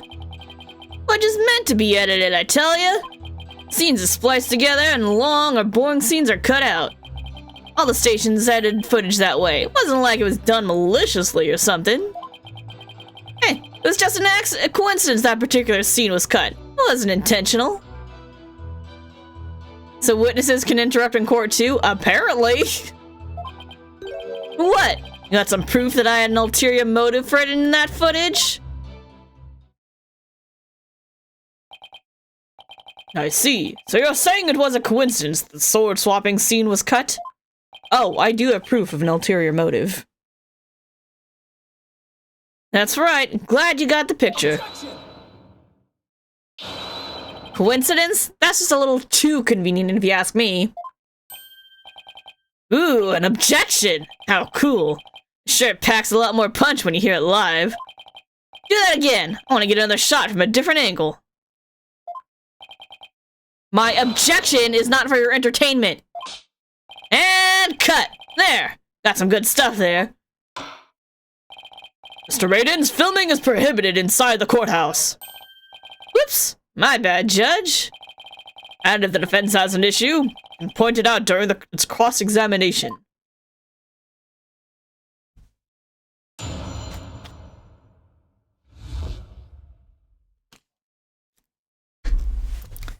Not deliberate. Meant to be edited. Really? I've never heard of anybody say that. Common knowledge in the TV world. Got any idea what a snooze cruise would be to watch a magic show without editing? Magic show like that one, anyway. That was ice cold. Anyway, editing's what makes TV worth watching. Spliced together, boring shit's cut out. Are you saying you thought there were boring scenes in Miss Wright's magic show? Gotta ask, that script and presentation deserve a place on the cutting room floor. Broadcasting that mess as is would have been a complete disaster. That's why I had to edit the footage. It's just what a TV man does. What didn't you like about the show, exactly? Whole thing was a major snooze fest. Maybe common folk like you don't get it. The show's only as good as how loud, flashy, and trashy it is. It was plenty loud and flashy on its own. All you did was add the trash. I suppose each industry has its own way of doing things. Just as we, in the legal profession, focus exclusively on evidence and testimony. Exactly! Whether it's showbiz or legal biz, we do what we gotta do to get the job done. Anyway, editing footage is just a matter of course in the TV industry. Everyone edits. It wasn't done maliciously, huh? But I get the distinct impression that you bear feelings of ill will towards Troop Gramarye. Huh? What makes you think that? The things that you yourself have said. You'll see. I'll dig up the dirt and expose the dark heart behind that sweet smile. I'll prove those grammar magicians are all a bunch of lowlifes. And I also get the impression that you felt this way for a long time. Words such as those can be interpreted in many different ways. For example, though I bear the defense no ill will, I would not hesitate to say that he is a good-for-nothing lout of a lawyer. You bear me no ill will? Could have fooled me. And yet, it is the truth. I am only strict on you as it seems you have strayed from the path.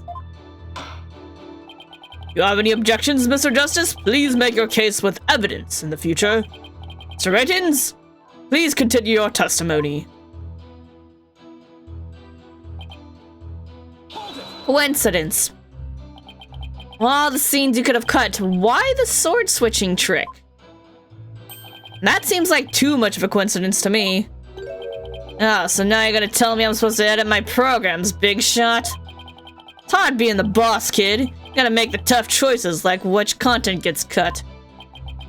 Let me ask you this. Why exactly did you make such a tough choice in this case? You wouldn't understand, champ. It's all about artistic vision. I tell ya, people tell you how to do your job when they don't know the first thing about it. I may not know TV, but I know evidence law, and boy do I have some for you, champ. I might not be able to show that your selective editing was intentional. However, I know you bear the defendant ill will, and this is the evidence that proves it. Oh boy, here we go.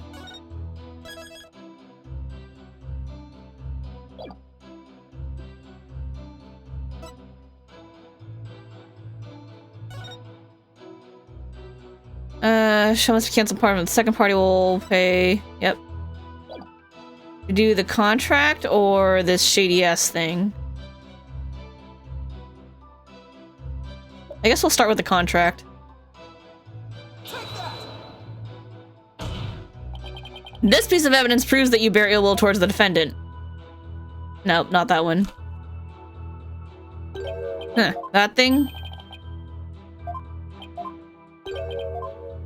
Yeah. My bad.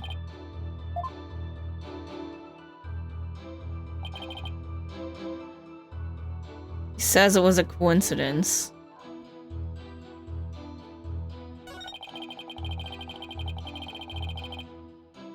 Proof that an ulterior motive?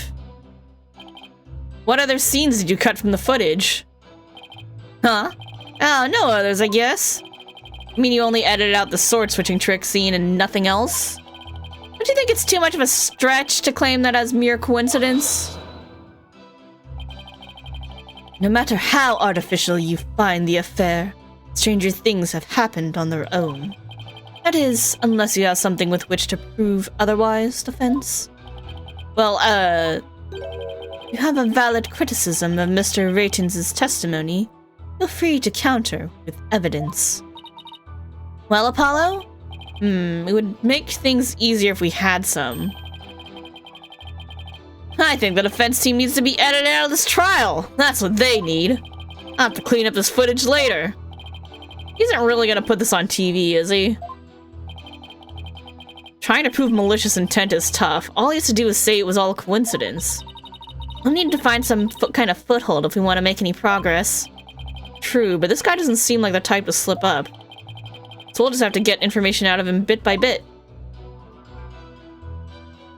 Alright, we're gonna start with repressing that other one. This one.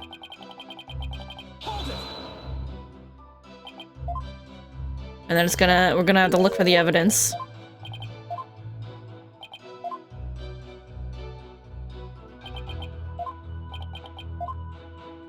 Okay. Proof that he bears ill will.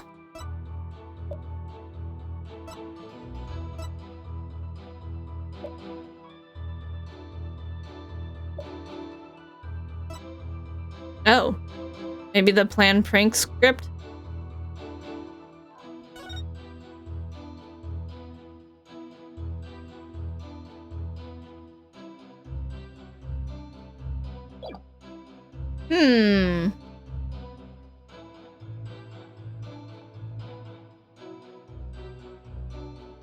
Maybe the prank script.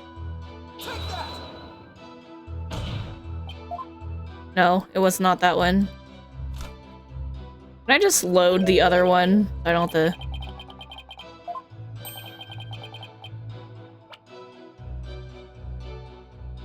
No, that's just save. Eh, it's fine.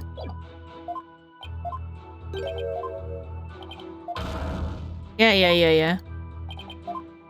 Okay, the other thing is the clipboard that I was thinking.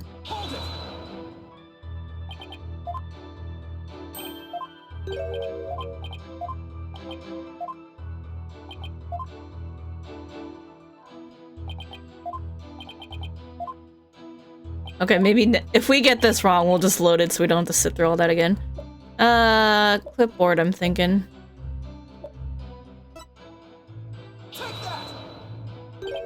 Huh? What's that you got there?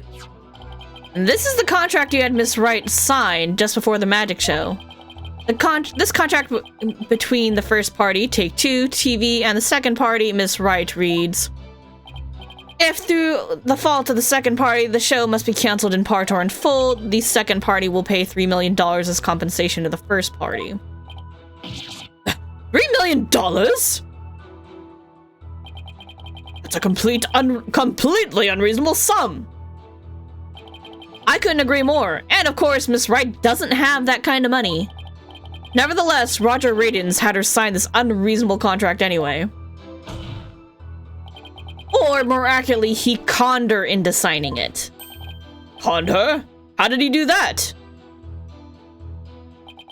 There's a trick to the clipboard that was used by Miss Wright to sign her contract.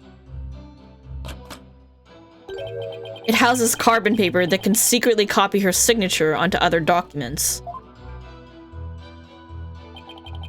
Aw, come on now, that's quite a nasty accusation you're slinging my way. Starters, you don't even have any proof I had anything to do with that carbon paper stuff. Just because Trucy and her agency can't pay up, that doesn't mean I conned her. But $3 million? That's totally out of reach for the average person. In any case, this is important new information. Please add it to your testimony, Mr. Ratons.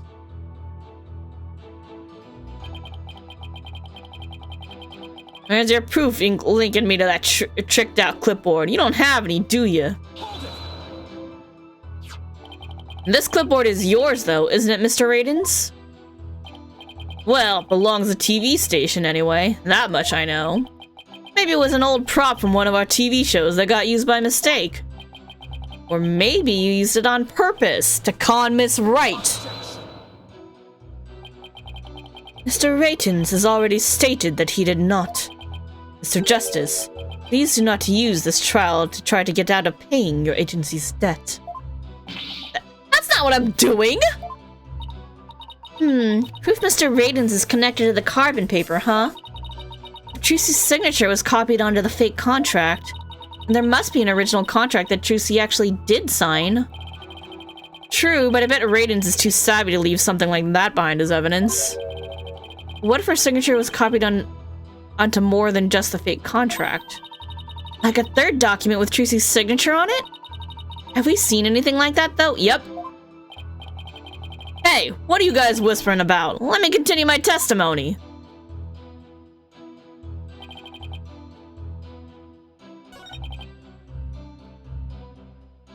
Alright.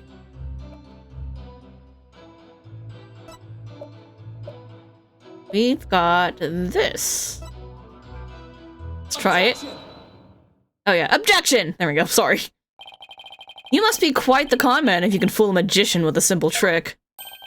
But if you think you can con a lawyer, you're very much mistaken. Hey kid, wanna kill you to enunciate in front of the camera? You know, like a newscaster. I'd like you to take a look at Miss Wright's signature here on this note. Now let's compare that signature to the one here on this contract. Well, would you look at that? They're exactly the same. That's right, Your Honor. Not just similar, but exactly the same. Nobody can sign their name in exactly the same way twice unless it's a copy. Yes, keep going. These signatures are proof positive that you conned Miss Wright. And they definitely prove your malicious intent. Hey, not bad, lawyer guy. Didn't know you had it in you. It's really getting interesting now. It'll be great ratings for sure. Don't try to dodge the issue, Mr. Ratings. The fact is that you bear ill will against my client. So the show footage was definitely edited with malicious intentions. Isn't that right? What a forced argument, defense. All you have really proven is not his ill will toward Miss Wright, but his pecuniary greed. That's right, I just wanted money, baby. Fat stacks of cheddar, that's all. After all, I'd never even crossed paths with Trucy before this magic show. So I'd have absolutely no reason to bear her any ill will, right?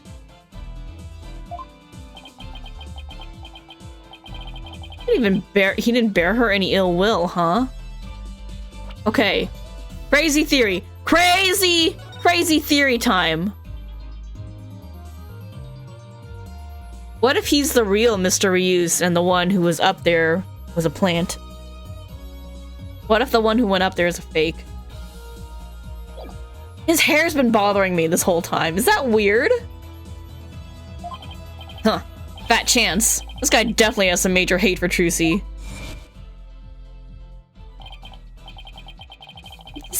It's bothering me.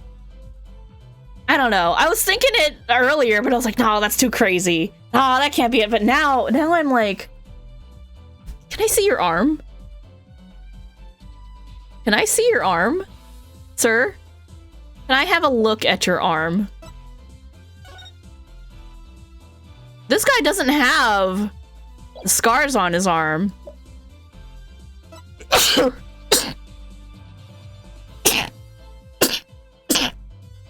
Sorry. Oh shit. Maybe it's not so crazy. This guy doesn't have scars on his arm. Was I right? We're gonna find out. You'll see. I'll dig up the dirt and expose that dark heart behind that sweet smile. I'll prove those grammar magicians are all a bunch of lowlifes. I can't prove it with anything, but the things he said all point to that fact. There must be something between the two of them that gave birth to this grudge. Some sort of connection that not even Trucy is aware of. Your Honor, I'd like to argue that Roger Radins and Trucy Wright must have crossed paths before. There must be some hidden connection between them. Hidden? Connection?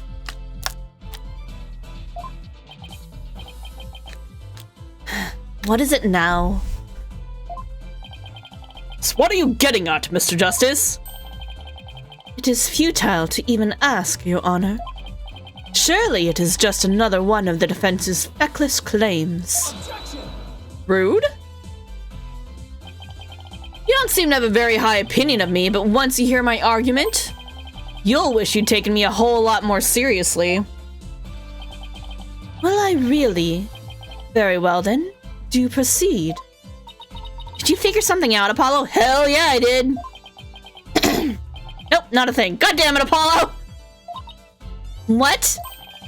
That was just some good old-fashioned bluffing, courtesy of Mr. Wright's fine training. I hope you know what you're doing.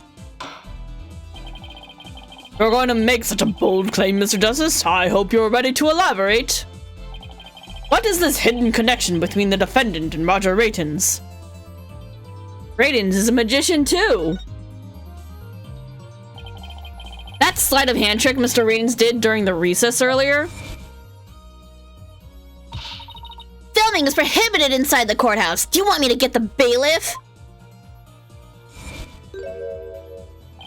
Huh? Filming? What are you talking about? I don't even have a camera on me. What if Mr. Raidens is a magician too? What if? I believe it's up to the defense to fill in the blanks, not me. Well, if he is, he may have had some contact with Miss Wright somewhere along the way.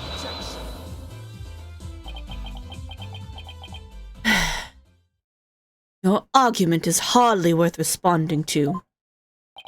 But, by all means, please do continue. As a passage in the sacred scriptures of Kurainism states, he who gives a sermon to a monkey is himself a monkey. Yeah, it doesn't matter what you say to a dimwit, he isn't gonna get it anyway. But we saw Mr. Raidens perform a magic trick. He made his video camera disappear in the blink of an eye. Well, I think it'd be pretty funny if I were a magician. You must have been seeing things. Want me to introduce you to a good eye doctor? If a connection as tenuous as that is all it takes, then every magician in the country could potentially bear ill will toward the accused. I guess you're right. You're not the sharpest knife in the drawer, are you, short stuff? Hey, roll down your sleeve. Let me take a look at your arm. You would do well to cleanse that putrid mind of yours in the holy waters of Mount Pony Pony. 3 days under a frigid waterfall, and even you should rise to the level of a monkey. A numbskull for a numbskull. Ugh. Well, this numbskull has thick skin, so there! I think I get what they're driving at. Even if he is a magician, it's not exactly a reason to bear a grudge against Trucy, is it? Hold on! I can think of one person. One magician who has a reason to bear a grudge against Trucy. Or rather, one magician who has a reason to bear a grudge against Troop Grammary. Oh? Apollo caught on! I'm glad I caught on before he did. I feel smart. No way! Something wrong, Mr. Justice? Your Honor, the defense wishes to submit evidence at this time. Welcome to the station, Apollo. I see. What sort of evidence do you have for us? Evidence that points to the real killer, the one who had a motive to commit this crime. What?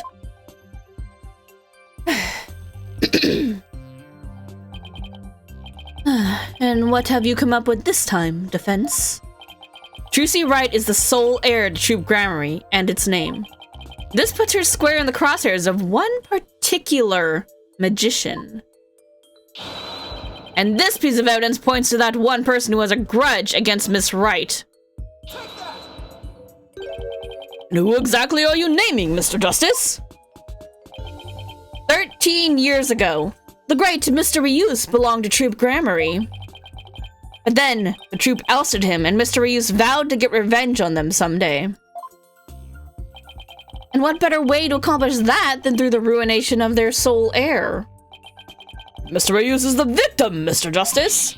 You've named a dead man as your suspect. No? But is he really dead? Is he really the one who is dead? What do you mean, is he really dead? If the fact that Mr. Reuse is the victim is what's throwing you off, and how about we consider this possibility? What if the man who died on that stage yesterday wasn't Mr. Reuse?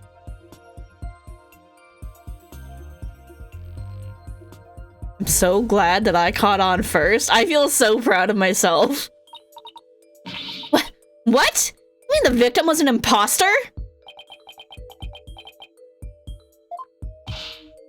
Not Mr. Reuse. What about the real Mr. Reuse? It would mean the real Mr. Ryus is still alive. That's absurd.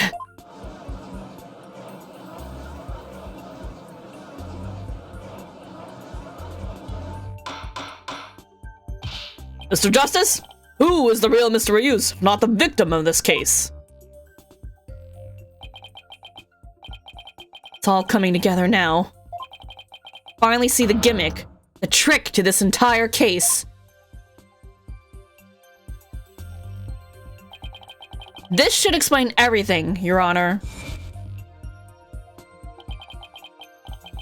The real killer, the one who hated Troop Grammary and wanted to sully its name.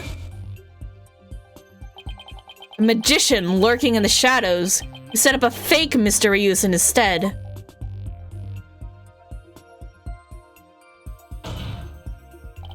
The real Mr. Ryus is Roger Radins. But that's... Yes. Yes, it is.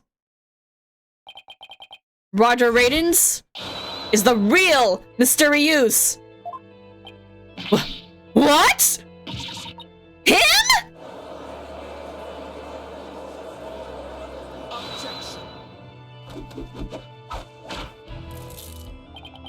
Oh, hollow red pepper, your impotent seeds sprout naught but meaningless, empty words. Sorry, impotent. You can't possibly have proof to support such outlandish theory. Not a bad idea for a soap opera. Not even die-hard fans of the genre would stick around past the pilot. You want proof? Well, I've got proof. I can prove it by... proving that the Mr. Ryus in yesterday's magic show was a fake. And to do that... I just need you to look at this spot on the poster.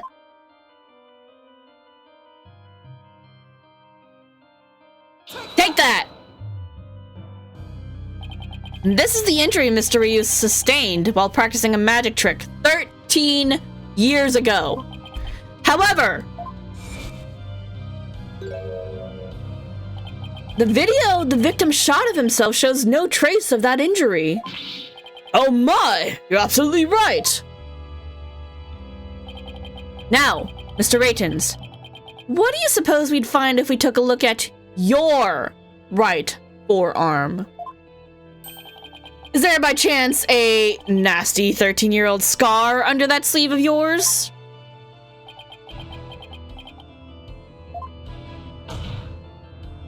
Well, Mr. Raytons, why don't you roll up your sleeve and let the court have a look?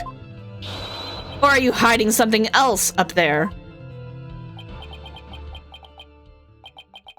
Come on now, I have nothing up my sleeve. I don't need to hide anything up there, so I require no tricks or gimmicks.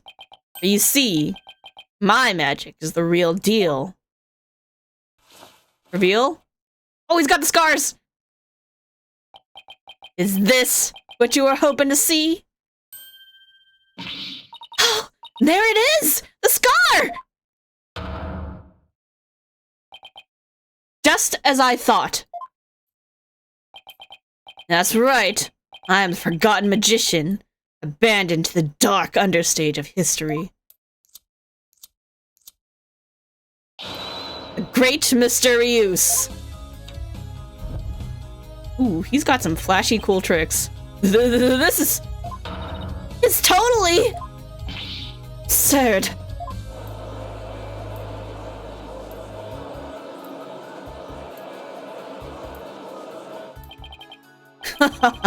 How ironic, wouldn't you say? And this odious mark carved into me by Troop Grammary would bring me back into the limelight once more. Strange are the karmic threads before me. If the witness is the real Mr. Ryus, then who is the victim who perished in the magic show? He is but a fan. Met him on one of my programs several years ago. He said he had become a magician out of admiration for the great Mr. Ryus. In confidence, I told him my true identity. and let him take on my mantle. And when did this man take over for you? About 2 years ago. Taught him my tricks and even acted as his producer. And so, a mere amateur became a popular magician overnight. Courtesy of my magic, on the stage we call television. Hope you enjoyed the show. You killed your protege just to get back at Troop Grammary? What a jerk. You really had us all fooled. Mr. Raidens, or should I say, Mr. Reuse? In your hatred of Troop Grammary, you killed the victim, Mr. Mystery. Mystery. What is your first name? Manav Mystery.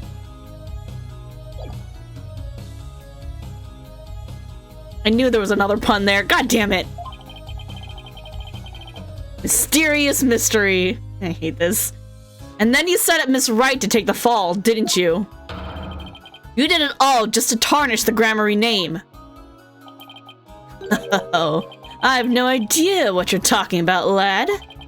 I set up the prank, that much is true, but it was simply a harmless joke on Trucy, I assure you. Yet she learned of the plan and made use of it to commit murder.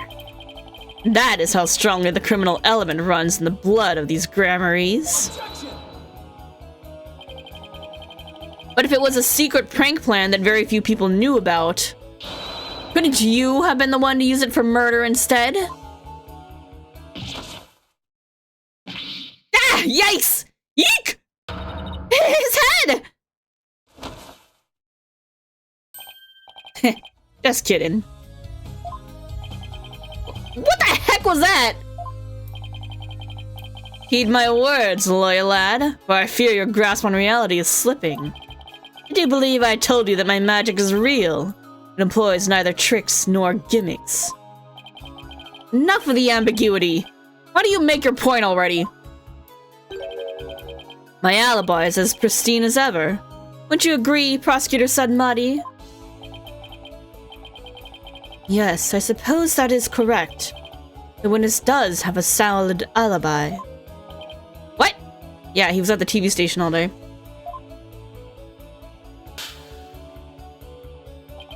Recall, defense, that at the time of the magic show, Mr. Raytons was at Take-Two TV.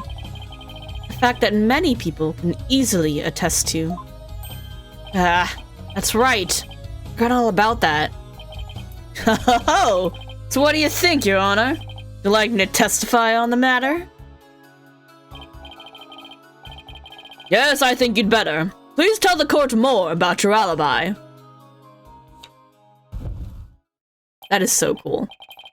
Very well then. On with the show. Are you watching Magnifi Grammary? That is a cool shot. The time has finally come for my magic to snuff out your precious pedigree. The Grammary line will be no more.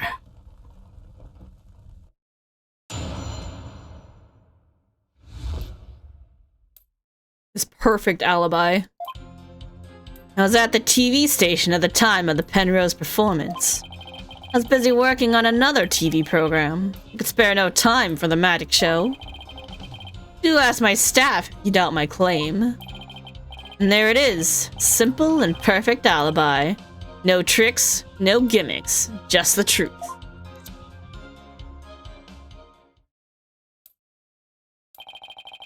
You understand now, perhaps? I did not grace the theater with my presence until after the incident. How could I have committed the murder?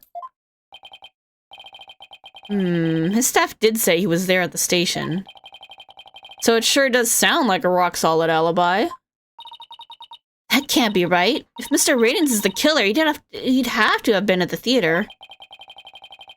There's gotta be a hole somewhere in his story. I assure you there are no holes in Mr. Ryu's stage. No tricks, no gimmicks. True magic doesn't need trapdoors to escape through. Do enjoy my show to the fullest. My real alibi.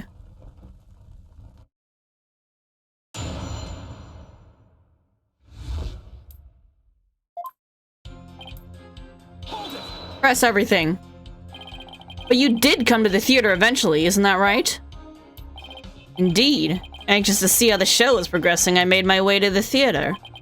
Let's see. My journey took about 10 minutes by car. Would he actually have been at the theater during those 10 minutes, killing the victim? Ho ho ho! Allow me to take a stab at reading your mind. Ha! Would I have been at the theater during those 10 minutes, killing the victim? How in the— But no, I took a taxi. The driver can attest to that. Feel free to call the taxi company if my word does not satisfy you. The driver's a big fan of the ratings Raja. I even gave him my card. He gave the driver his card? That was very clever of him. You might as well give it up, lad. Questioning real magic is a fool's errand. Besides, you know very well what I was doing at the time of the incident. Working on another TV show? What was this other TV show you were working on? My own special project, you see. One moment. Perhaps this is more appropriate. It's a Ratings Raja special production! Yeah, hang loose, baby! It's called Desperation Regeneration. He switched personas just to say that. What's the show about? Washed-up has-been singers and comedians get together and play musical chairs. The winner of the game is given a second chance at their career. Priceless prize for chumps who washed up too early in life. Sounds great, right? Might I suggest you appear on that show, Mr. Justice? As the ex-lawyer who used to make ridiculous bluffs in court and faded sadly into obscurity. Posh 2.0? Oh. And let the Ratings Raja produce my TV debut? Not in this lifetime. You have great reactions. Who knows? TV might be your true calling. Hey! Whose side are you on? In any case, I was overseeing production of this program during the Penrose performance.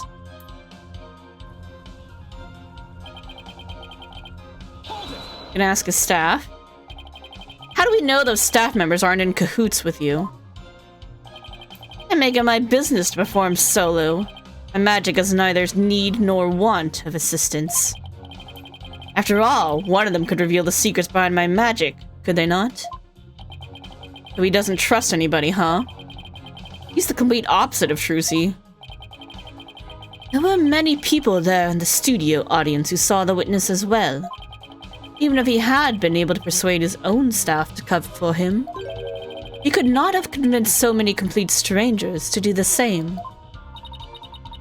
He really made a rock-solid alibi for himself. Yeah, it's almost too good, you know? It's eerie how perfect it is. It's all been revealed to you now. Simple and perfect alibi. I've got it! You have a brother? Brother that looks exactly like you, maybe? Again with the twin business? You think the audience will let you get away with using the same gimmick twice in a row? You do not believe him, Defense. Why not investigate for yourself? Though I am sure your efforts will prove to be thoroughly fruitless. Yeah, I guess the twins theory is a little far-fetched. His alibi really is airtight. I believe we've heard enough. While I believe the witness does indeed harbor some ill will against the defendant, there's no reason to doubt that he was at the TV station at the time of the incident. Yes, at the time of the incident. However, was he there at the time of the murder? That's the real question, because I think I just realized what that second shadow he was trying so hard to point out was. That was not Trucy. That was according to his prank script with the harness. Because he's supposed to... the fake Mr. Hughes comes flying up into the air, causing another round of surprise. So that was the fake Mysterious being brought up by the harness. That means he was still alive when the incident happened, and he was killed later, probably after the true Mysterious arrived. There's no reason to doubt that he was at the TV station at the time of the incident. Yes, facts prove it was impossible for the witness to have been involved with this crime. These last rites for the victim have dragged on long enough. The soul of the victim himself is so bored that it is resting on top of your Honor's head. It is?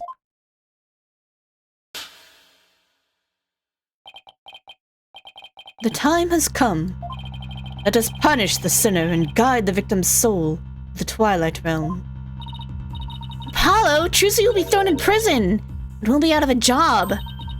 If you catch tasty fishies, will you sell me some will you sell me some at a good price? I told you I have absolutely zero intention of going off on a tuna boat. Think, Justice. You have to figure this out.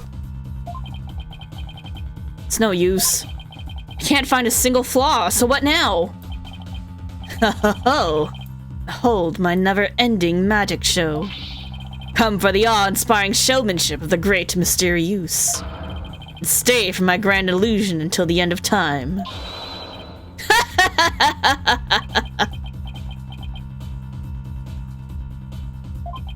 Wait, is he saying that we're still trapped inside some sort of illusion of his? That's what professional magicians do. They make their audience see something that isn't really there. In other words, you make us see illusions, right? We call it misdirection.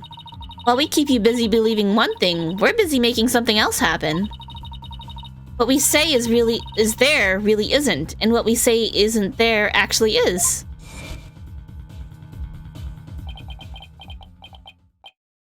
Could it be? You know what, Mr. Radens?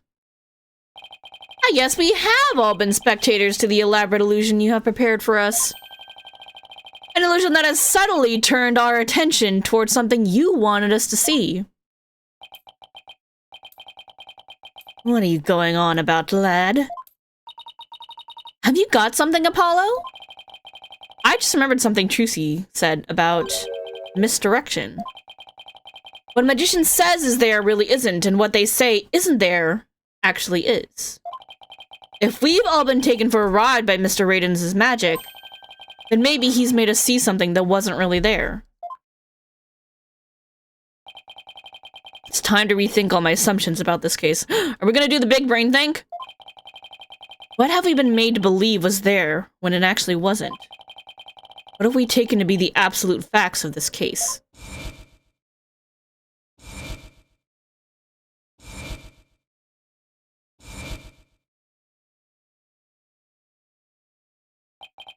If I reevaluate the validity of all of these things, and just maybe... Brain time? Athena. There's something uncanny about this case. Okay, what is it? Radiance's alibi. It's too perfect. That's true. It's like it's impossible to break no matter how hard we try. But maybe that's the trick. Maybe that's exactly what he wants us to think.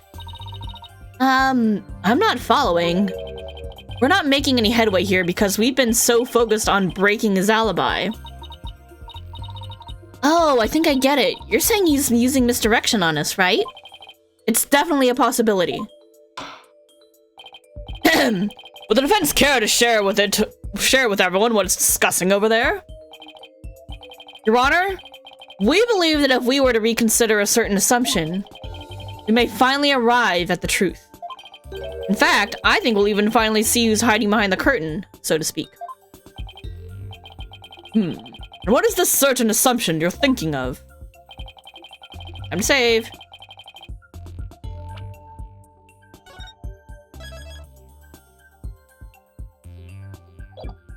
There's one key assumption we've been taking for granted this whole time.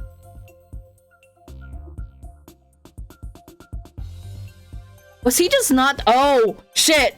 I just had a thought. Holy crap. Because you know how he has to go flying up top into the mats to keep himself from, like, you know, because he's going flying up, right? And then there's the mats up there. What if at the top attached to the mats was a sword?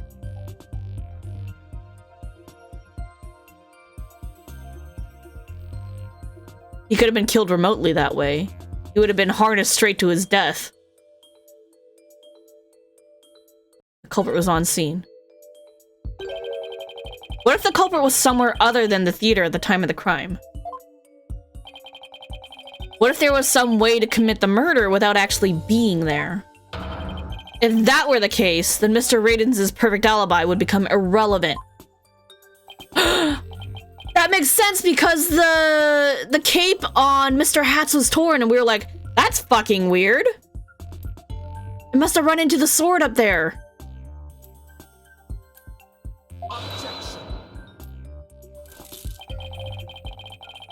How could one person stab another to death with a sword without physically being there? Furthermore, we all saw what appears to be the culprit's shadow in the footage. But couldn't we just as easily assume that the shadow does not belong to the culprit? Well, if it's not the culprit's, then whose is it? I'm not 100% sure yet, but I'm pretty sure I'm on the right track. We've all seen something that looks like this shadowy shape before, Your Honor. During the magic show itself. In that case, please point it out in the show footage for us. This is the thing that looks suspiciously similar to the shadowy figure of the culprit.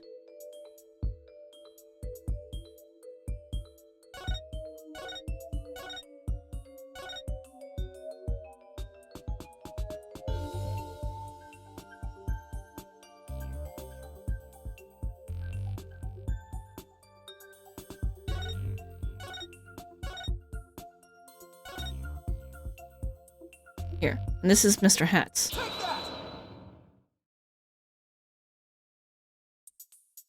Right, take that! Doesn't this shadow resemble this suspicious shadowy figure? Now that you mention it, it does, doesn't it? Miss Wright, could you identify this shadow for the court? Let's see. I believe that's Mr. Hats' shadow. It's from when he's being pulled up from the stage to the catwalk overhead by wire. Then could this shadow that's shown later in the footage be Mr. Hat too? No, that's not possible. After Mr. Hat was pulled up to the catwalk, he stayed up there. In other words, this second shadow is from some other figure being pulled up. Some other figure? I'm afraid you'll need to be more specific than that, Mr. Justice. He's right. We've come this far. I'll just have to figure it out from the clues I have on hand. What is the second shadow shown in the footage? A dead body. Right? Let's say we haven't saved in a bit. Maybe we have. I'm just nervous. Dead body. If we consider what was happening on stage at the time, there is only one answer. The shadow belonging to the fake Mr. Reuse. Sorry, the shadow belonged to the fake Mr. Reuse. In other words, Mr. Man of Mystery. Man of Mystery! Oh, I got the rest of it! Oh, I hate this!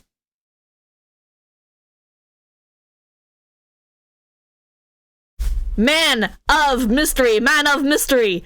God damn it. Yeah, Capcom and their damn puns. The victim?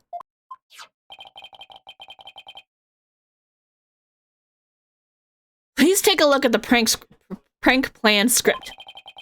Mr. Mystery was to pretend to be dead and then fly up into the air after that. Isn't that right, Mr. Raidens? Indeed. What of it? I contend that that's exactly what happened. The victim was wearing a stunt harness around his waist. It was most likely attached to a stunt wire so that he could be pulled up into the air. So you're suggesting that, after pretending to be dead in the coffin, The victim flew up into the air just as the prank script says? Exactly. We just couldn't see him go flying up because the dragon was blocking our view. And that last trick, ladies and gentlemen, is the true piece de resistance of the culprit's murderous magic show. Oh, he's sweating now. Ugh. Don't tell me. You've got it all figured out? Yes, I think so. If we can just look beyond Mr. Radiance's last bit of misdirection, we should finally be able to see the real truth. The victim must have been pulled up through the catwalk just like Mr. Hat's. And hit the cushion up there with a considerable force. I just have to figure out what else happened up there at that time.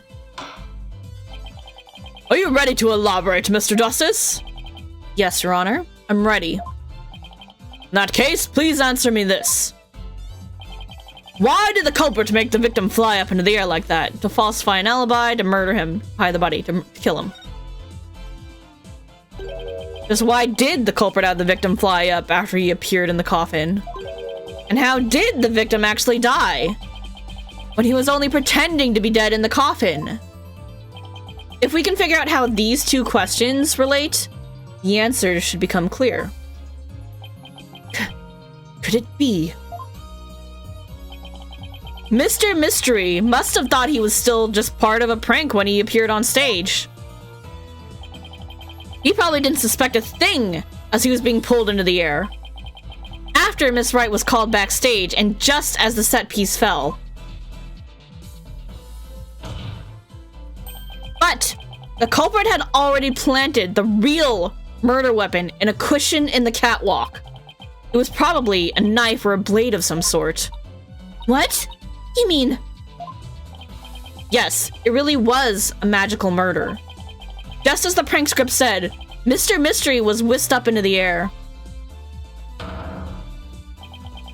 And straight into a blade there in the catwalk.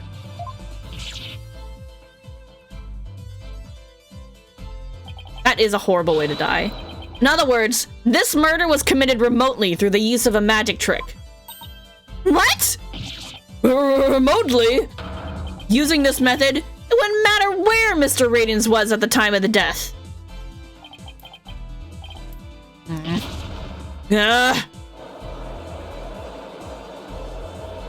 That's a lot less, like, intimidating from the back. Let me just point that out to you. But how exactly does it work, Mr. Justice?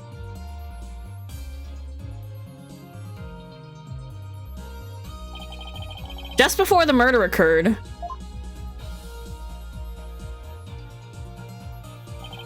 the dragon set piece was up in the catwalk. It and Mr. Manov Mystery were connected to each other by a wire at the time. By carrying out the prank plan, Betty made the dragon set piece fall, which caused Mr. Mystery to rocket straight up and into the blade in the cushion.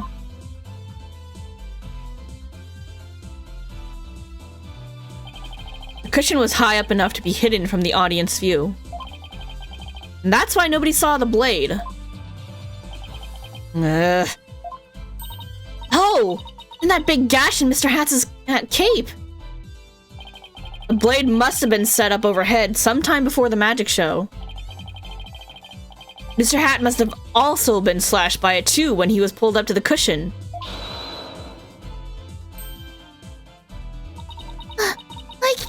I can't believe it. I had no idea. I was told that Trucy would freak out if I made set piece fall. That's the only reason I did it. You were used, Betty. Roger Radiance used you. I thought he was my little puppet to boss around, but it was the other way around. After the incident occurred, Mr. Radiance arrived at the theater. He got the murder weapon and swapped the rubber sword with the bloodied steel one. That's also when he lowered the victim's body down to the stage. But how did he have time to do all that? When the set piece fell, the audience was evacuated from the building. He was able to do all these things after the fact because there was no one around to see. Horrific murder camouflaged by a spectacular magic show? It sounds like the kind of murder only a magician could pull off.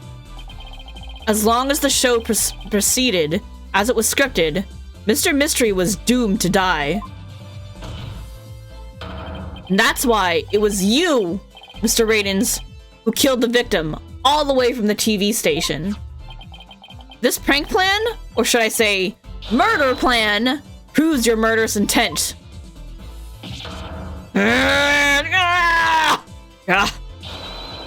Gramarye!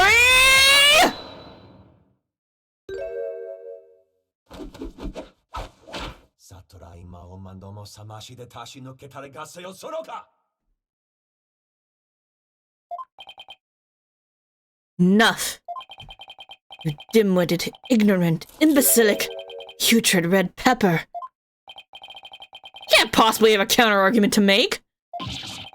How about not knowing when to let it go and move on? You have a rebuttal or something, Prosecutor Sadmadi? No blade of any kind was found in the catwalk, which means you have no evidence to support your theory. But Mr. Radens retreated after the fact! Which still leaves you with no way to prove your wildly fantastic remote murder theory. But, what evidence haven't we used yet?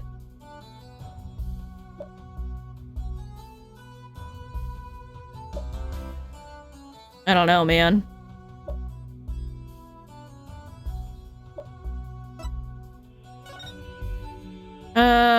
Shock as a result of being stabbed through the back with a sharp blade.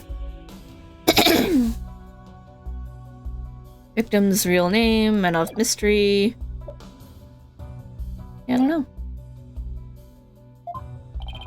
Without proof, does it not make more sense to believe the murder was committed there on the stage? And that's where the blood-stained sword was found, after all. That is a very good point. As the only person who could have committed the crime there on that stage, Trucy Wright remains the prime suspect. It would appear that what you call truth is a little more than a cheap parlor trick. In the end, you have done nothing to prove the accused's innocence. It is time at last to let it go and move on.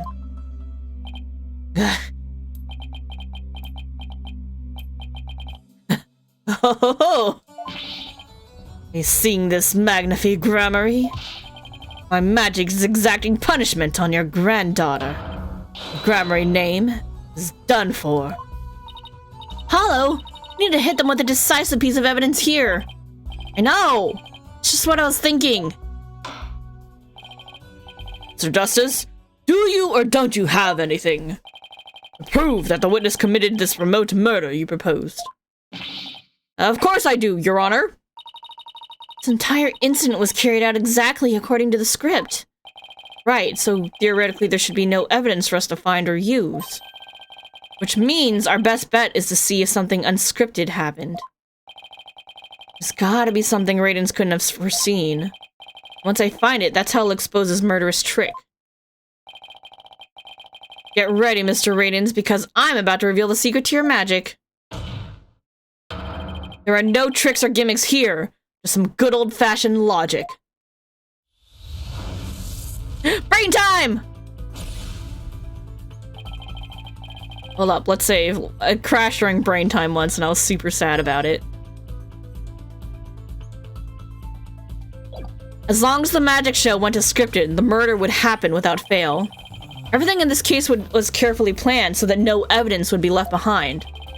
Still, one thing happened that definitely wasn't in the plan. What part of the magic show wasn't a part of the show's original script? Bonnie's mistake.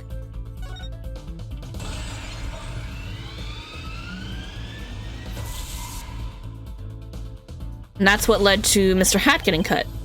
Bonnie made a mistake during Trucy's escape trick. What mistake did Bonnie make during the magic trick? Her life choices, stage lift, Mr. Hat's positioning. That's mean. Mr. Hat was placed in the wrong spot. Because Bonnie placed Mr. Hat to the right of the coffin instead of the left, Trucy had to reappear on the side of the coffin opposite to the one in the show's script. But the culprit didn't know that when he first arrived at the theater, which means he was bound to make a slip-up when he tampered with the crime scene. Which part of the culprit's cover-up attempt was affected by Trucy's new position? Fingerprints on the... Probably the blood in the coffin hole. Ooh, what side was it found on?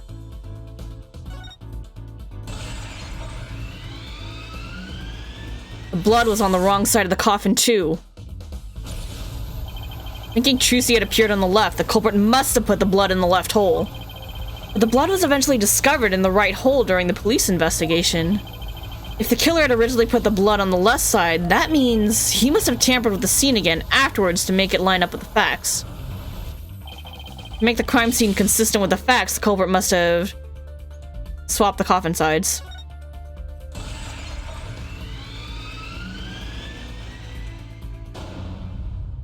The culprit swapped the coffin sides.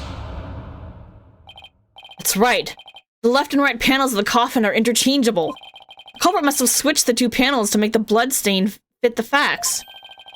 But the switch might have also given rise to something unnatural. Oh, I remember now. There was something unnatural about the coffin, and it's just the evidence I need.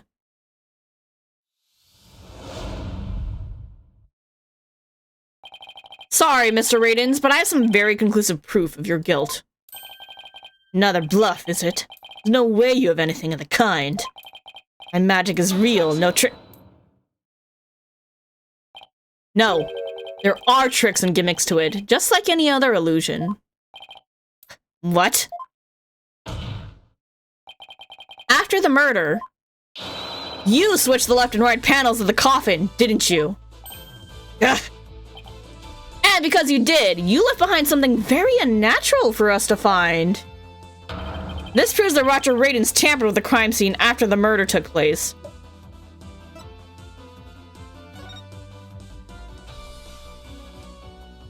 Do you see where gloves are? Mr. Reese's palm prints are reversed. Yeah, the reverse.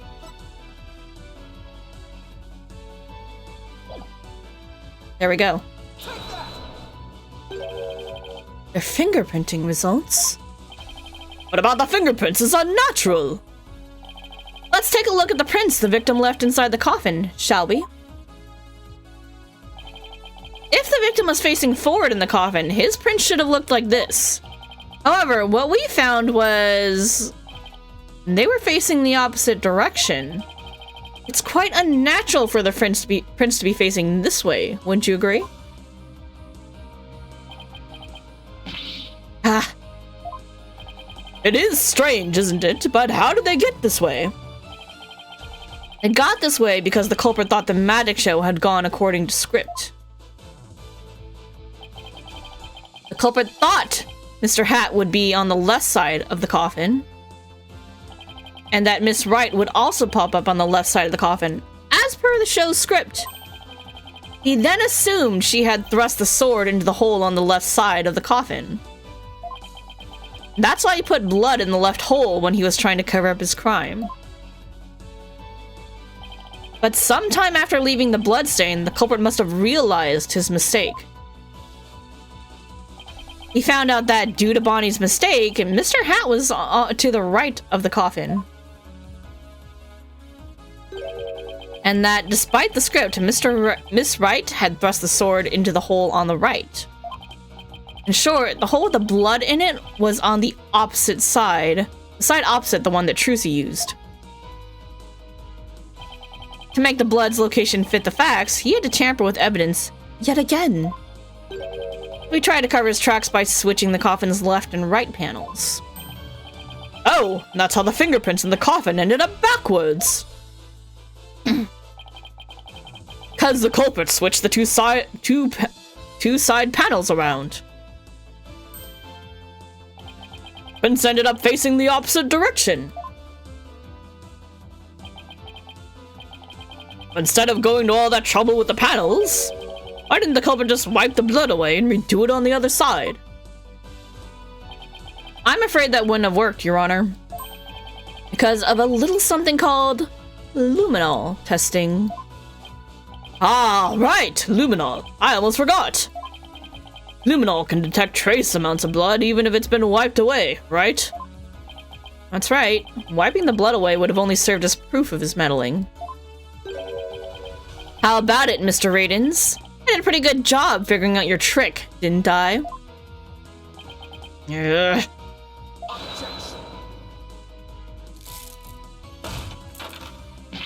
Trucy Wright could have done the same just as easily. I've no proof that it was the witness who tampered with the evidence. Ah, but I do have proof. What? The person who was in the magic show would never have made the mistake of putting the blood on the wrong side. Least of all Miss Wright, who surely would have remembered she was on the other side.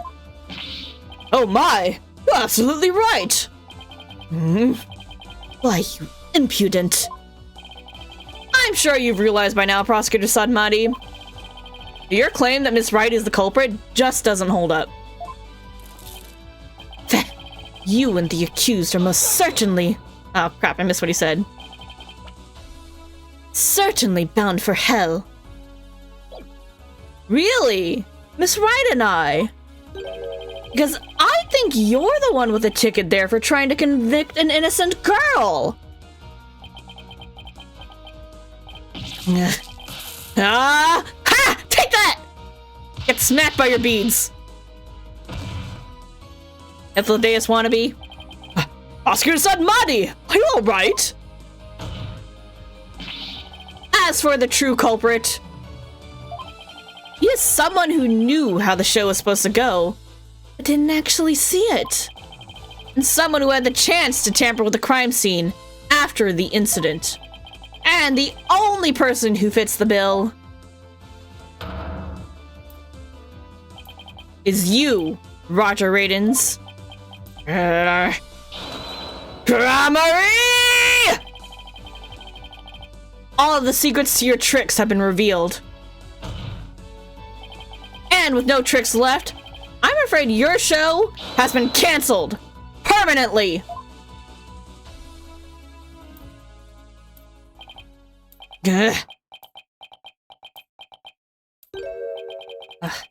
All of my secrets have been revealed, you say? That's ominous.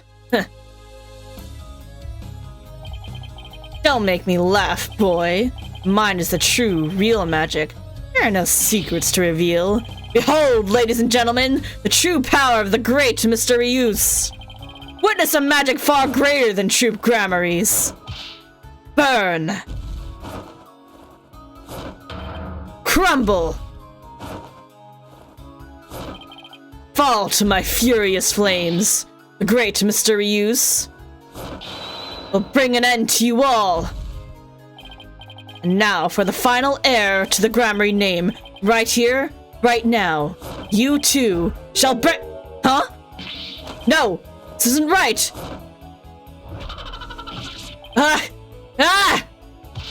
No, I didn't do anything wrong. No, it's not my fault. I'm not the one to blame. I'm the victim here. What? Stop! No! Curse you, Gramarye!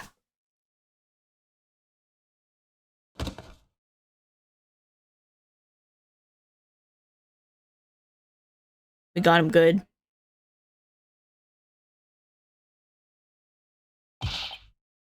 Curse those Gramaryes! It's all because of them. Even now they wound me. Curse them all to the abyss! Amazing freakout where he does it to himself. That's pretty damn impressive, I gotta say. That was a good one.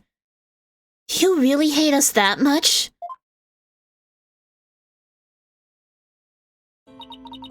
Does your hatred run that deep? Deep enough to kill an innocent man? damn right. I had no idea what humiliations I had to suffer. Grandfather, Magnavi Grammary, kicked me out after I got hurt practicing my magic. He said I was too unskilled. I would mess up on stage. Threw me out of the troupe just because he was worried about his own reputation.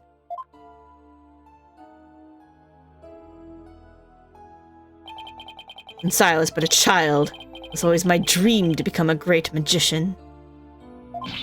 That Magnafi took it all from me. But that's no excuse. That's no reason to do something so evil. Magic is supposed to make people happy, not used as a means for murder. Well, that's a big deal. I just used what I had available to me, that's all. Get it now. That attitude toward magic is why my grandfather kicked you out. You don't deserve to call yourself a magician.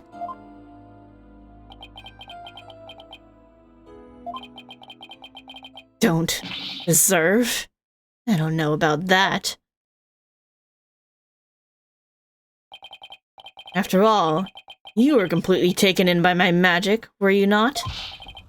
Not for that lawyer over there, you would be on your way to prison as we speak. You're right. I didn't see through your tricks. See?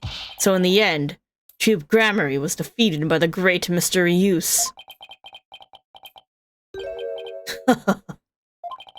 You're not fit to lecture me from on high, Trucy Wright. You don't even deserve to call yourself a magician, naive greenhorn.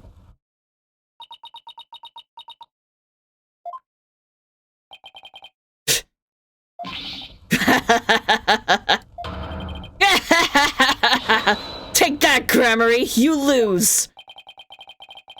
Anyone needs to learn to let it go and move on, it's this guy. This court and my prison can both burn in the flames of my creation.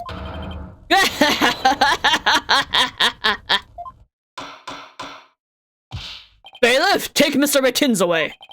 And bring a fire extinguisher, just to be safe! He is crazy.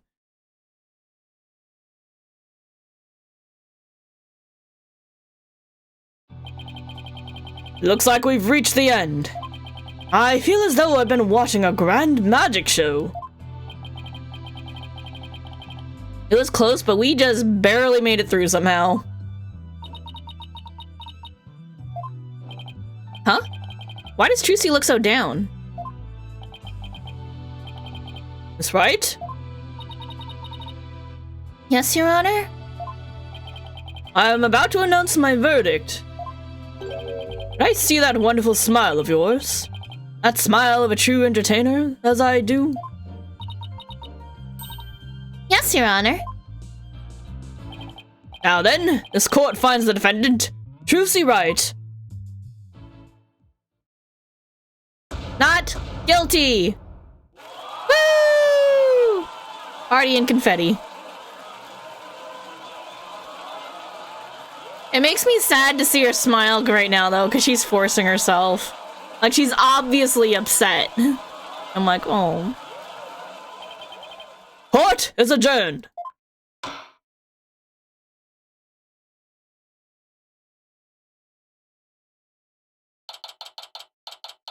April 28th, District Court, Defendant Lobby number 3. Thank you for everything, Polly. Oh, Trucy, grazie a Dio! Now you can open your show tomorrow, just as planned. Yep, and it's all thanks to you two. Oh, but now that Mr. Reuse is gone, I'll need to find somebody to replace him. No. I don't like the way she's looking at me. Trucy, I'm so sorry about everything. Hey, what are you apologizing for? Roger Ratons used us. We're victims too. Even made me an accomplice to murder. But Betty, have to take some of the blame for this too, you know? Even if we We didn't know he was planning to kill Mr. Mystery. We did cooperate with him. It's all my fault, isn't it? Neither one of you is to blame. The only one who's in the wrong is the person who used magic to commit murder, Roger Raidens. Huh! Don't you think I know that? Say what you want, but don't think for a second that I don't still hate you. I guess she really does hate me. But Betty, why? You used to be a huge fan of Trucy's. Hey, shut up! I always hated her. Really? If we hadn't seen Trucy's magic show, we never would have tried to become professional magicians ourselves, right? Speak for yourself. But Betty, you still have her autograph and... Gosh, shut up! Tsundere? Yeah, kinda. Was she acting all that way this whole time because she secretly loves Trucy? Wow, Trucy, I never knew that being the best could be so tough. Come on, Bonnie, we're leaving. We have to get ready for tomorrow's show. You're really excited about performing with Trucy again, aren't you? That's not true. Zip it, dummy.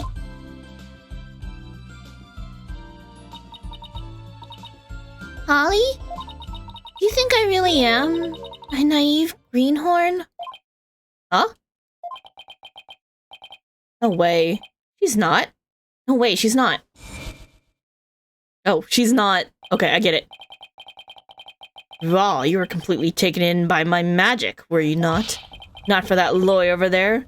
You'll be on your way to prison as we speak. Right, I didn't see through your tricks. See? So in the end, Troop Grammary was defeated by the great Mr. Use.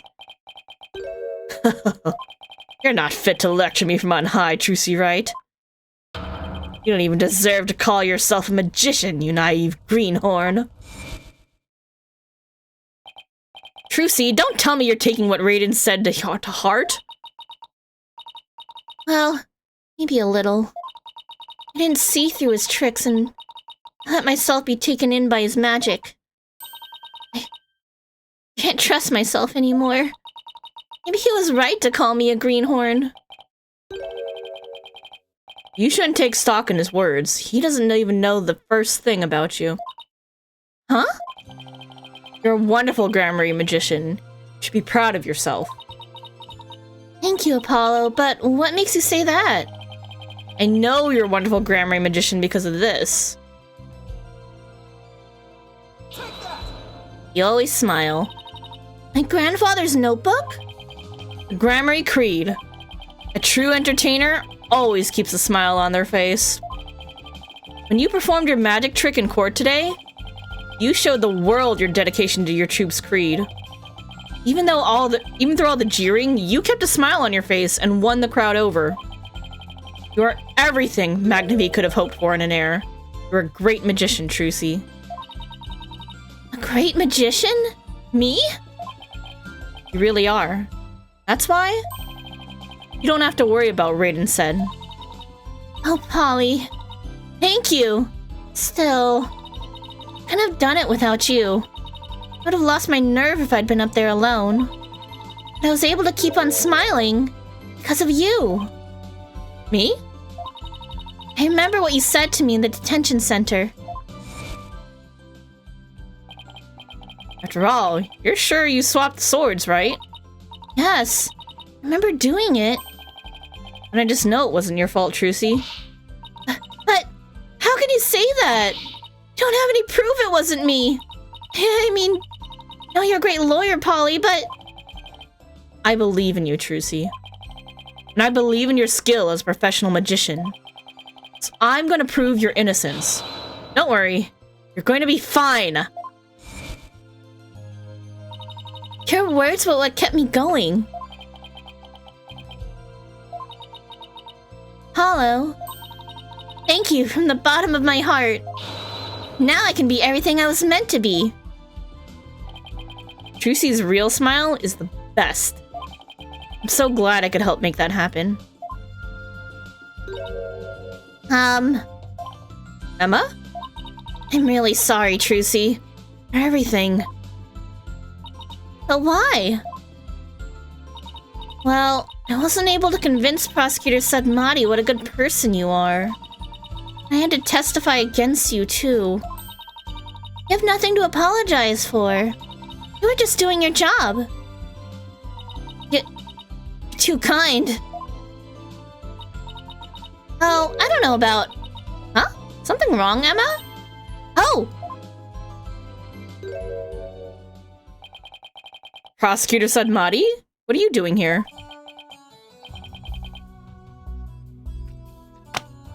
Detective Sky? Yes? I require your forensic expertise in order to close this case. Oh shit, sorry. Wrong spot. There we go. No, stop clicking there. Come, let us go. Wait! Prosecutor Sadmati! The trial is over, Mr. Justice. You and I are strangers once more, with no further need to interact. Strangers?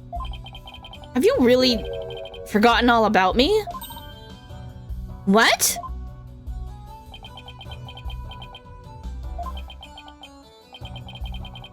You've really changed, Nayuta. Telling me to let it go and stuff? What happened to you?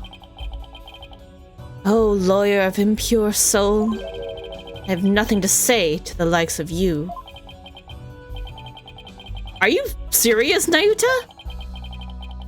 Now, if you'll excuse me. I want to know more about what's going on there. I got questions. There he goes. What was that all about, Apollo? How do you know Prosecutor Sadmati? Let's just say we're old acquaintances.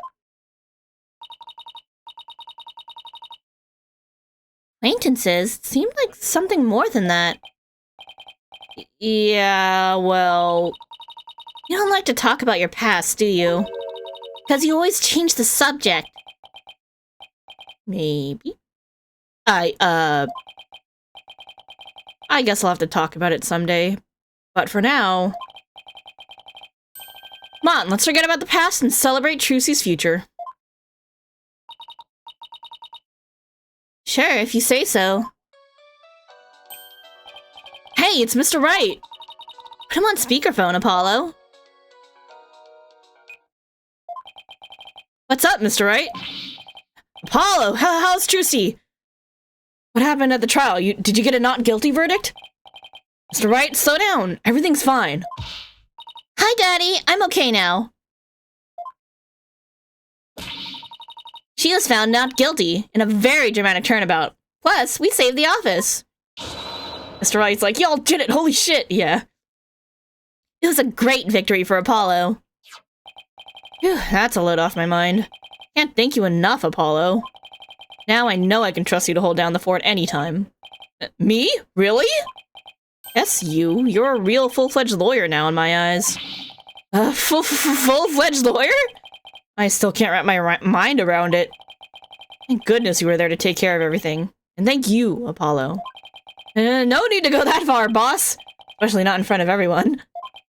Oh, and by the way, I won't be able to make it to tomorrow's show, so I was hoping you could go. You'll do that for me, won't you? Of course! I wouldn't miss it for the world! Full-fledged. So Daddy asked you to come to tomorrow's show, huh? As my assistant, right? No. He just asked me to go cheer you on. Okay, then I'll be sure to save you the best seat in the house, Polly. The best seat in the house? I really appreciate the thought, but... Good, then it's settled. On stage, right? That's the best seat in the house? Part of the act? April 29th, Penrose Theater stage. I should have known! Nice. Part of the show. And this is what she meant! Magical girl Trucy Wright will now perform her greatest illusion yet. There are no tricks or gimmicks here, ladies and gentlemen. This is real magic. Wait a minute, you're kidding, right? There is a trick or gimmick, right? I'm too young to die. Now then, Mr. Hat, you know what to do with that sword. No, wait, stop. No, ah! And that is how Trucy and Gramarlyland ended up on a rousing high note. With a big round of applause and Polly's ear-splitting screams. What kind of an ending is that? Trucy's doing the ending. Yep. Yay! Oh, that was a great case. I love that. I really like Bonnie and Betty. They're super cute! Can I save? Oh, it's just gonna go right in. Okay, let's watch the cinematic, because we don't have a choice. Wakey wakey, 201.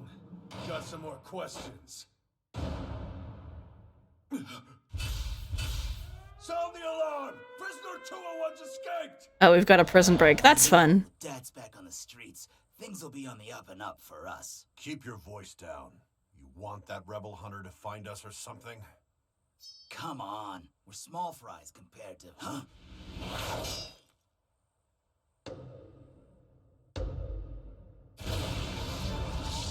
Oh, that's fun. Yeah, that's not creepy at all.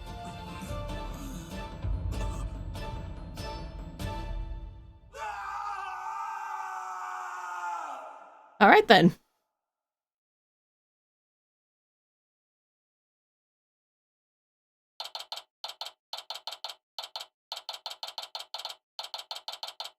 Back to Temple, but that's gonna have to wait till next time, which will hopefully be next week. But again, like I said at the beginning of the stream, I'm getting my booster shot the day before, so if I'm dead after that, I get wrecked by the booster shot, we're not gonna stream next week, so we'll see what happens. But for now, before we end, I set up some new alerts. Actually, maybe I need to fix some stuff. I'll show them off later. Alright, anyway. Let's end it here. So, thanks everyone for watching. I hope you guys enjoyed the adventure. That was a wild, wild ride. It was so much fun. I really liked it. That was a great case. So many twists, and I feel so proud that I figured it out. Sometimes it gets me. Yes, it'll be suffering next time. So yeah, thanks everyone for watching. I really appreciate everyone who stopped by, everyone who said hello, even all the lurkers, and, you know, future VoD watchers too. Shout outs to you guys. Appreciate you all. Next stream will hopefully be next Saturday, but again, if I am too dead, it'll be the Saturday after that. So keep an eye on Twitter to know for sure. I'll keep you guys updated there as always when we go live. And yeah, so tomorrow, we're probably gonna do some FF14 and Heaven on High. Or if that goes south, maybe we'll do Iron Man. We'll see. And then next scheduled stream on Monday, as always, FF14. So yeah, I will see you guys all then. For now, have a great weekend. Have a wonderful rest of your night. Catch you guys next time. Bye, everybody!